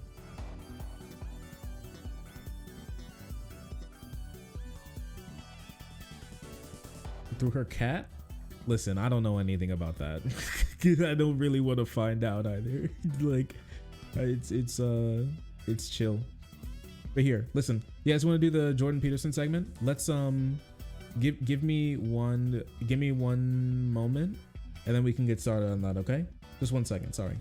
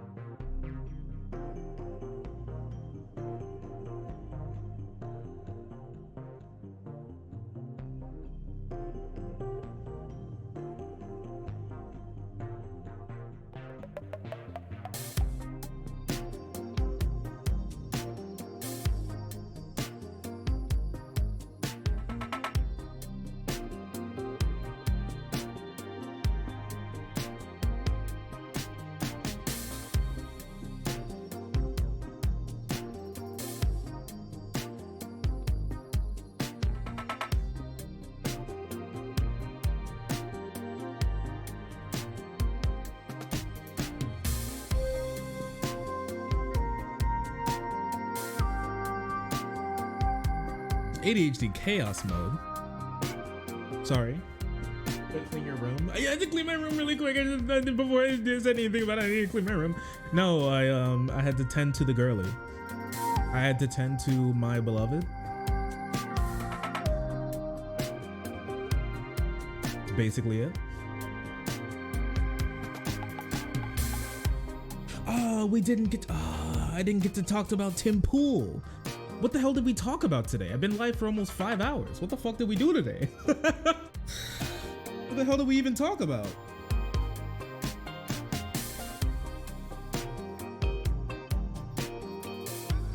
My goodness. I'm so ADHD brained. No time like the present? Honestly. But you ever think about how not only is there no time like the present, but there's also no time like the past? Because it's gone now. It's literally non-existent anymore. Rim squirmy. We did talk about bull riding in a car. That was important. We did also talk about rim squimmy. That is true.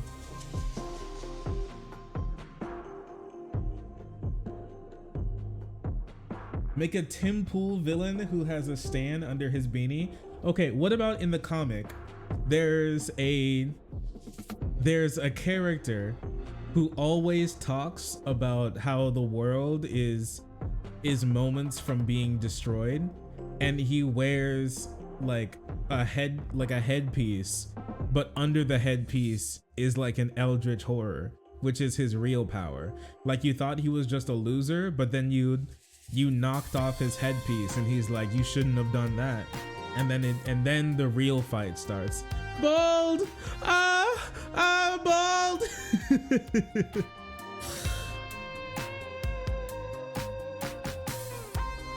That was more important than Dim Fool, you're right.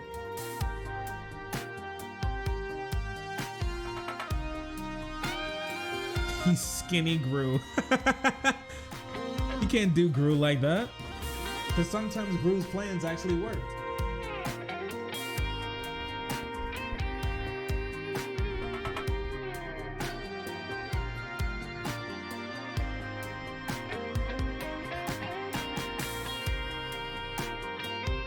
Got his ass. He does have minions like Gru too. So it does make sense. Ugh.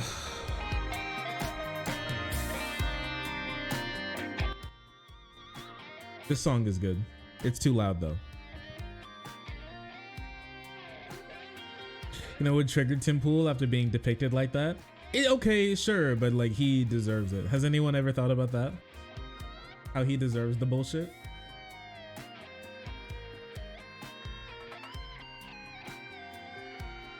That would be rad, not gonna lie.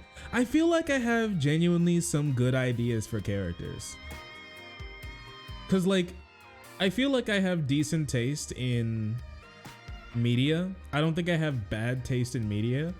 So I really think that I could come up with something that's cool, that'd be likable, that I feel like other people would enjoy.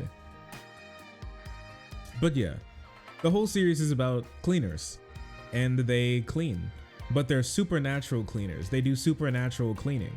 They do the type of cleaning that they do the type of cleaning that your average person doesn't see, and your average person won't know about. It's that type of cleaning. So they're like supernatural janitors, or at least that's what they want you to think. Very Ghostbusters-esque. I do like Ghostbusters. It was one of my first favorite movies, and still one of my favorite movies. But yeah, they're supernatural janitors basically, or as we like to say in this house, custodians.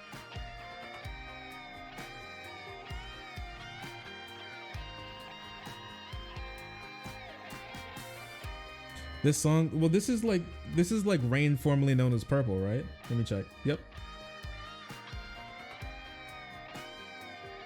Like a gorilla, cold feet coward. What?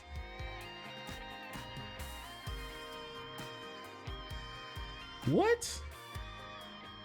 A true proletariat. True.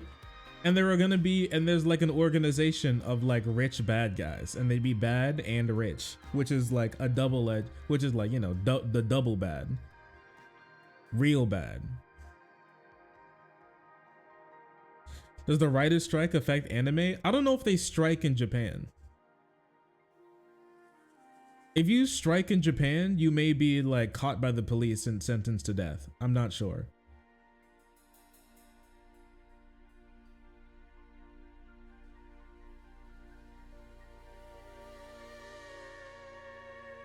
But all I know is I do not know the history of workers' rights in Japan enough to comment on that.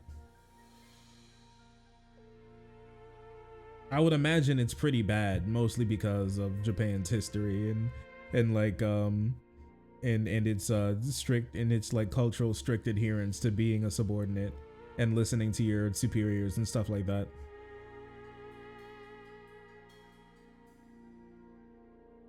Turn on your camera already? No, there's a reason why I have my camera off. I'm butt ass naked, obviously. What the hell? Trying to get me banned? Is that your job? What are you, a cop? What are you, a Twitch cop? You know, you gotta tell me if you're a cop, right? Workers staged Japan's first strike in decades over department store sale. Holy crap. The first strike, August 31st, 2023. Japan's first strike in decades happened. Holy crap, the summer of strikes has even hit the red sun.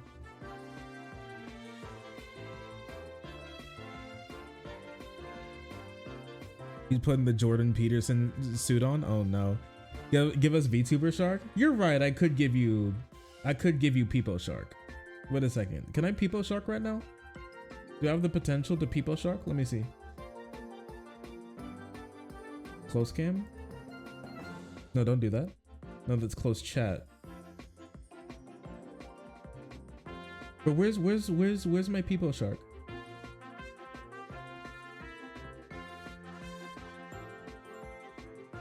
Ah, there you go. Perfect. Hello, it's me, Peepo Shark. I need to do one thing as well. There you go. What's going on, guys? He's back now? Why is this not an emote? Oh, you mean Peepo Shark? Why not? I mean, yeah, you're right. You're right. He could be an emote. There's a good. There's I can make him an emote. Okay, yeah, I can make him into an emote. I'll have to find out a good way to make him into an emote. I'll probably have to just mostly do his head. I don't want him to be too big, and I want him to be legible from like a smaller screen.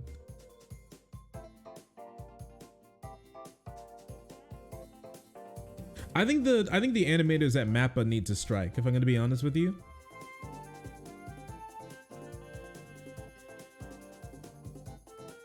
It's Shark 30 0. Yeah, it's this guy. VTuber Shark, always have been. Always have been. You don't even understand. I am waiting for one thing, to be able to do this Jordan Peterson segment. If you're wondering what's happening. Something came up and I am actually waiting. I would like to apologize greatly.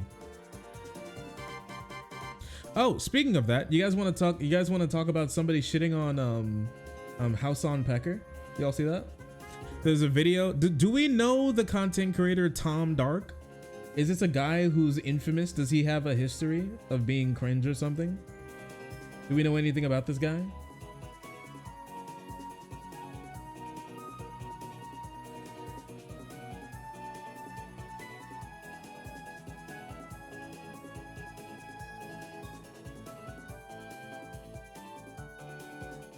This guy? He's chuddy? Nah.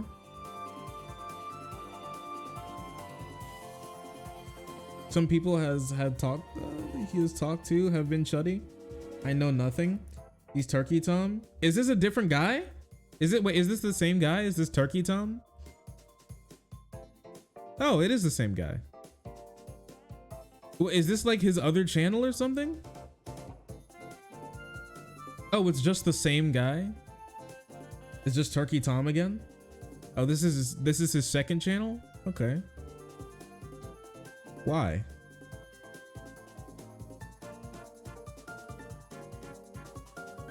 He's a chud, but at least he's not Hassan.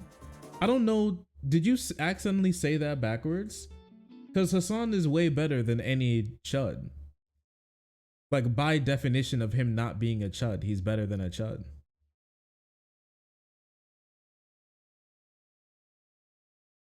He's chud adjacent? Okay. I don't know. We'll just listen to what he says and then see where we go. I don't know. He's like dumbest streamer of all time. Okay. I don't believe that this is true. I think the guy who like killed his girlfriend while streaming is probably the dumbest streamer of all time. And most evil. Yeah.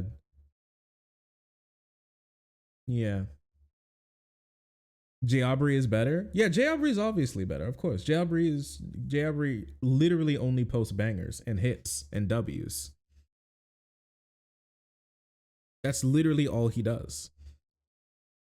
He actually doesn't do anything else, which is so surprising to me. Because many people don't do that. I don't even really do that.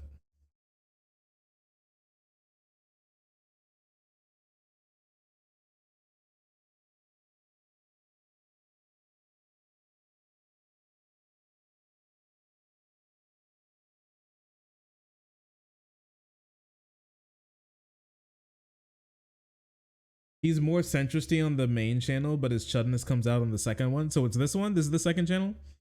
Oh, wait, don't. Yeah. Anyways, what's going on here? It's hard to imagine a celebrity more unlikable than Hassan Piker. Jared Leto. And Harvey Weinstein. And James Corden. Yeah. James Corden, definitely. Yeah. Jimmy Fallon. There's another one.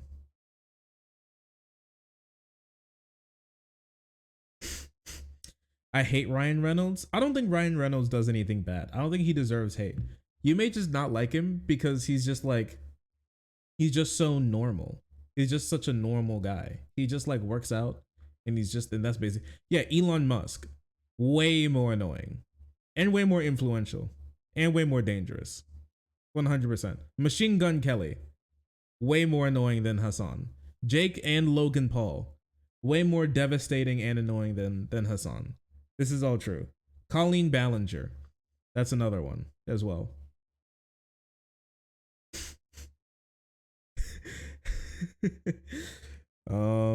So yeah. He practically took Deadpool to new heights. I think he did. I think he did a great job. Vladimir Putin. That's true. That's really true. Donald Trump. J.K. Rowling. Yep.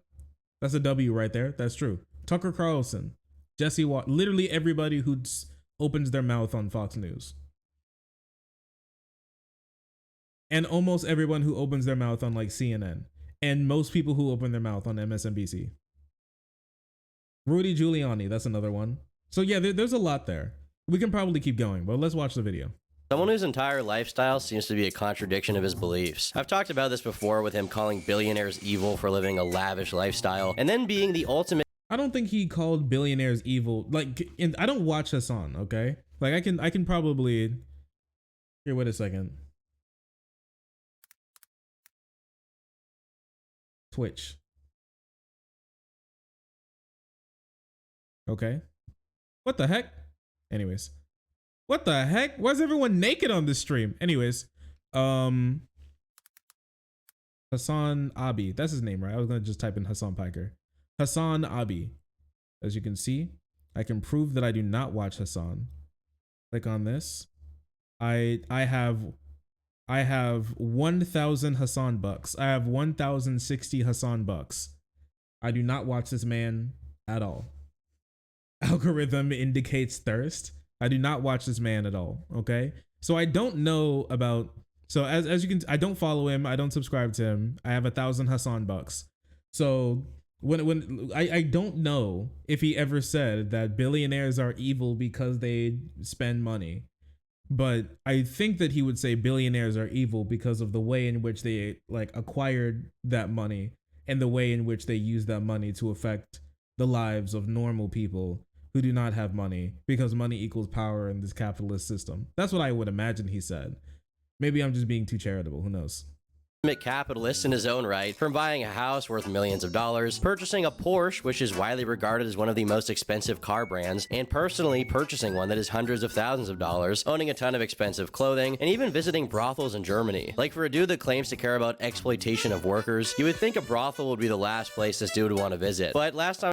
Okay, but like, well, I'm not sure why I'm asking this question, because obviously he doesn't know what the word capitalism means, because he said this guy's a capitalist, and what he means by capitalism is that he has spent money.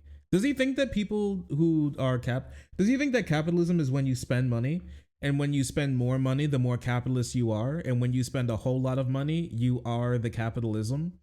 You transition from being a capitalist to just doing capitalism? You just are capitalism?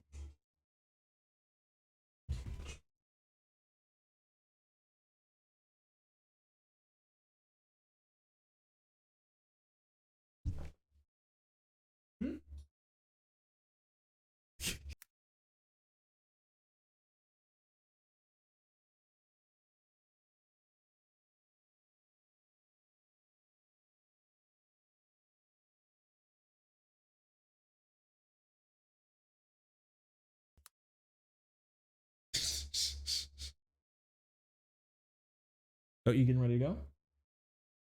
Okay. All right, everyone, say bye. Say bye to Melissa. She is going home. She's leaving me.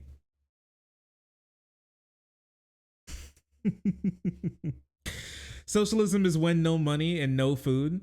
Yeah, socialism is when no money, and communism is when no food. That's true.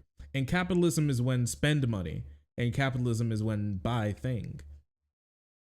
Time I made a video about him, I had a ton of people in the comment section complaining about Hassan is actually helping the working class by tweeting and streaming, I guess. By streaming on a platform owned by the richest man in the world, he's saving the West, guys. Look, well, technically it's not owned by Bezos anymore, but and also, well, I don't know. Does Bezos still own majority shares in Amazon? I'm not sure if that's true.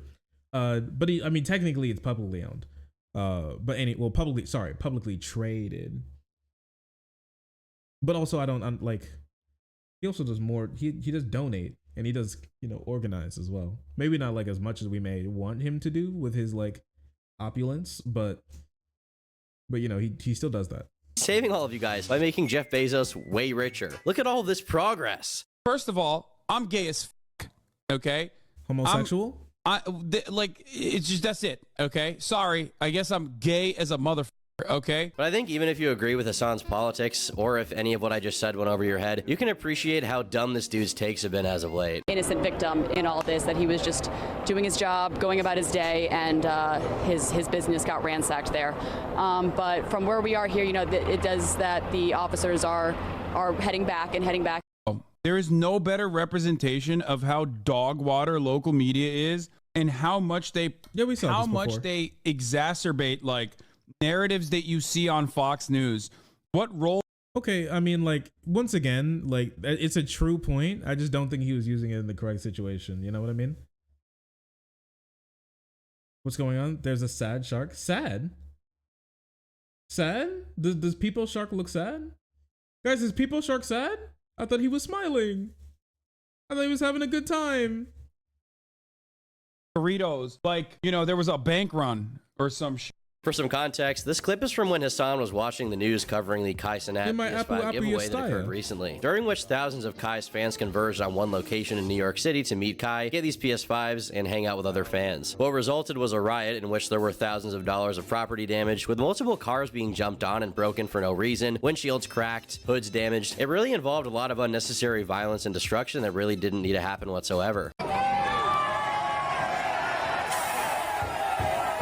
They were just destroying random people's cars. Okay. Wait 1 second.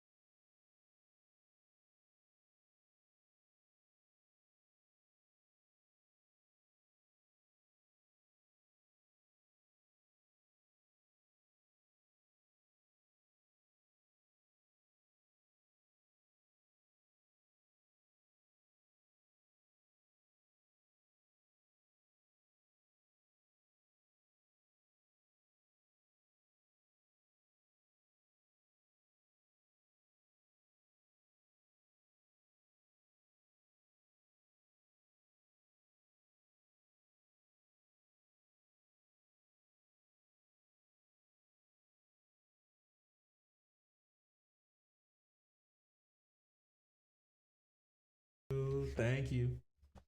All right, guys. All right, guys. The age of People Shark is over. Boom.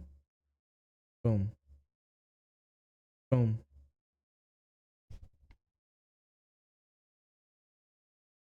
Hey. The golden age. People Shark, the golden age of streaming. It's over now. But yeah, Melissa is gone now. She had to run. Scurry. No, yeah, I know, right? Woo! Yeah! Whoa! That's what I've been waiting for. That's what it's all about. Whoa! The 2 raids in a row? What the hell? The friend of the stream, Mike Figueredo of the Humanist Report, That's what it's all about. whose channel's been popping off recently. I've been so happy to see him thriving. Absolutely. I've been recommended so many videos by him recently. Algorithm has been pushing him. It's almost it's really great to see. It's really great to see. Almost makes you forget about YouTube's rampant homophobia. As well as Matt Bender. Hey, I'm happy to have you as well. Leftist Mafia raid. Oh, really? Oh, did they have a good Leftist Mafia today? I really do hope so. I love them all there to death. I'm really happy that they've been thriving, doing well. I keep up with Bender's tweets. He does great reporting. Always helps me out with the channel. So whether he knows it or not, it's always great and kind. Real. So true. This meme is quite real. Very true. Love to see it. We've been raided. The double raid too. Like the 1-2 punch is insane. Crazy. Well, thank you so much. All right. We'll get back to this Dolan Dark Tom, but the Nega Tom. Do you think we should call him that instead? Instead of Tom Dark, we should call him the Nega Tom? Because that's like kind of literally what he is. Hi Shark, hi. Who's Tom? Turkey Tom. He has a second channel where his name is Dark Tom. Tom Dark, something like that. Was a fun show. Oh, nice. Long live Majority Report. That's one of the truest things I've heard in my entire life. GF leaves right as Leftist Mafia comes in. I mean, that's kind of how it works, isn't it? The women leave and then the hole in our hearts gets filled by men. Wait a second. Anyways, let's just move on. Let's just keep it moving instead. Phrasing. Phrase.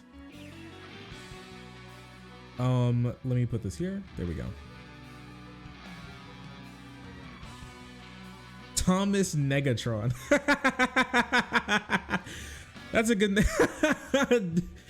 Tomothy Negatron. Okay. The Negatom.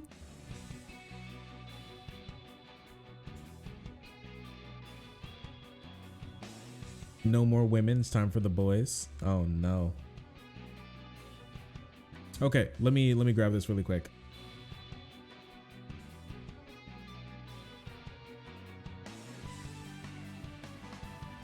Close this. Close this. Close this. I'm so glad I was able to get to this stream because I have so many freaking tabs open on this computer that my poor baby PC is fighting for her life. She's fighting for her absolute life. Gasping for air with all these tabs open.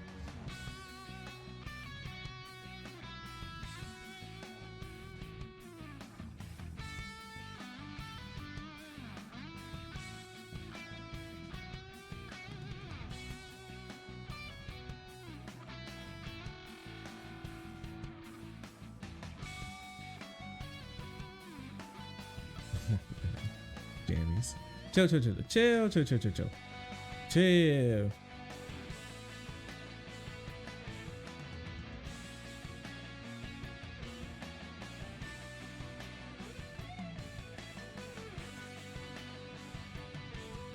Been so long.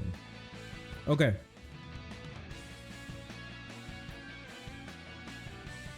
Okay, 1 second.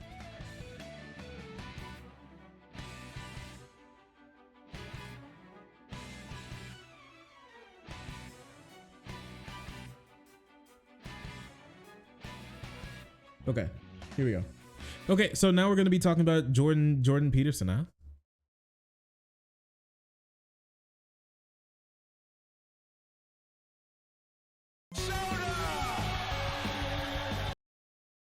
Someone said I need to turn that alert down, and honestly, every single time it happens, I also feel the urge to turn it down, but something in me tells me that I shouldn't and I should just leave it.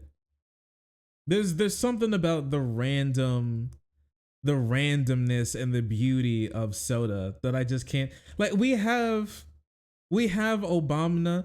You know the craziest thing about it is that we've had like soda. You may not know it by listening to this stream, but soda is way more rare than both This Meme Is Very Real and also Obama. It is the lowest probably. I put it at the lowest probability possible for getting picked, but people keep rolling soda all day.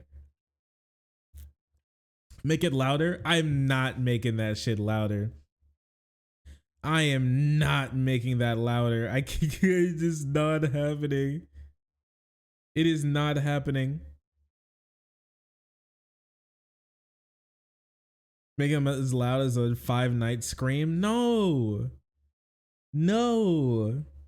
maybe as a treat. It's supposed to be a treat, but like soda is supposed to be a treat, but you all are eating it as the whole damn meal. This is not a treat. It's much different. It's much different. You don't get it. You don't understand it.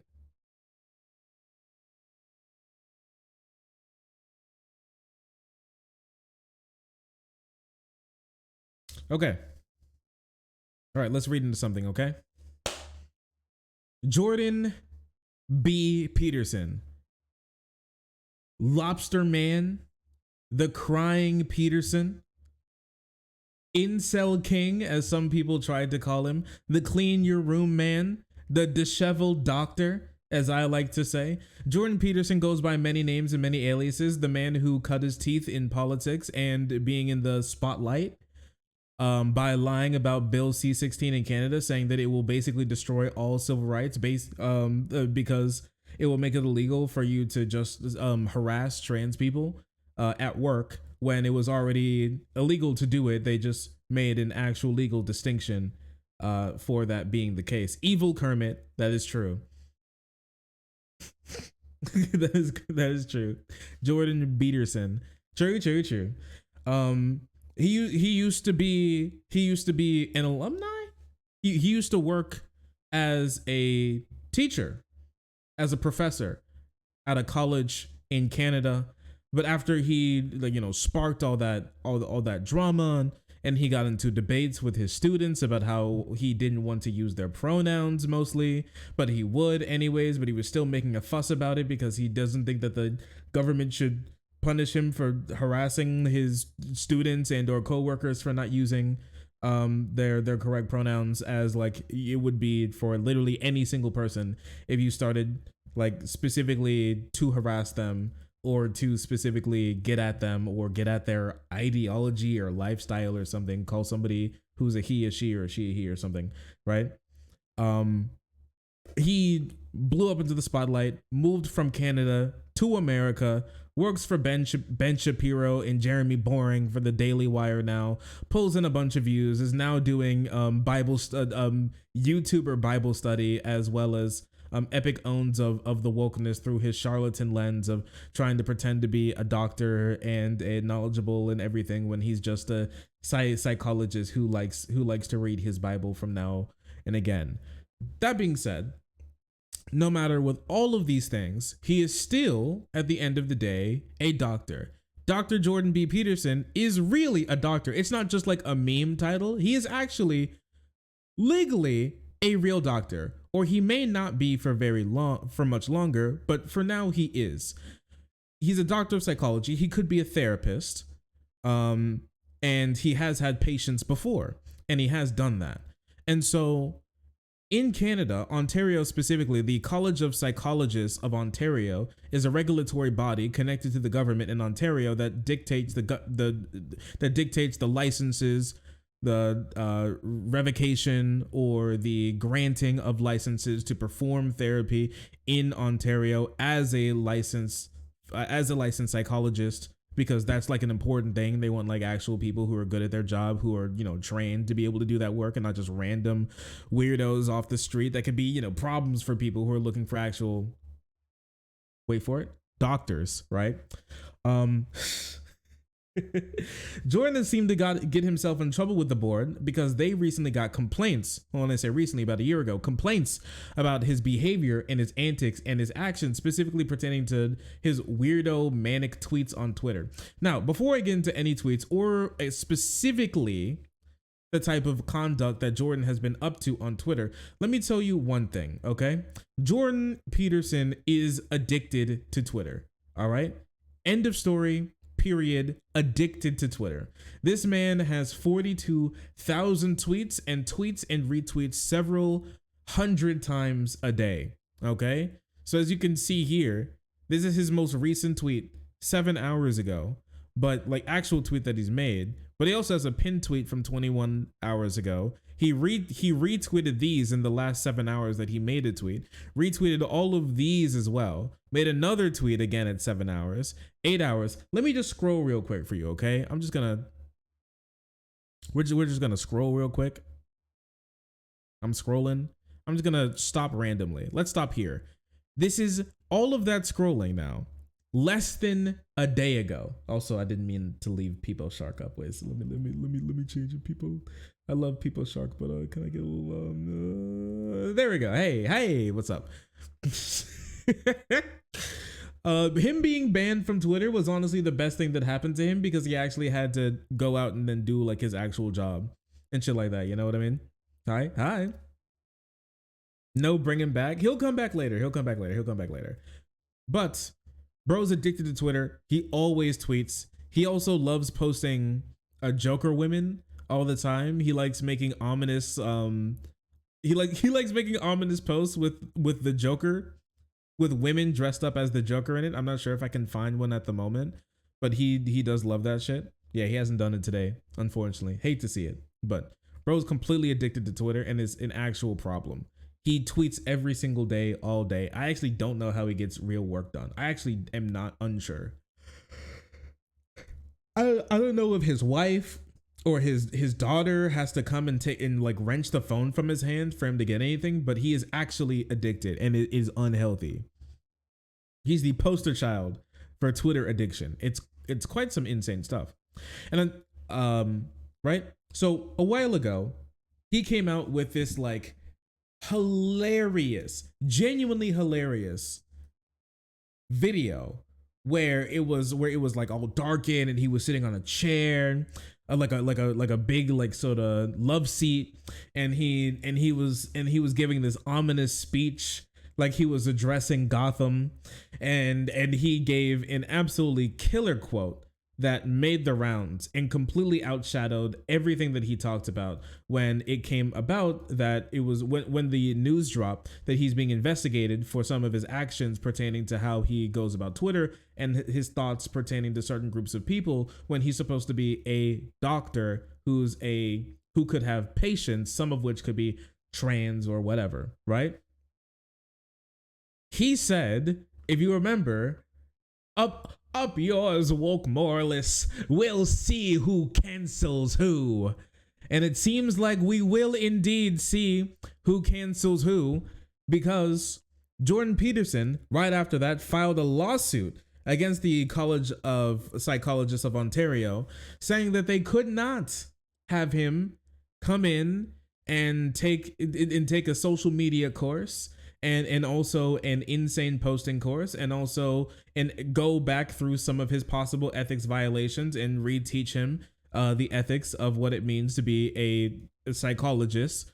And it seems like the court has decided who will cancel who, and it seems like the college has canceled Jordan because the court ruled that Ontario can actually have him go through social media training because bro is genuinely insane and he actually needs it.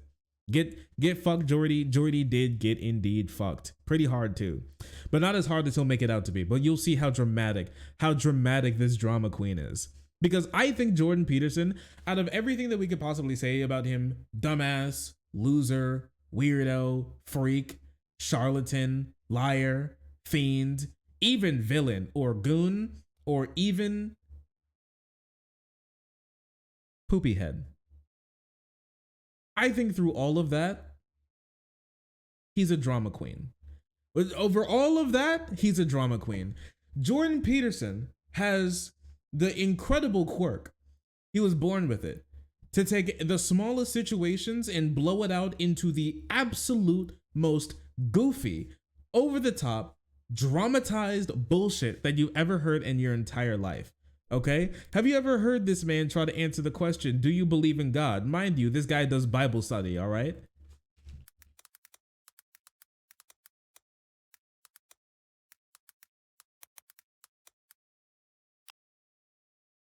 It's actually hilarious. To me, do you believe in God? And I think, okay, there's a couple of mysteries in that question. What do you mean do? What do you mean you? What do you mean believe? And what do you mean, God? And you say, as the questioner, well, we already know what all those things mean, except belief in God. And I think, no, if we're going to get down to the fundamental brass tacks, we don't really know what any of those things mean. So yeah, anyways. What do you mean, do? Churro, Jordan. Listen, I know he's Canadian and French should be his second language or whatever. He's especially in Ontario. But like, I don't know, man. I think we all know English enough to understand what the word do means. But anyways, that's just him. What do you mean, do? This man is cooked. Oh yeah, he was never going to win this shit. When I tell you bro's crazy, I'm not just saying that because I disagree with his political memes. Bro's crazy. No ifs, ands, or buts about it. He's crazy. He's crazy. He's crazy. An Ontario court has ruled against controversial psychologist Jordan Peterson upholding a regulatory body's order to undergo social media training or potentially lose his license or practice. In the decision released Wednesday, 3 Ontario Divisional Court judges unanimously sided with the College of Psychologists of Ontario in the case stemming from some of Peterson's continuous language and online statements.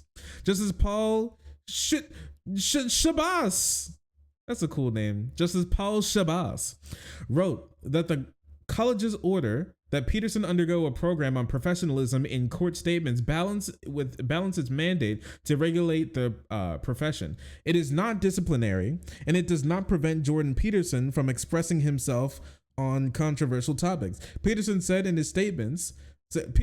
had said his statements were not made in his capacity as being a clinical psychologist, but instead were off-duty opinions, an argument the court rejected. Dr. Peterson sees himself functionally as a clinical psychologist in the board public space where he claims to be helping millions of people, Shabazz wrote. Peterson cannot have it both ways.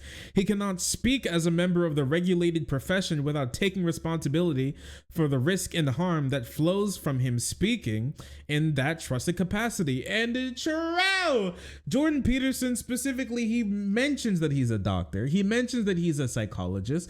That title that he holds, he uses as a baton to help point him in different directions and help give him credibility when he speaks on basically any bullshit, even though he speaks bullshit all the time. And I think that's really important for you to understand and for us to take from this, that you can't have it both ways. You can't sit here and tell me that you're a doctor and your doctor opinions matter and you help people by your doctor training, but also say that you're not working as a doctor at all when you're doing these spaces and using your doctor license to be able to get more clout and get more recognition and tell people that you're the real deal. You can't have it both ways. You are working in the profession of a doctor, even if you're not actually having patients, because the people who watch your content and listen to you talk and trust you because you're a doctor are, by all intents and purposes, your patients, brother. But he doesn't want to understand, but he doesn't want to agree with that. I don't think he understands it. I just don't think he wants to agree with it, mostly because it's mean. And mind you, are they beating him? Is he going there to get like a flogging or something? Will they flog his noggin? Does his noggin need a flogging? Maybe, but they're not doing it to him. They're not taking him there and like putting him in the pillory or something. He's not going to be drawn and quartered. I know it's Ontario, but like they're not going to do that. Jordan Peterson files a court case because he doesn't know that the word doctor in his name actually unironically means doctor. Crazy, ain't it? I'm sorry. I accidentally clicked on a video. I'm sorry. Court actually said, court mandated therapy. Court said you need to go to therapy. Wild, ain't it? Absolutely peculiar how that works out. That being said, he gets shitted on in this court decision. He found the woke moralists have won this round. But the thing is, they're not even punishing him. It's not even disciplinary. They're not even telling him that he's like stupid or needs to change his ways or speak differently. They're not even telling him to speak differently. They're just saying that you need ethics training again. And honestly, it could even be routine. But he's making it out to be like they're like, if he steps 1 foot back in Ontario, they're going to fucking hang him. And the way in which he's spoken about some of this stuff, and we'll get to that in a second, but it's crazy to me. It's crazy to me. At least, since at least 2018, the governing body of Ontario psychologists, which Peterson has been a registered member since 1999, despite having stopped seeing patients in 2017, has received complaints regarding Peterson's online commentary on a range of issues from gender transition to climate change. Why the fuck is a clinical psychologist talking about climate change? But okay.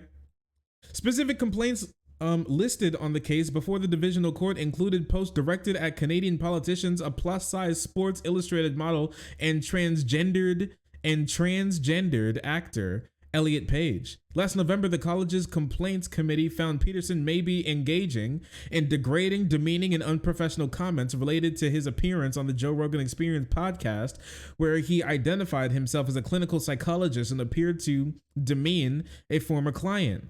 The college ethics code requires members to use respectful language and not engage in unjust discrimination.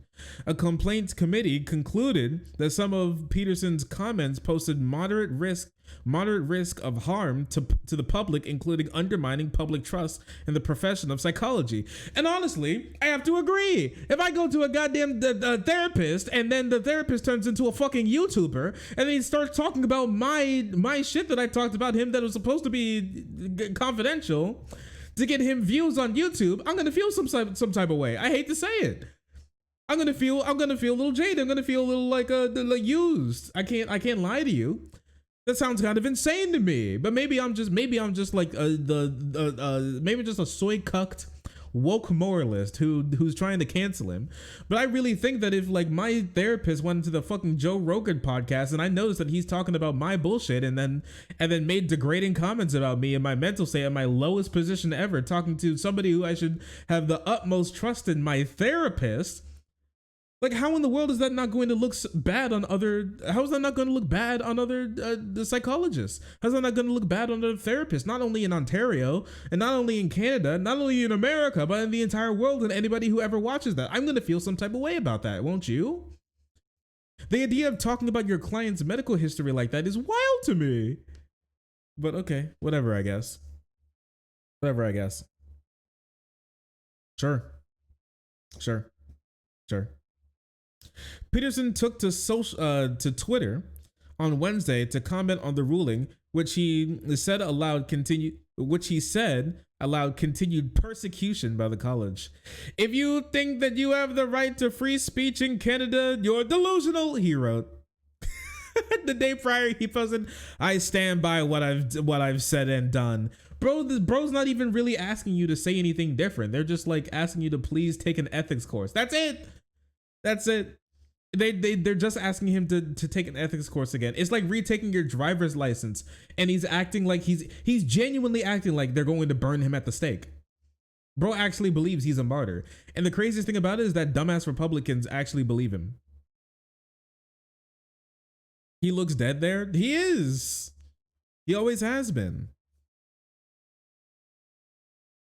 The College of Psychologists of Ontario is committing to carrying out its mandate of protecting the public interest by regulating the practice of psychology and upholding the standards of professional conduct, it wrote. But Jordan Peterson won't be having any of that. And so that's why Jordy decided to take to his daughter's YouTube channel to air his grievances about everything in a 38-minute video that we will not be watching all of. Jordan lets it loose on the woke persecution of his epic ideology. Despite my proclivity to feel guilt, which is quite substantive, and despite my temperamental unwillingness to engage in conflict, not only do I not see what I did wrong, I think what I've done on the public communication front is my responsibility as a clinician to tell the truth about what I see, so we'll make it public. Okay. All right. You know, all Jordan needs now is like a small little glass of whiskey with that big ball ice cube in it with the really clear one, and he like swirls it around you. I will say, dude, may I pretell my proclivity to usurping the order of the College of Academia of Ontario's the province, and Trudeau's dictatorial left-wing buffoonery seems to have ruffled the feathers of those in power. Like, all right, buddy, chill. Even though I seem to ameliorate all kerfuffles in my area, as the perfect boy I am, it seems like trouble always seems to find a way to find me in my chill den here with my daughter. Hi, daughter. Dad, nice to see you. Hey, Mick, how you doing? I'm not doing too bad. How are you?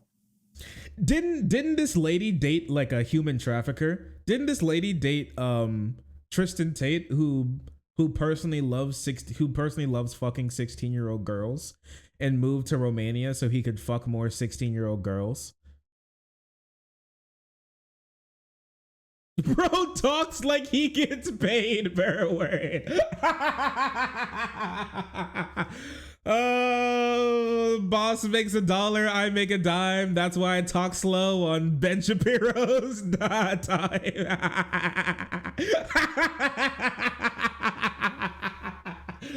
No, you're right, bro. Bro talks like he gets paid per syllable. Honestly, if I'm gonna be clear with you, that's what he does. That's what he does sound like. You're right. So true. That's the truest shit I've heard in my entire life about this clown. Holy shit.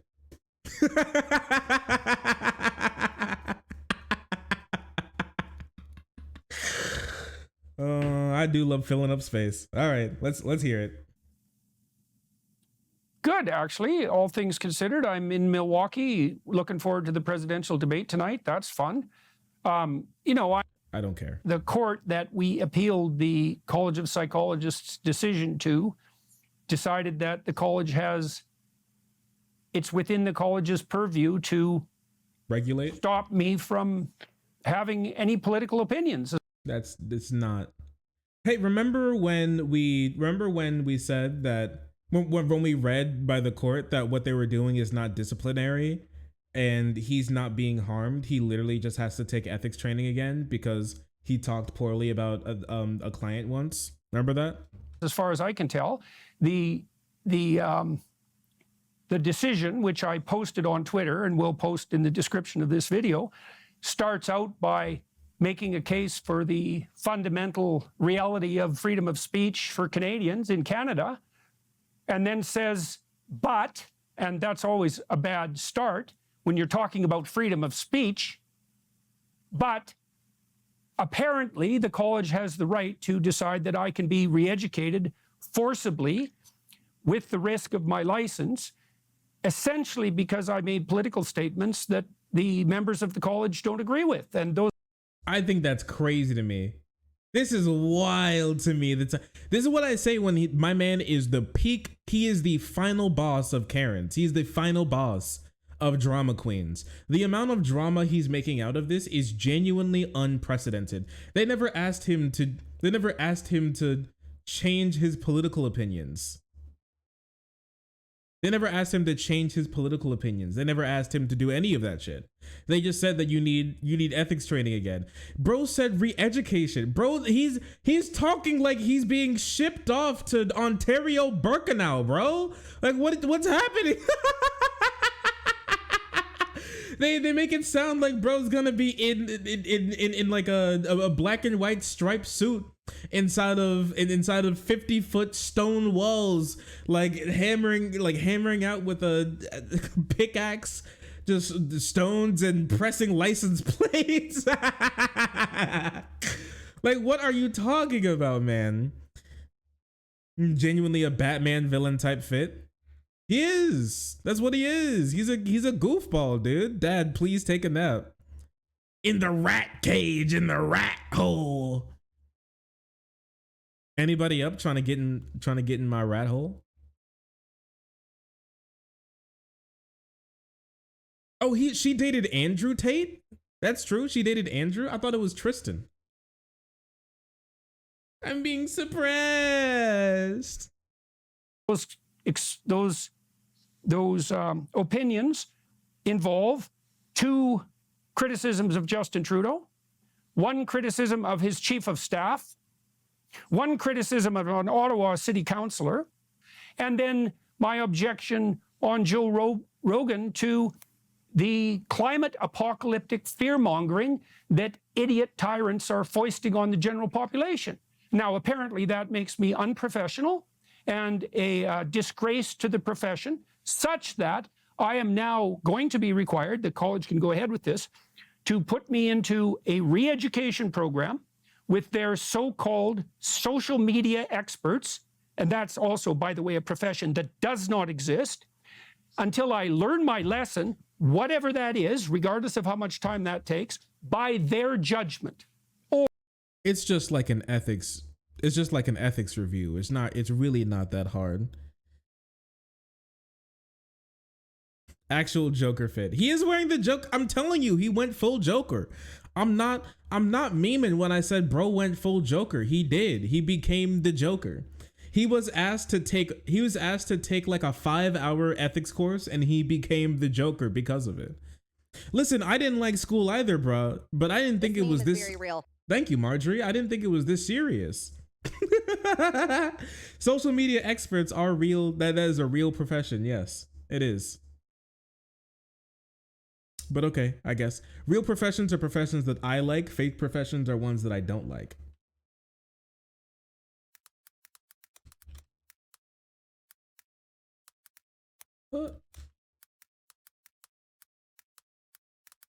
One second. I want to find something for you.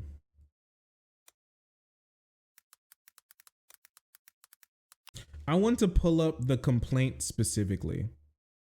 I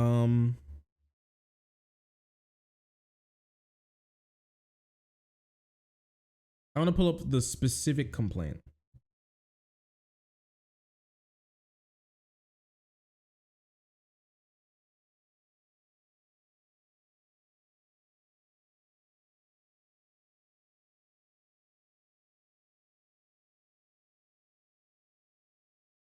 Yeah, let me see.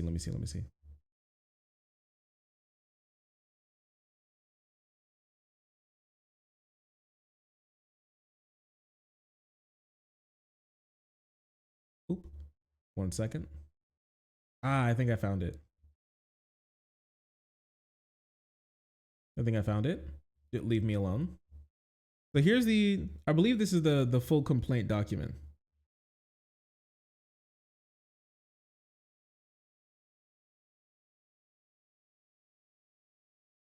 Has been living accusation. Oh wait, sorry. This is Peterson's version. Well, I think they sent it to him specifically, and so he released it. So this is all we got. Peterson encouraged people to commit suicide. Yo, what the fuck? Oh, my therapist said, kill yourself. All right.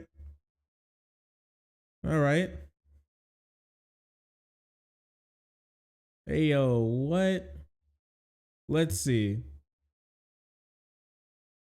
Is against every ethical standard and best practice of the U.S. National Association of Social Worker Code as to make light of, encourage, or joke about reference to the topic of suicide in a manner. So what is this? Here's the tweet in question. I disagree. Based on the record of human behavior, we are already overpopulating the small world. Any arguments I have heard for supporting such a large human population completely overlook the huge loss of species and ecosystems resulting from our self-absorbed attention. And Jordan Peterson said, you're free to leave at any point. He actually told someone to kill themselves on Twitter. Like, this is just a Twitter way to say kill yourself. I hope you know that. Wait, bro, you told him to kill himself. Come on. How are you going to sit here and say like you need to be re-educated? The first gamer therapist. I love you, gamer therapist. All right then. Mr. Peterson, you're a psychiatrist, well, psychologist. You can't tell people to kill themselves because I don't think psychologists can't. If I remember correctly, a psychologist can't prescribe you medicine. I think a psychologist can write a note to a psychiatrist to tell them that you would need medicine, or they believe that you would need medicine, and then you follow up with them. But I don't think a psychologist can prescribe you medicine. I think that's the difference. So I remember correctly. That's like therapists and shit like that. You need a doctorate in psychiatry to prescribe medication? Yeah, I don't think he has that.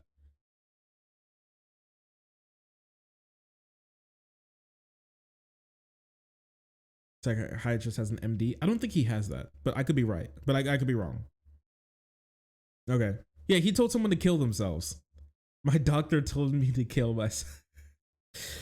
I read it. Go ahead and investigate. Take whatever steps you deem necessary. I am simply not going to spend hours and days required to undergo the unbelievably stressful process necessary to respond to this formally because one of the millions of people who follow me on social media took offense to one thing I said at one. You're such a baby. He's such a baby. Why are you such a drama queen, bro? Come on. What a fucking bitch. Holy shit. My mind is blown right now. Can you imagine being this much of a complete child? He released this. He thinks that this makes him look good. Can you imagine being this much of a baby to say, I know I told someone to kill themselves as a doctor, but I'm not going to spend time actually talking to you about why I don't need about why I don't need to go through ethics training because you're so below me and he's actually on a, like, I want you to understand this. He's actually big timing his regulatory body as a doctor. He said, shut the fuck up. L plus ratio plus you're irrelevant. I have millions of followers. I'm rich. I don't need you to tell me what to do. That's crazy to me. That's crazy. Of course this guy needs to go train. The fact that they didn't just cut his license there is honestly astonishing. This is astonishing to me. I'm being investigated for the way that I said this, and the person I responded to, I refused to delete it. It's such things. I refuse to delete such things anymore. It takes days. It takes days of work to mount such a defense. Days? Well, it wouldn't take days to mount a defense if your thing wasn't so undefensible. You ever thought about that? If the shit that you say wasn't so indefensible, it wouldn't take days to defend it. That's just me though. 6 months until the investigation reaches its conclusion. 18 pages of background information. Anyways, he lost. The process is the punishment. Those who levy complaints, which must be investigated, know this all too well, and I'm not participating in it anymore. So Jordan Peterson, he was asked to comment, and Jordan Peterson said, fuck you, I'm not gonna comment. I have millions of followers and I'm rich. L plus ratio plus you're irrelevant. And so he wouldn't cooperate with the investigation. So they said he needed to go in for an ethics class, and now he's saying the ethics class itself is evil. If he just would have talked to them originally instead of cold shoulder and big timing them, then he probably wouldn't even have to go through this anymore, and they would have understood his position and they would have been like, just chill out. But he can't. He has no chill. He has such like a victim mindset that he can't even begin to understand that he could do something even slightly objectionable or to see what he's saying in the eyes of people who he's supposed to be helping as a doctor. He is the king of all babies. He is the baby king, the king of the babies. I've never seen someone as like as much of a child as this guy. It's wild to me. And anyone who considers me their enemy and thinks I'm an unethical psychologist who wants to register a complaint against me and my behavior, here's how to do it. Just use this email. Wait. Wait. He said, oh, wait, he got one complaint. And then he said, if you want to file more complaints, because he thought he was huffing, he was high off of his own farts, and said, if you want to file more complaints, go ahead, do it here. Most people probably didn't even know that you could do it or where he was a psychologist of, what his regulatory body was. And so he put himself on blast, and then he got all those other complaints, which 100% led to him getting needing the ethics class. And now he's complaining about it, filed a lawsuit to say that he shouldn't take it, lost, and then mounted an entire video about why everyone else is stupid. Dude, he's giggling, cackling, tittering even when he's sewing. But bro is on his knees, crying, throwing up, like dry heaving when he's reaping. It's crazy. What is this guy? Who is this guy? This is your king? This is the incel king? This is what's going? This is the guy that gets the most amount of clout on like the Daily Wire? Really? I've helped millions of people with my lectures and books, but any one person anywhere can complain to the college about anything I've done and threaten me. I did everything right and they still complained about me. I did everything right. I did nothing wrong. It was a perfect tweet. All I said was kill yourself, and all of a sudden everyone loses their minds. I did everything right and they still investigated me. I'm the chosen one. Somebody had to do it. This man obviously hasn't killed himself yet. Somebody had to do it. Okay, doctor. All right, doctor. Someone had to do it. I've helped millions of people. Millions.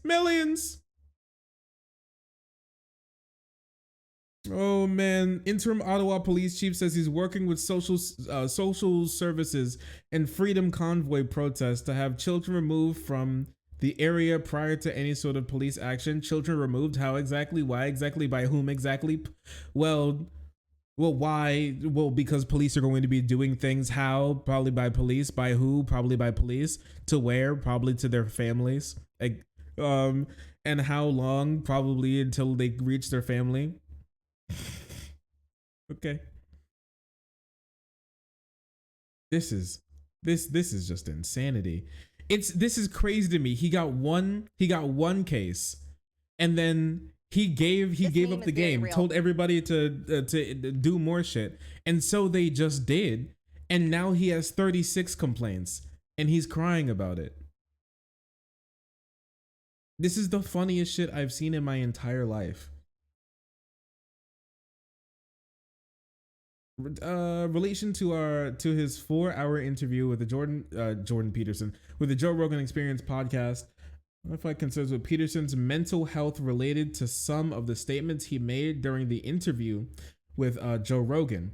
Pointed out several statements made by Peterson in his interview, which he found concerning. Provided links to articles, as it appears, that were tweeted at the college. Jordan Peterson. In which Peterson calls Gerald's butts a prick.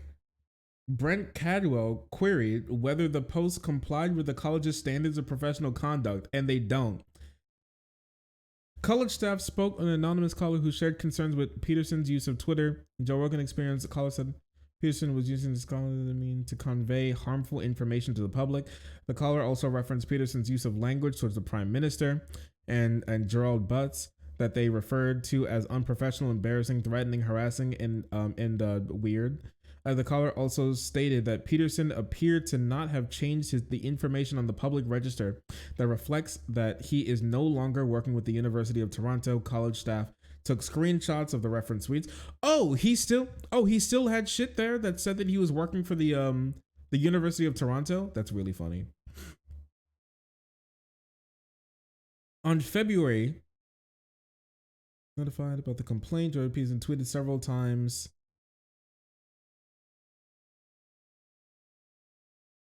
Hey, you know what's not in here? You know what's crazy that's not in here? Climate change. Hey, remember when he said here just a second ago that he's being investigated for climate change?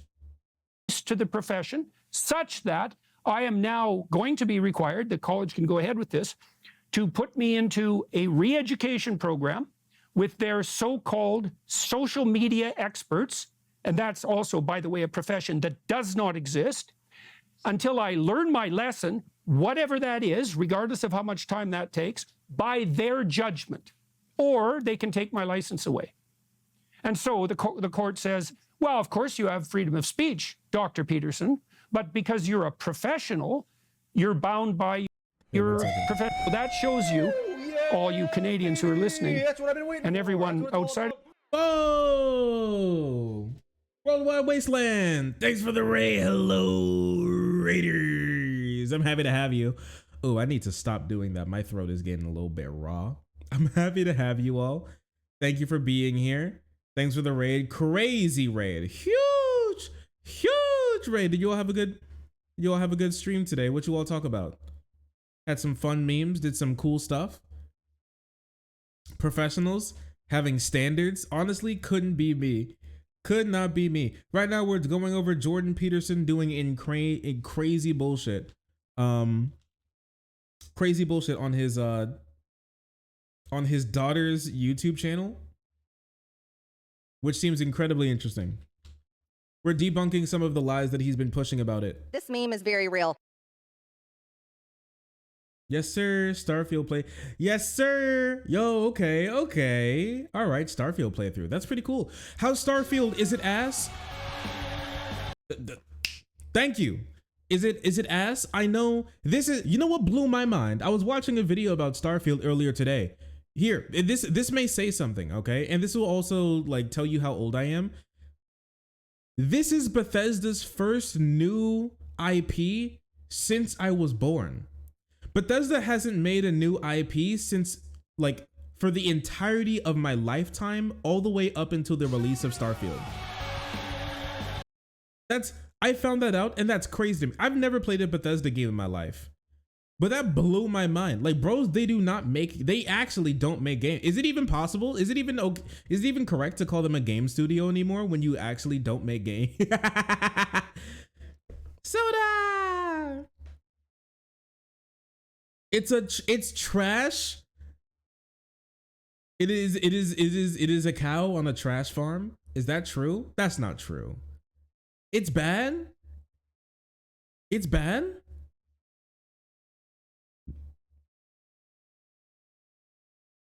Is that true? That was everybody was looking forward to it. Terrible performance. You can't actually fly between planets. All fast travel. Like, okay, I guess. Sure, I guess. I mean, like, it's not that bad. It looked like trash the whole time. I give it a 7 out of 10 at worst. The problem is 7 out of 10 ain't good enough. From the type of things that I was seeing people say about Starfield, they were like, this shit will change the game. This shit will change your life. This game will suck your dick from the back. And I was like, okay. I see what's going on. But like 7 out of 10 just ain't good enough. Like 7 out of 10 may be like passable as just a normal game. It's too hyped. It's too big. It's weed too loud. It's bitch too bad. It's bars too hot. From what people imagined that what it would be, for it to drop as a 7 out of 10. It just can't do that.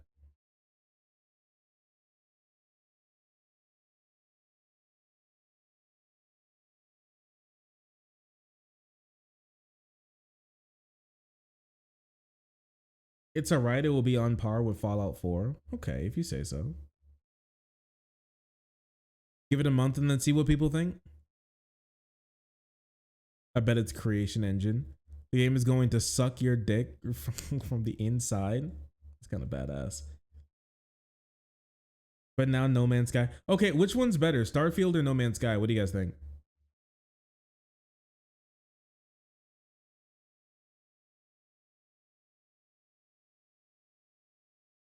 No Man's Sky is just better? Really?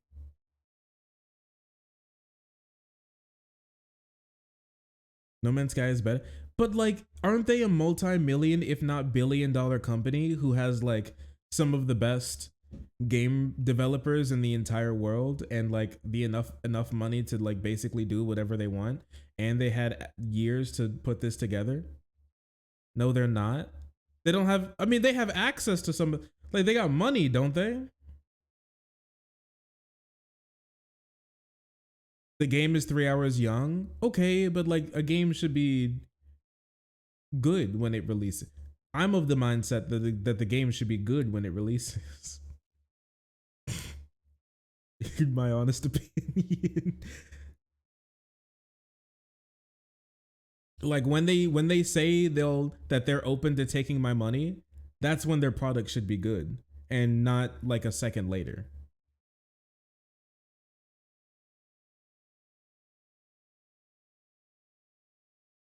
Yeah, but Hello Games has been polishing No Man's Sky for 7 years. Okay, how long has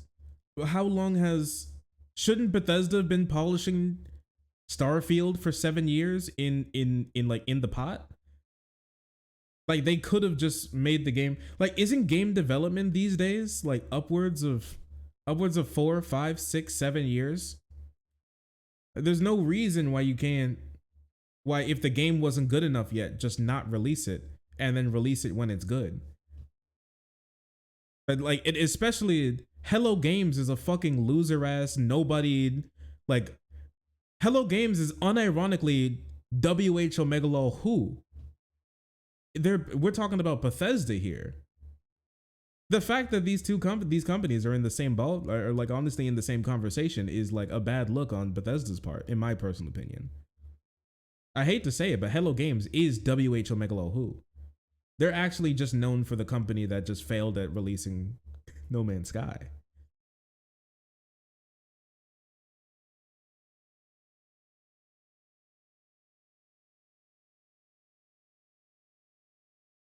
Their promised date to Microsoft rushed out early. Wait a second.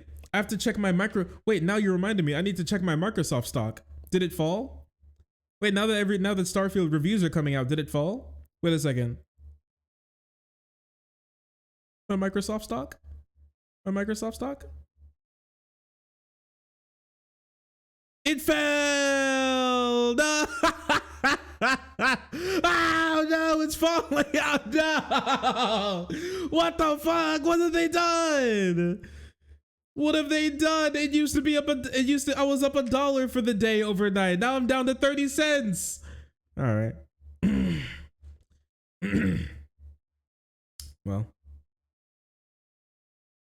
Well, you know how it is. I guess that's just how it be. Skill issue, to be honest. No, leave me alone. Can a boy just suffer in peace a little bit? Anyways, I guess I'll keep an eye on Starfield because I was interested in Starfield, but at the end of the day, I'm not sure if I have. I mean, listen.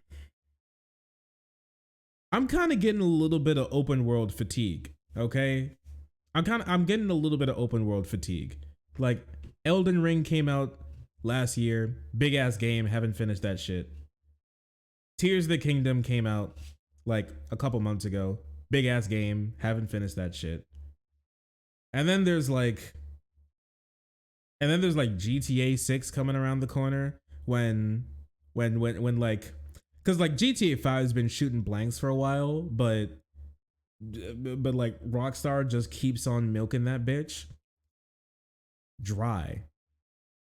Like it's like when the milk's supposed to come out, it just goes these days. But you know, I put in a great like couple thousand hours into it back when I was like 14 when it came out. And I'm just kind of, I don't know, man. Yeah, and then the new game,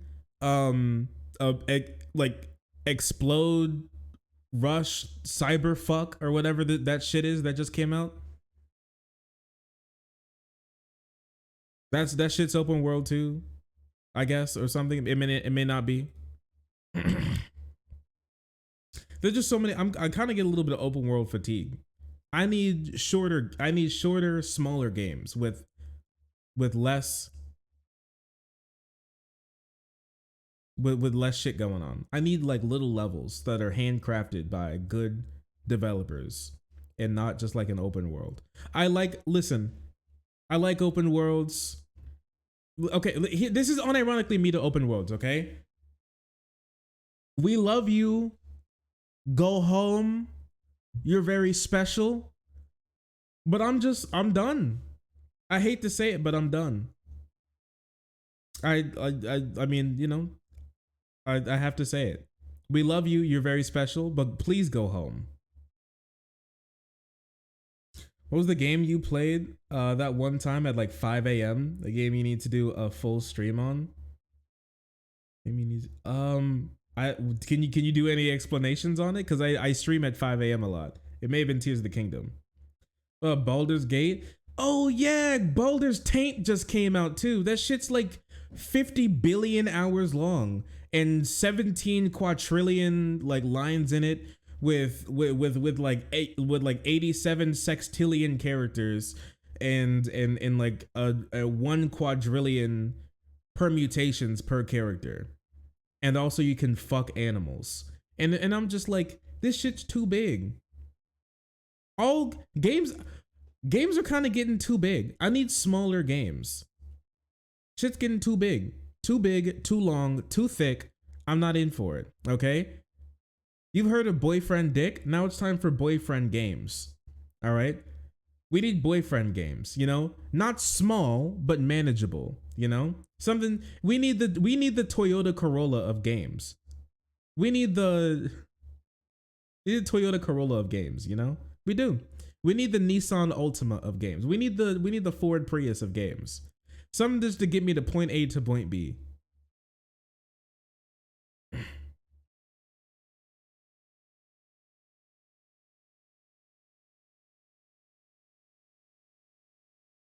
Anyways, I'll keep an eye on Starfield. I hope it gets better. I hope it's a good game. I feel less bad for myself, and I feel more bad for the people who were like putting all their money in the Bethesda pot, even though I think it's a poor idea to think that Bethesda is going to do anything besides be mediocre again. Like, can you can you imagine actually unironically trusting Todd Howard?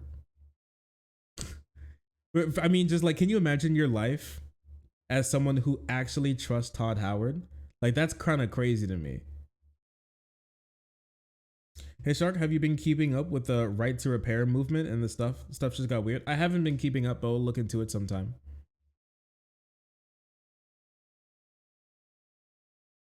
Yeah, Baldur's Taint is probably my top favorite games.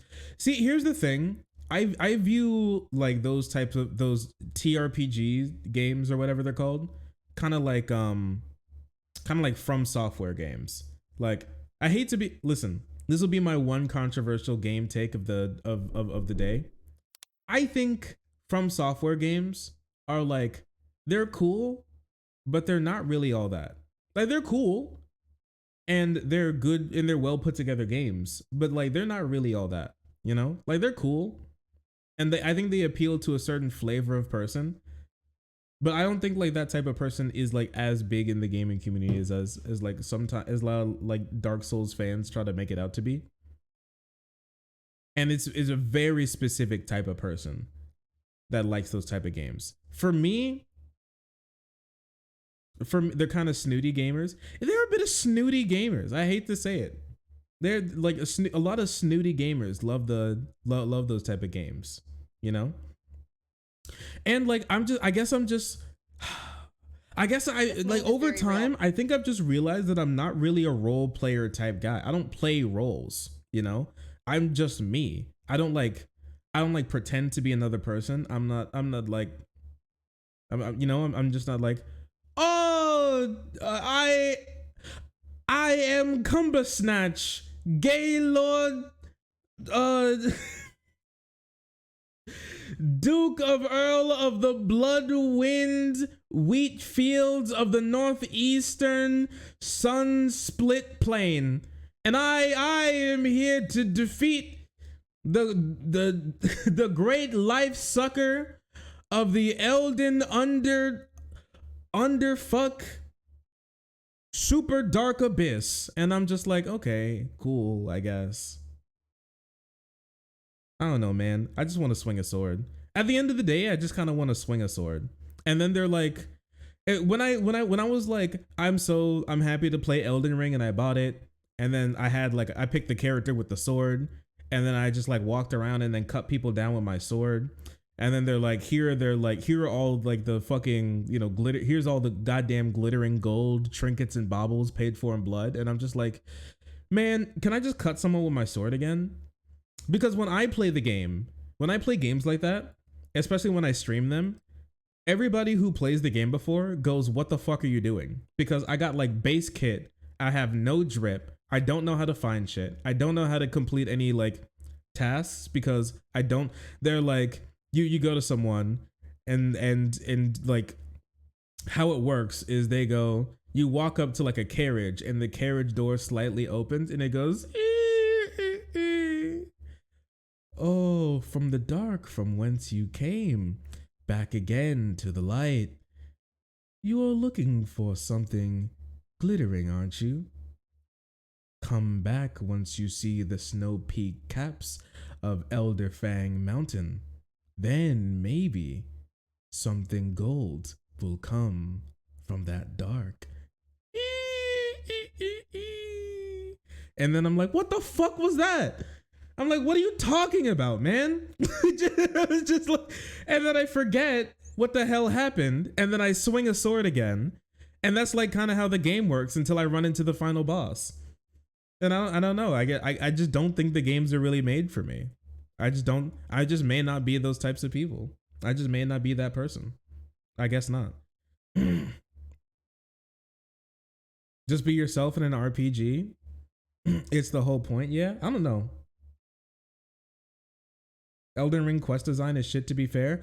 I hate to say it, but if I'm going to play Elden Ring again, I think I kind of want you remember that meme when Elden Ring dropped?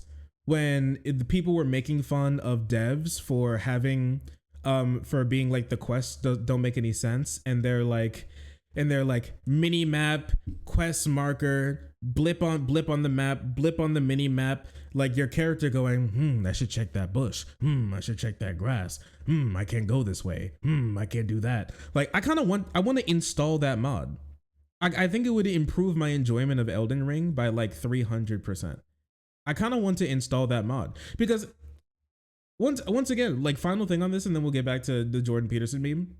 I do hate to say it, but From Software games are YouTube games.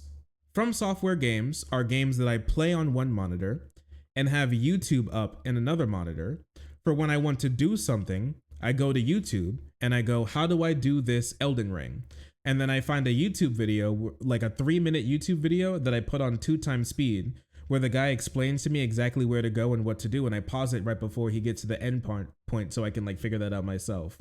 But before that, like this shit's a YouTube game. Like they're like, oh, I want this. Oh, I want I want like a new set of armor. Cause I'm still rocking with like the base set of armor in Elden Ring. I think I'm 40 hours in and I haven't found a new set of armor at all in the game. And so I would probably, when I start playing again, I'd probably type in, find good armor early Elden Ring. And then they'd tell me to like go into a hole that leads to a hole that leads to a hole that leads to an invisible wall that leads to a boss that leads to a mini boss that leads to the boss that's before that boss that's actually supposed to be found like 30 hours into the game. That leads to 37 invisible walls that leads to another dungeon that leads back outside to the place where I started. And then I'll be blessed with like a cool piece of armor. And then I'll be like, okay, sick. And then I can hit people with my sword again. But they're good games. They're like well put together and they're pretty. They're just YouTube games. They're games that I need to have my YouTube open on my phone or my second monitor to play, or else it's not possible. It's just not possible to play. For me, I'm just not that type of guy, I guess.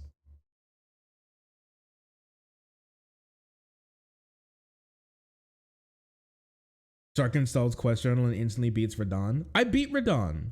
It took a little while, but I beat him. I beat his ass. See, I'd find the hole because I'd look everywhere but the place the game's telling me to go. Like, okay. That's cool. Like JRPGs because I'm following a story? Yeah, I guess. Anyways, I guess that's my feeling on. I've been thinking about this when it comes to From Software games and everything for a little while, and it's just like I guess because I want to like them and I want to play them, but I'm just not sure if I can. I'm just not sure if I'm built for From Software games. They just don't seem like my type of games. I don't know, and it's not like I don't know. Maybe I just need somebody. Maybe I just need like YouTube. Maybe I just need to embrace it just simply being a YouTube game where I'm like, I'm just standing in a field and I'm like, this is pretty because it's like a good animation and good like lighting effects and everything. And I go, I want to do something. So I'll just like look up, how do I do this Elden Ring? And then just follow a guide. And that's just like how it works. I may just have to be that guy, you know, but I'm not sure if that'd be fun to watch for YouTube. I don't know. You know how dogs is and all that. Anyways, let's get back to Jordan Peterson. What's your thoughts on fighting games? I don't know, too difficult. A chatter bought me Street Fighter 6 and I want to get into it, but it's kind of wacky. Ask your GF to play Elden Ring for you. She's a League player. The climate apocalyptic fear-mongering that idiot tyrants are foisting on the general population. Now, apparently that makes me unprofessional and a disgrace to the profession. So just so you know, he simply lied there. Nobody brought up anything in regards to his comments on climate. It was specifically in regards to him shitting on other professionals and also past clients that he's had. Just completely different. Completely different. Me when I lie. I'm just now seeing the outfit. What the fuck is he wearing? Jordan Peterson likes his wacky drip. He likes to dress up as like the Riddler every now and again. And it's just something that he's always done. I don't know. It's a custom suit with his name on it. Whatever that is, regardless of how much time that takes, by their judgment, or they can take my license away. And so the court says, well, of course you have freedom of speech, Dr. Peterson, but because you're a professional, not the candy corn you're bound Joker. by your professional organization. And apparently they're not bound, even though they're a government organization, fundamentally. Apparently they're not bound by that fundamental constitutional axiom. And so that shows you, all you Canadians who are listening, and everyone outside of the country who might be the least bit interested in Canada, that shows you exactly what our bloody Constitution is worth. And if Canadians are so daft that they don't think that that's a problem, well, they're going to figure it out over the next 15 years because you're going to learn today. No excuse for this. So that's what I'm thinking. Now, there's part of me that's thinking, well, look, Peterson, the College of Psychologists is after you. You've taken it to court. Now the judges have decided that you're wrong. Maybe you're wrong. And I think, well, I expressed political sentiment and I'm actually informed. And so for the life of me, I can't see how I'm wrong. Is he gonna cry? I'm smart. I use Google. I'm not wrong. I'm not wrong. I can't be wrong. I'm informed. I'm the smart one. I know what I'm talking about. They don't. They're wrong. I can't be wrong. He is going to cry again, isn't he? I think I have a responsibility to say what I think, and I think many people agree with that, and I think the fundamental consequence of that around the world has been massively beneficial to people. So I think, number one, what the hell? And number two, bring it on and see what happens. Because I will make absolutely every bit of this public in a way that the college and the courts can hardly even imagine. So away we go. So that's how I'm doing. That's how you're doing. Okay, but good. Yeah, but good. You know, I mean, I didn't.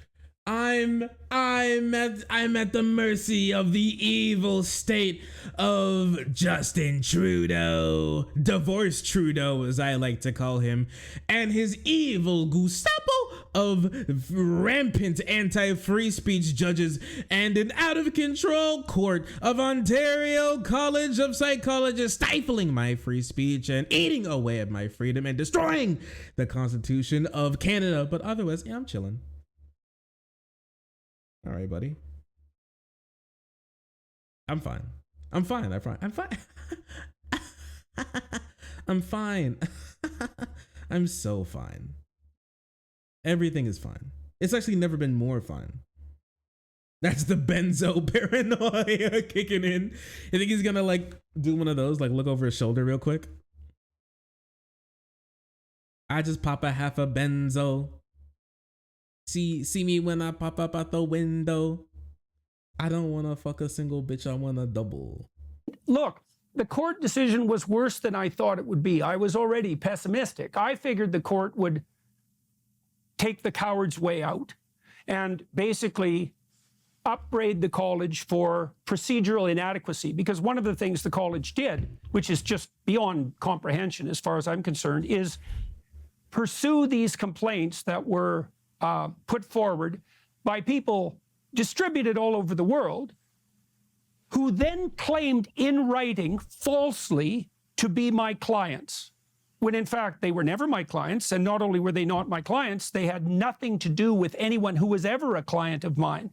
And so I figured at least the court would say, well, you know, of course you have the right to police professionals because you're a professional governing body, but they didn't even do that. They just basically said, well, of course you have the right to freedom of speech, except when it comes to, let's say, political opinions. So what are you what is bro what is he waffling about? Why is he lying so hard? I don't think when we were reading this, did you see them say that any of these people were potential clients? They just said that they got complaints. What are you talking about? They just got complaints. That's it. All they do is filter complaints and see if they're right or wrong, or have any merit whatsoever. And they found out that they did have some merit. What are you talking about? I did everything right, and they still reprimanded me. His daughter is crazy NPC status right now. She has Barbie lips. It's so funny. Up yours, woke moralists. It seems I've been canceled by you. Canada sending their best per usual. I'm telling you, more problems come into America from Canada than they do from south of the border. I hate to say it. It's true. If we need to close any border, it's the Canadian American one. That's the worst border. So much evil has crawled across so much evil has dripped off of the jowls of Canadian land. It needs to stop. It needed to stop a long time ago. We need to revoke all Canadians' passports and send them back where they came. Back to the trench where they've crawled from. There's something wrong. I know that there must be good Canadians out there. I've seen them, that, you know, they're good people, but I have to, you know, call it how it is, and that there just aren't enough. There aren't enough.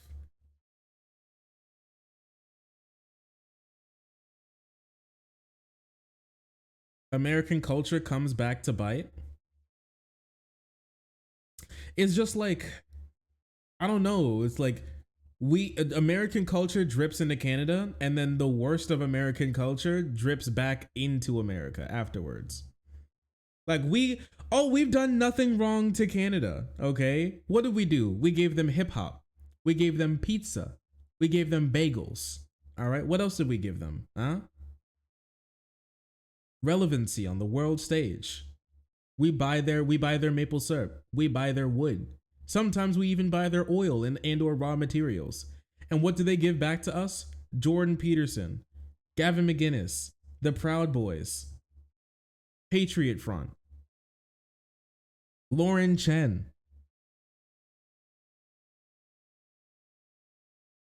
You hate to see it. Celine Dion, Justin Bieber, Drake. Like, when will the evil stop? When Canada sends her people, she isn't sending her best. I hate to say it. I wish it wasn't true. Say it ain't so, but it is so. Ted Cruz, you're right.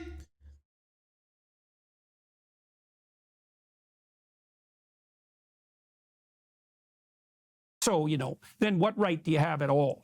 And, it's terrible, Michaela, because you do have the right to shut the fuck up. I know perfectly well from talking to many physicians in particular, but also lawyers and psychologists, that no one in Canada, arguably, and this is also extremely strange, it's surreal, there's no one in Canada except me that's actually in a position to fight this. Because it's... What? He is the chosen one. He is the chosen one. Oh my gosh, he actually thinks of himself as the protagonist. I alone throughout the heavens and the earth, I alone am the psycho one. Psycho. And throughout the heavens and the earth, I alone am the psychotic one. Bro's having another benzo break right in front of our own eyes. It means you are the, yes, it seems like you are the problem. It seems like that's what's going on, actually. That's wild. It's hyper expensive, and I don't know if my insurance will cover it. It's hyper expensive. It's stressful. It's complex. It's time consuming. It could involve the suspension of my license. And there's not really anything that can be done to me that's a threat. I'm not serving as a clinician. I don't have a practice anymore because that became impossible, even though I love doing it. And I'm also not very happy about that.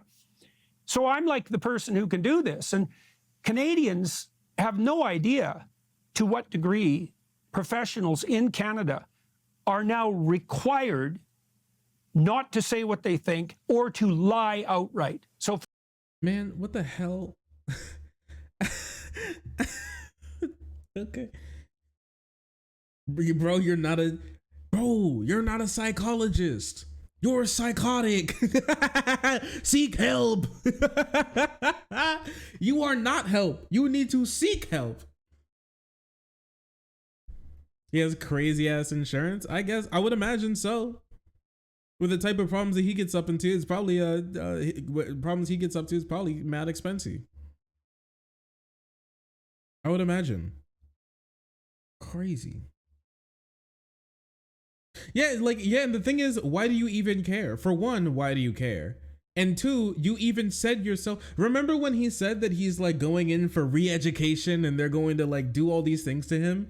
And then he comes out like 6 minutes into the video and says that they actually don't have any power to really reprimand me or harm me at all. And they weren't even going to be reprimanding him. They just asked him to shut up. What? Sorry, they didn't even ask him to shut up. They just told him that he needs to. They just told him that he needs ethics training again. That's it. I think that he should have gotten ethics training several times throughout his tenure, but it seems like that hasn't happened.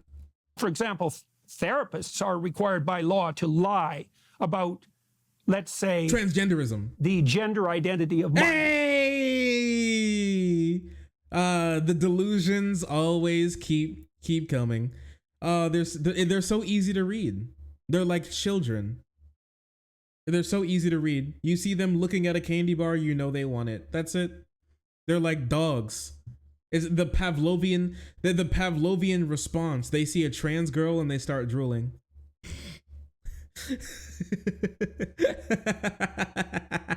They actually can't control themselves.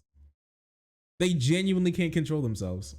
And so for me, especially on the therapy side, if if you're required by law and by your professional organization to lie cowardly, you're done as a therapist, because the only thing you've got as a therapist is honesty. That's it. Honesty is what's curative. So can you tell me what in the world they were saying that's a lie to these patients that's so terrible? Mr. Doctor Man, can you provide any actual meaning to the words that you're saying?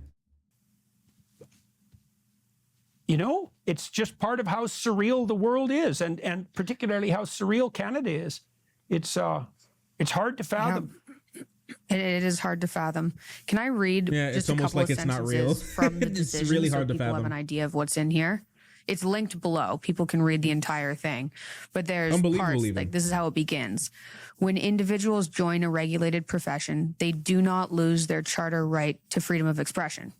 At the same time, however, they take on obligations and must abide by the rules of their regulatory body that may limit their freedom of expression.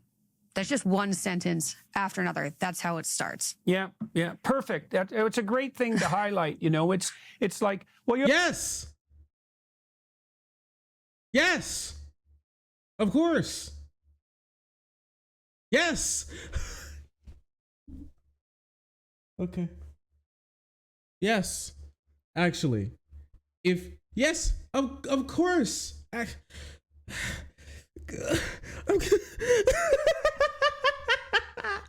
You can listen. You can say whatever you want. What they want, okay, is the classic conservative meme. All right. Conservatives don't like freedom of speech. Conservatives never cared about actual freedom of speech. What conservatives want is freedom from consequences. That's what they want. They want a child's version of the world where they can say whatever they want, whenever they want, however they want, to anyone they want, no matter what's going on, and face no consequences for anything that they say. No reprimanding, no people coming back at them, no nothing. What they want is perfect complicity from the people from those people, okay? From the entire world, from the universe. And that's it. Because what he's talking about right here is something so fundamentally simple that I think you can explain it to a 5th grader and they would get it. You can say whatever you want. Go ahead. You're not going to be flogged or drawn and quartered or hanged or burned at the stake. You know, you're not going to be sentenced to death by a starving lion in the Colosseum. But what will happen is that people have the right to not work with you anymore. They have the right to not hire you anymore. They have the right to fire you. They have the right to say you need to be if you work for someone, those people, if you sign the contract to say you abide by these rules, then you have to abide by those rules. Obviously, a doctor wouldn't get very far if he's a doctor, but he has anti-Jew shit all over his walls. He's like, it's on the wall. It's like, I hate Jew bad and stinky. I hate their food and their noses. And you can't, sure, legally, you can say that. Go ahead, you can say that. You can say it legally.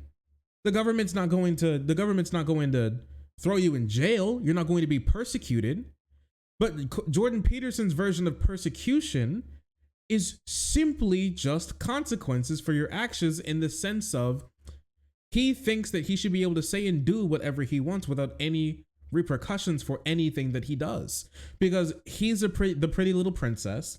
Okay, he is a Barbie girl, and we're all living in his world, and he's the protagonist. That's why he's the only one who can fix these things, and that's why he needs to be able to make sure that he can not only say what he wants but never face any consequences. And these are the smallest consequences that I've ever heard in my entire life, which is simply just retake ethics class again. That's it. He wants to take it to the Supreme Court. What happened to freedom of association? Well, they don't like that. Not even, I don't think they ever really did. They like freedom of association when it comes to racism or misogyny. or xenophobia, but when it comes to them, like, no, absolutely not. They hate it. Can't stand it.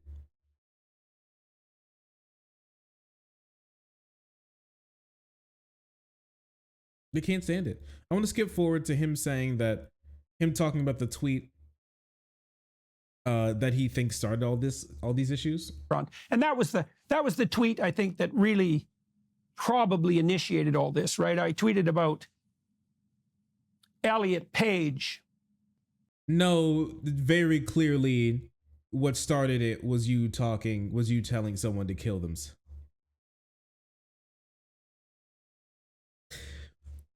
My guy is actually, he can't get the transgenders off the mind.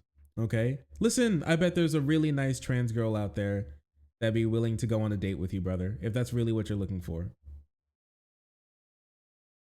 I don't know, get her like a whiskey sour. Girls love whiskey sours, I heard. And so I'm perfectly happy that I tweeted that particular tweet. And I also think in 5 years, nobody will admit that they were ever in favor of any of this, right? This is far worse than the... In 5 years? Okay. Yeah, it's been 2018. Yeah, it's been 5 years since 2018. Remember that? Where all this like trans when Jordan Peterson was like cutting his teeth on like trans stuff and getting like a big American conservative following. I don't know. I feel like every 5 years, conservatives say in 5 years, everybody will think what they did in the last 5 years was cringe, but everybody knows that, but things keep going in not in their direction, and just time just keeps on moving, and they're just proven wrong time and time again, but they just won't accept it. So true. In 5 years, everybody's going to be like, trans people? What? That's not, what? Oh, what? No, of course, everybody's going to be fine. Nothing will change. The only thing will change is that you're closer to being dead, and I have no opinions on that whatsoever. Lobotomies of the 1930s. This is inexcusable. You know, I read one poor kid today on Twitter, detransitioner, was decrying his castration. Fancy that. Why in the world would you? I hate the idea of calling someone a detransitioner. I don't like that term. It sounds like that, like, it encapsulates their whole being or something. You know what I mean? It's like saying blacks to me. It's somebody who has detransitioned, sure. And pointing out, for example, that, you know, he's a young guy. He has no sexual drive whatsoever. And he said, well, you know, what am I going to do? What have I lost? I can't believe I was so stupid as to have gone through with this. It's like, you know, fair enough, kid. You probably should have woken up. But the people who facilitated that transformation, your therapists and your surgeons. What happened, I think, to do no harm? Yeah, right. I should. So true, Michaela. You totally own those doctors. Oh man. Somebody gets an elective surgery after going to the doctors and then goes through with it of their own accord and their own consent, and then they don't like it afterwards. So much for do no harm. What the fuck are you talking about? So much for the tolerant left. Okay. I actually don't even know what to respond to that. I genuinely don't even know what to say. Guys, what? Here, come on. Somebody in chat. There you go. Makes you respond. Because honestly, I'm flabbergasted. I don't know what to say. How do I respond to this? Go ahead. Somebody can come up with a better solution to me, because like I don't actually even know what to say to that idea. That's just it's so dumb.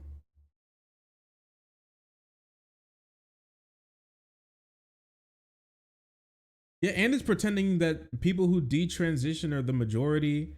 Like, people who detransition are so incredibly wildly low. And the people who do detransition and they've detransitioned from specifically like getting a surgery is also wildly low. Who cares? You know what? I feel you. Let's do one last meme.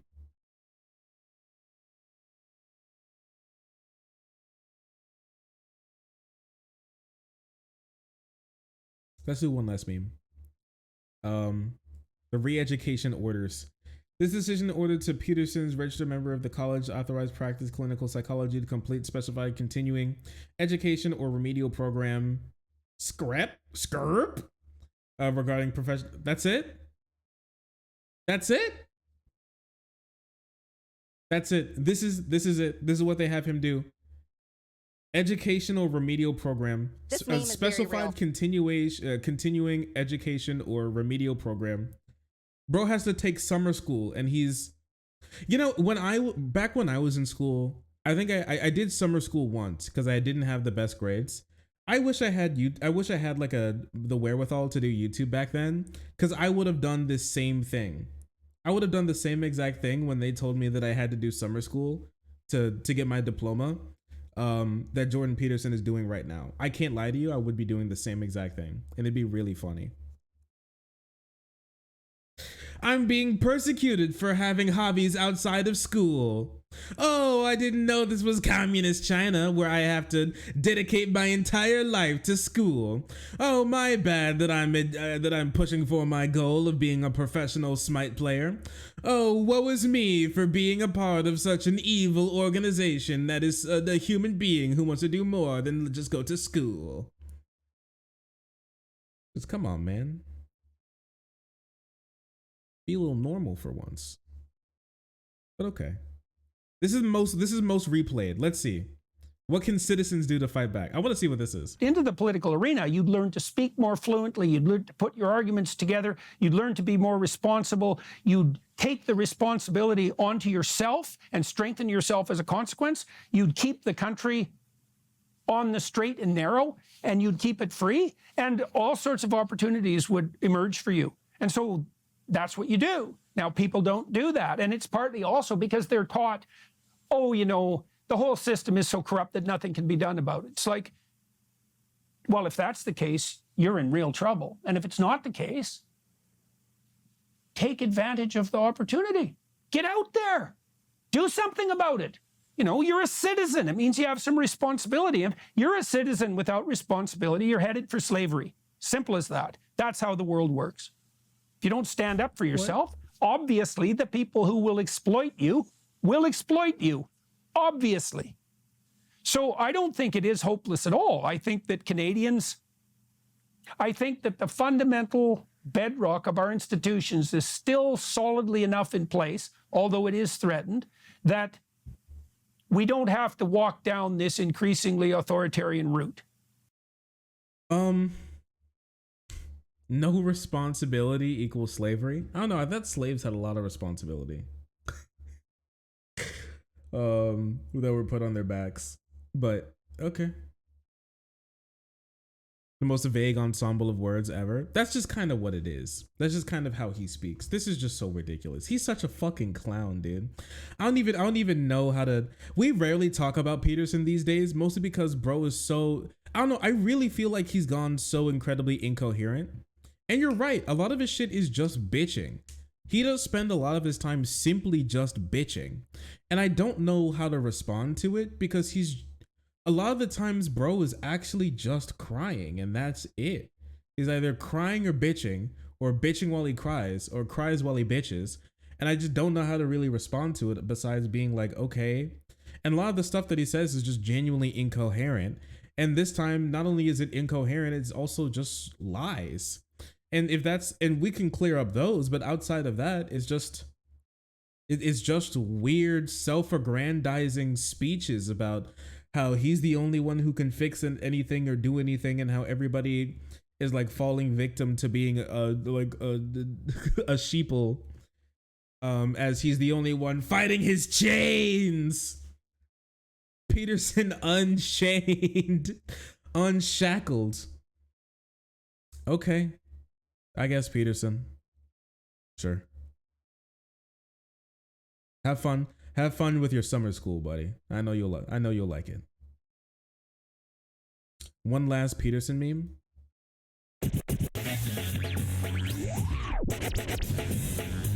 Area code, who's this? Where are you calling from? Hello. Hello. Hello. This is Canada's premier polymath, Jordan Peterson. Hello, Jordan. I've taken a break from masturbating in the bathroom at work to address some criticisms I've received on this program as of late. Good meme. Oh, the Michael laugh.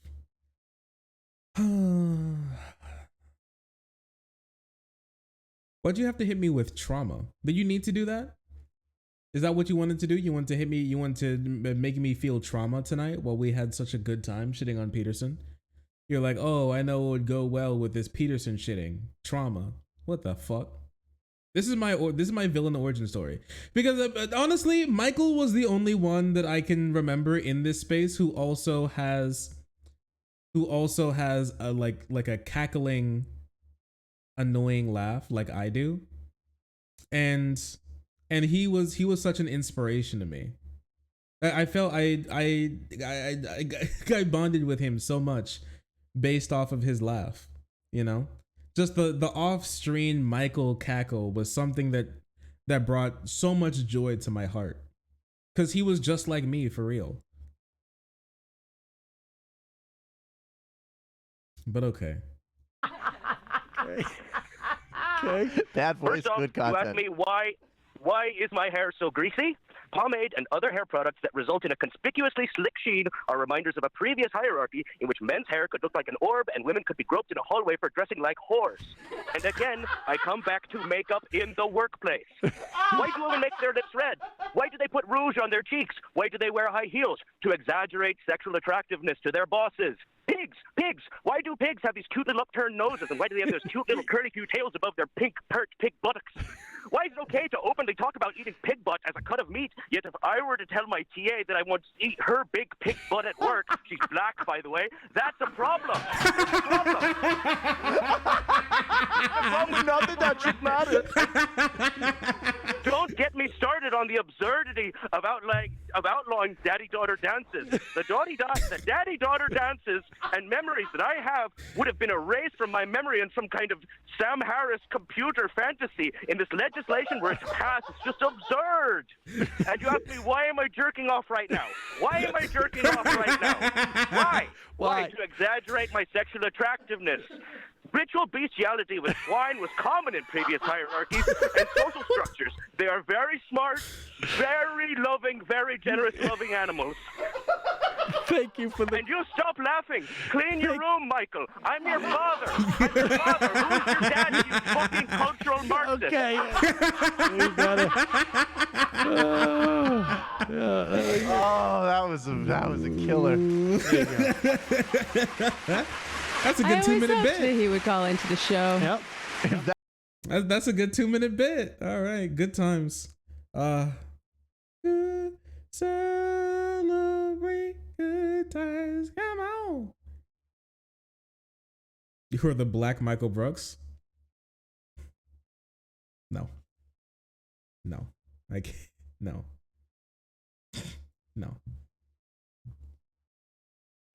I'll take the compliment though.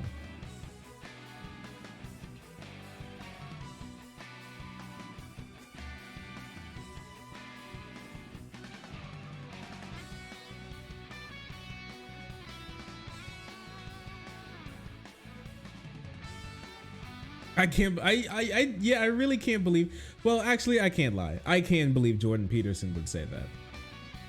Listen, after the grandma pube hair face story dream that he had, I honestly can't say that I can't imagine Jordan Peterson saying or doing something, because I can, unfortunately.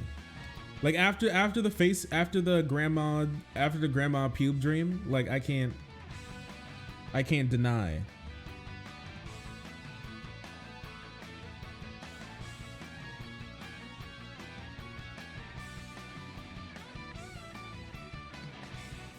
They had it on the soundboard on demand. Yeah, it's pretty bad. Now yeah, that's true. He also tweeted the cum milking. He did also retweet femdom cum milking post orgasm torture porn, saying that it was a Chinese government a plot to increase the fertility rate in communist China since it was dropping after the one child policy.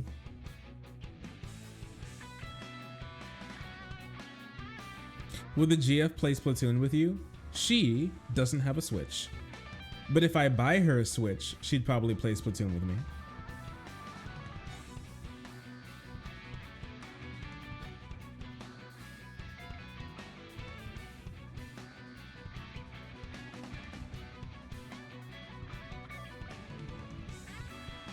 I'm still getting into the...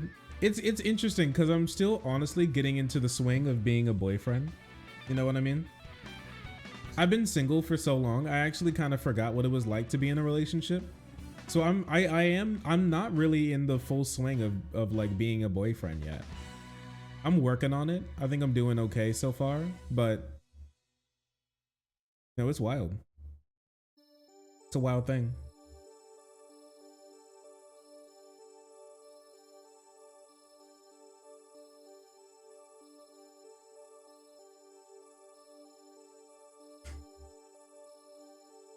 Really tells you about what he thinks about Chinese people, that he actually thought that it was plausible. Not only did he think it was plausible, he like full force knew it was happening. Like he was going around and telling people that that shit was happening.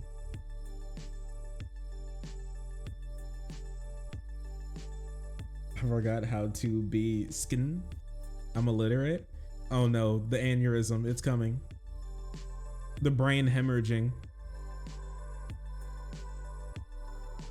The customary good morning messages. The good morning messages, that's true. I usually wake up to good morning messages because she works graveyard. Yeah, bro thinks crazy things about Chinese people to think that Chinese cum milking farm, like government mandated Chinese cum milking farms are real. You ever think about that? Because that is pretty crazy, don't you think?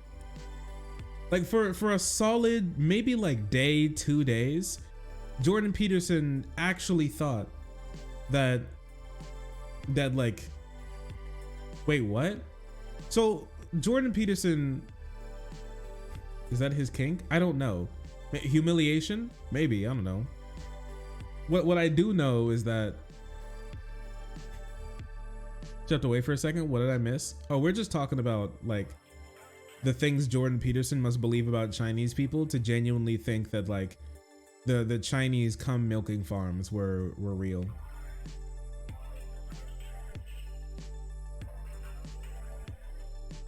Oh yeah, we were, oh, you're right.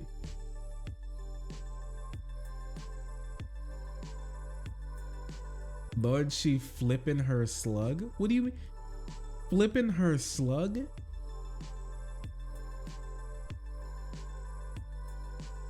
Jews have horns level of brain rot. Okay, can we be honest with ourselves that it would be really cool if Jews had horns? I'd be looking to breed with a little Jew girl. Little as in like my age, but smaller than me.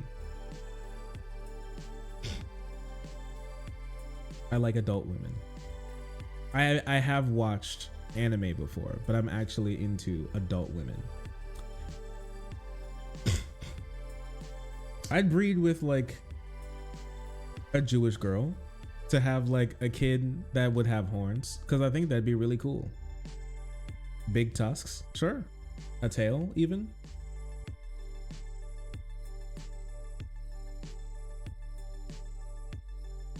Would you rather be with horn Jew or fur Jew?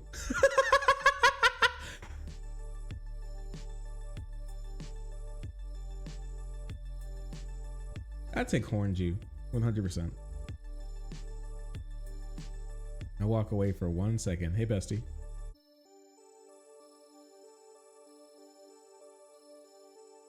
I'd be very happy that I'd only seem to attract Jewish girls. My last girlfriend was a Jewish girl. She was part Jewish, Ashkenazi. She was part Ashkenazi.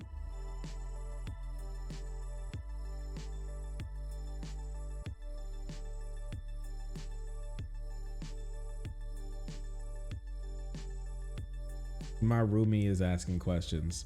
Like, what type of questions? Put him on the mic. Give him the keyboard. I'll answer any question, any day of the week.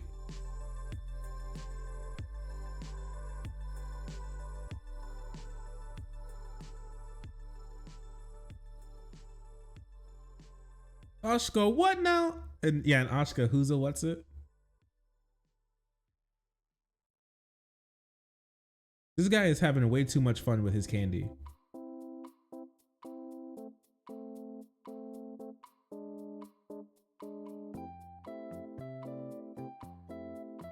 Where do babies come from? Your mama.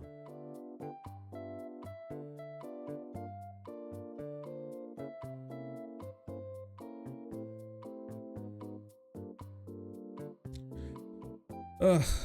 Okay. Listen. We're not gonna go all in. We're not gonna go all into the Tim Pool segment, but I will say this. Tim Pool had Fresh and Fit on his program after they got demonetized on the YouTube app. And Tim Pool said that what women really need in this world is for men to abuse them more, and that would lead to a better world and for better women. Like, specifically good high quality men. And then he said specifically like the Fresh and Fit boys need to be like harassing and abusing more women. And if they did that, then women would know their place more, and so they would be better. He was like, high quality men need to tell off women and tell them that they're not valuable, and they need to, the high quality men need to demean women more and put them down more, and that would make them better. And it was just like, this crazy stuff. We'll talk about it tomorrow. It's already a 6-hour stream and it's already 2 a.m. I don't want to be up all night.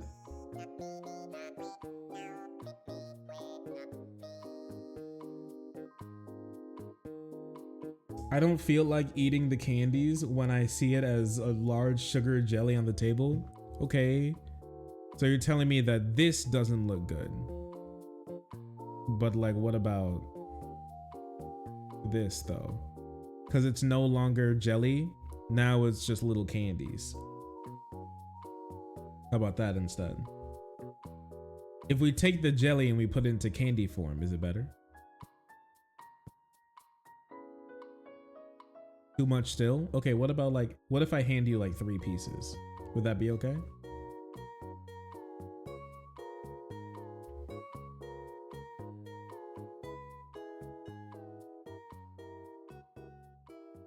Then that's fine. Okay. We reach a happy medium.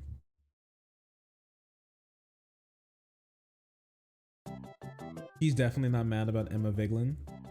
That is true. He didn't need to put that woman in her place. Women, am I right? Always so uppity.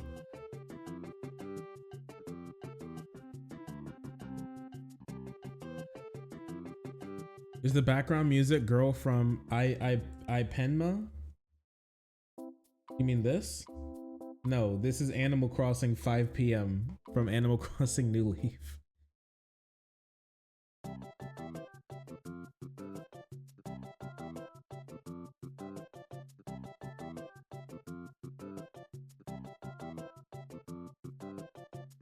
Christian girl squirm on your face. Does that make you baptized? All right, I think that's a good stream there. Thank you all for watching. I really appreciate you. Stick around because we're going to be rating one of our epic and fun family members, and by family members I mean fellow streamers. Let's see. Who's streaming right now? Who's streamerinaing right now?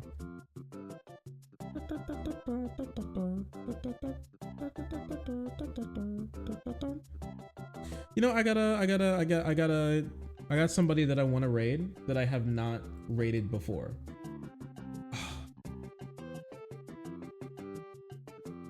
I finished one segment and 5 segments pop back up in their place. Good golly. I can't get out of here. Tomorrow we're going to be talking about DeSantis completely folding on his fight with Disney, which is very funny to me. As well as as well as Tim Pool going to Fresh and Fit School of Rizz to see how that works out for him. We're gonna be doing some reacting. We're gonna go back to that I guess Turkey Tom vid about House on Pecker to see what's going on there. And then see what's happening with all of that, because I'm not sure if that's really good stuff. Rob the pant piss. Anything else that we need to talk about? Let's see. Anything else come up? Oh, I need to prepare a segment.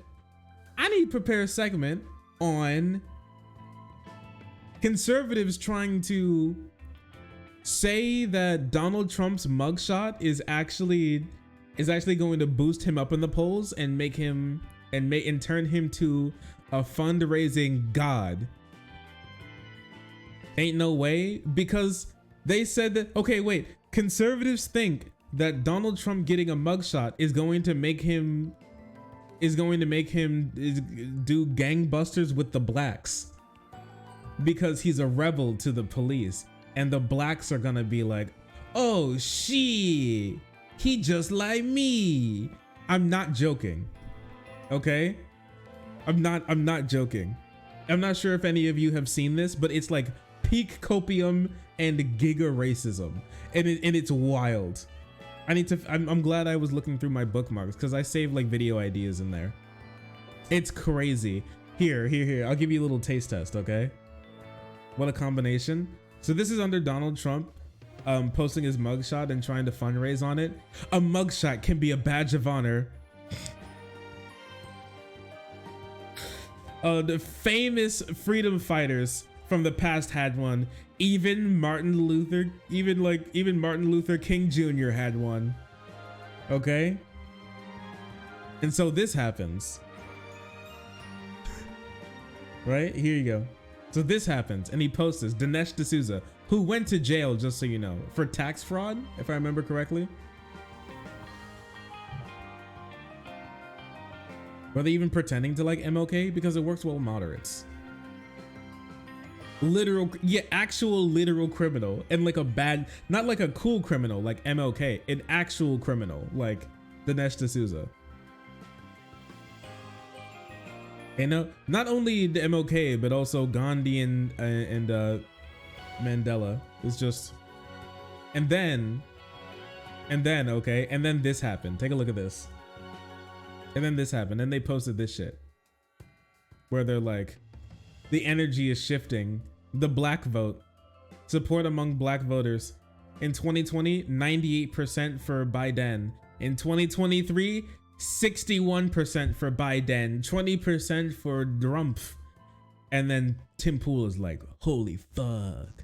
Oh shit. So they actually think it's working. It's coming. They're like, it's all coming together. The blacks are moving away from Biden and the Democrats because they don't do anything for them, and Republicans totally will. And also it's exacerbated by Donald Trump having a mugshot just like the blacks. And so he's like, he's one of us. He's one of us. Good shit, white boy. Is the polling true? I don't believe so.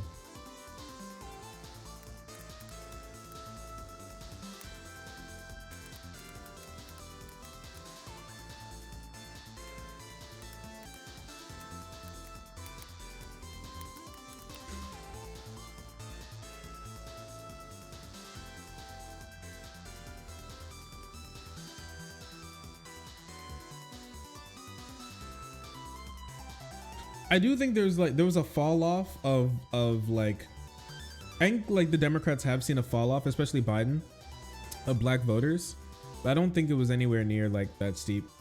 And also usually things move, and also things change a lot. I'm gonna be honest with you, I wouldn't trust very much from polls this far out from an election. We're still over a year away from the election. Like, I wouldn't trust. You can see how kind of like things are moving, but outside of that, I wouldn't trust any polls for what's actually going to happen. You can get like a taste test of where the wind's blowing, but outside of that, I don't think these polls are very useful. things change wildly and rapidly. Especially close, like the last week of an election, I think would honestly matter more than a lot of other things.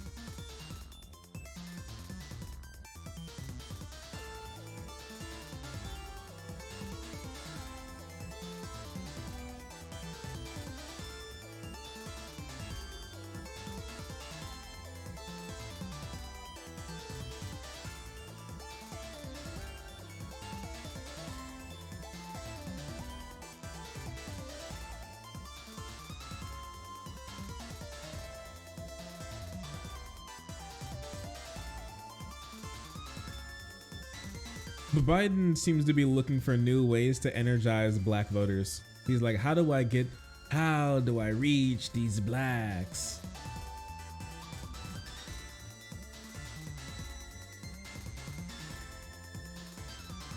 Fox News polls aren't necessarily that bad. The polls you need to look out for are more like Rasmussen. Those are really bad ones, usually. Those are typically pretty bad polls. Partisan polls are kind of garbage as well. But Fox News polls, I think they're like they're mid polls. They're okay. Depending on who they partner with. Who they partner with depends on, like, who they partner with is a big factor for how good a Fox News poll is, and it can change. So I wouldn't completely discard a Fox News poll, mostly because even though it's called a Fox News poll, it's sponsored by Fox News. This meme is very real. But the actual company that does the polling is way more, is way more, you know, meticulous with their methodology. I would say that's how I describe it. Anyways, let's rate this channel. Carbon says, go tell him that he has a great setup. All right, go tell him that they have a great setup. Thank you for watching, everyone. I really appreciate you all for being here. It's been a fantastic stream, but as all fantastic things do, they come to an end, just like this. I'll see you all tomorrow for another epic and pog meme stream. Have a good night, and thanks for watching. I really appreciate you. Take care.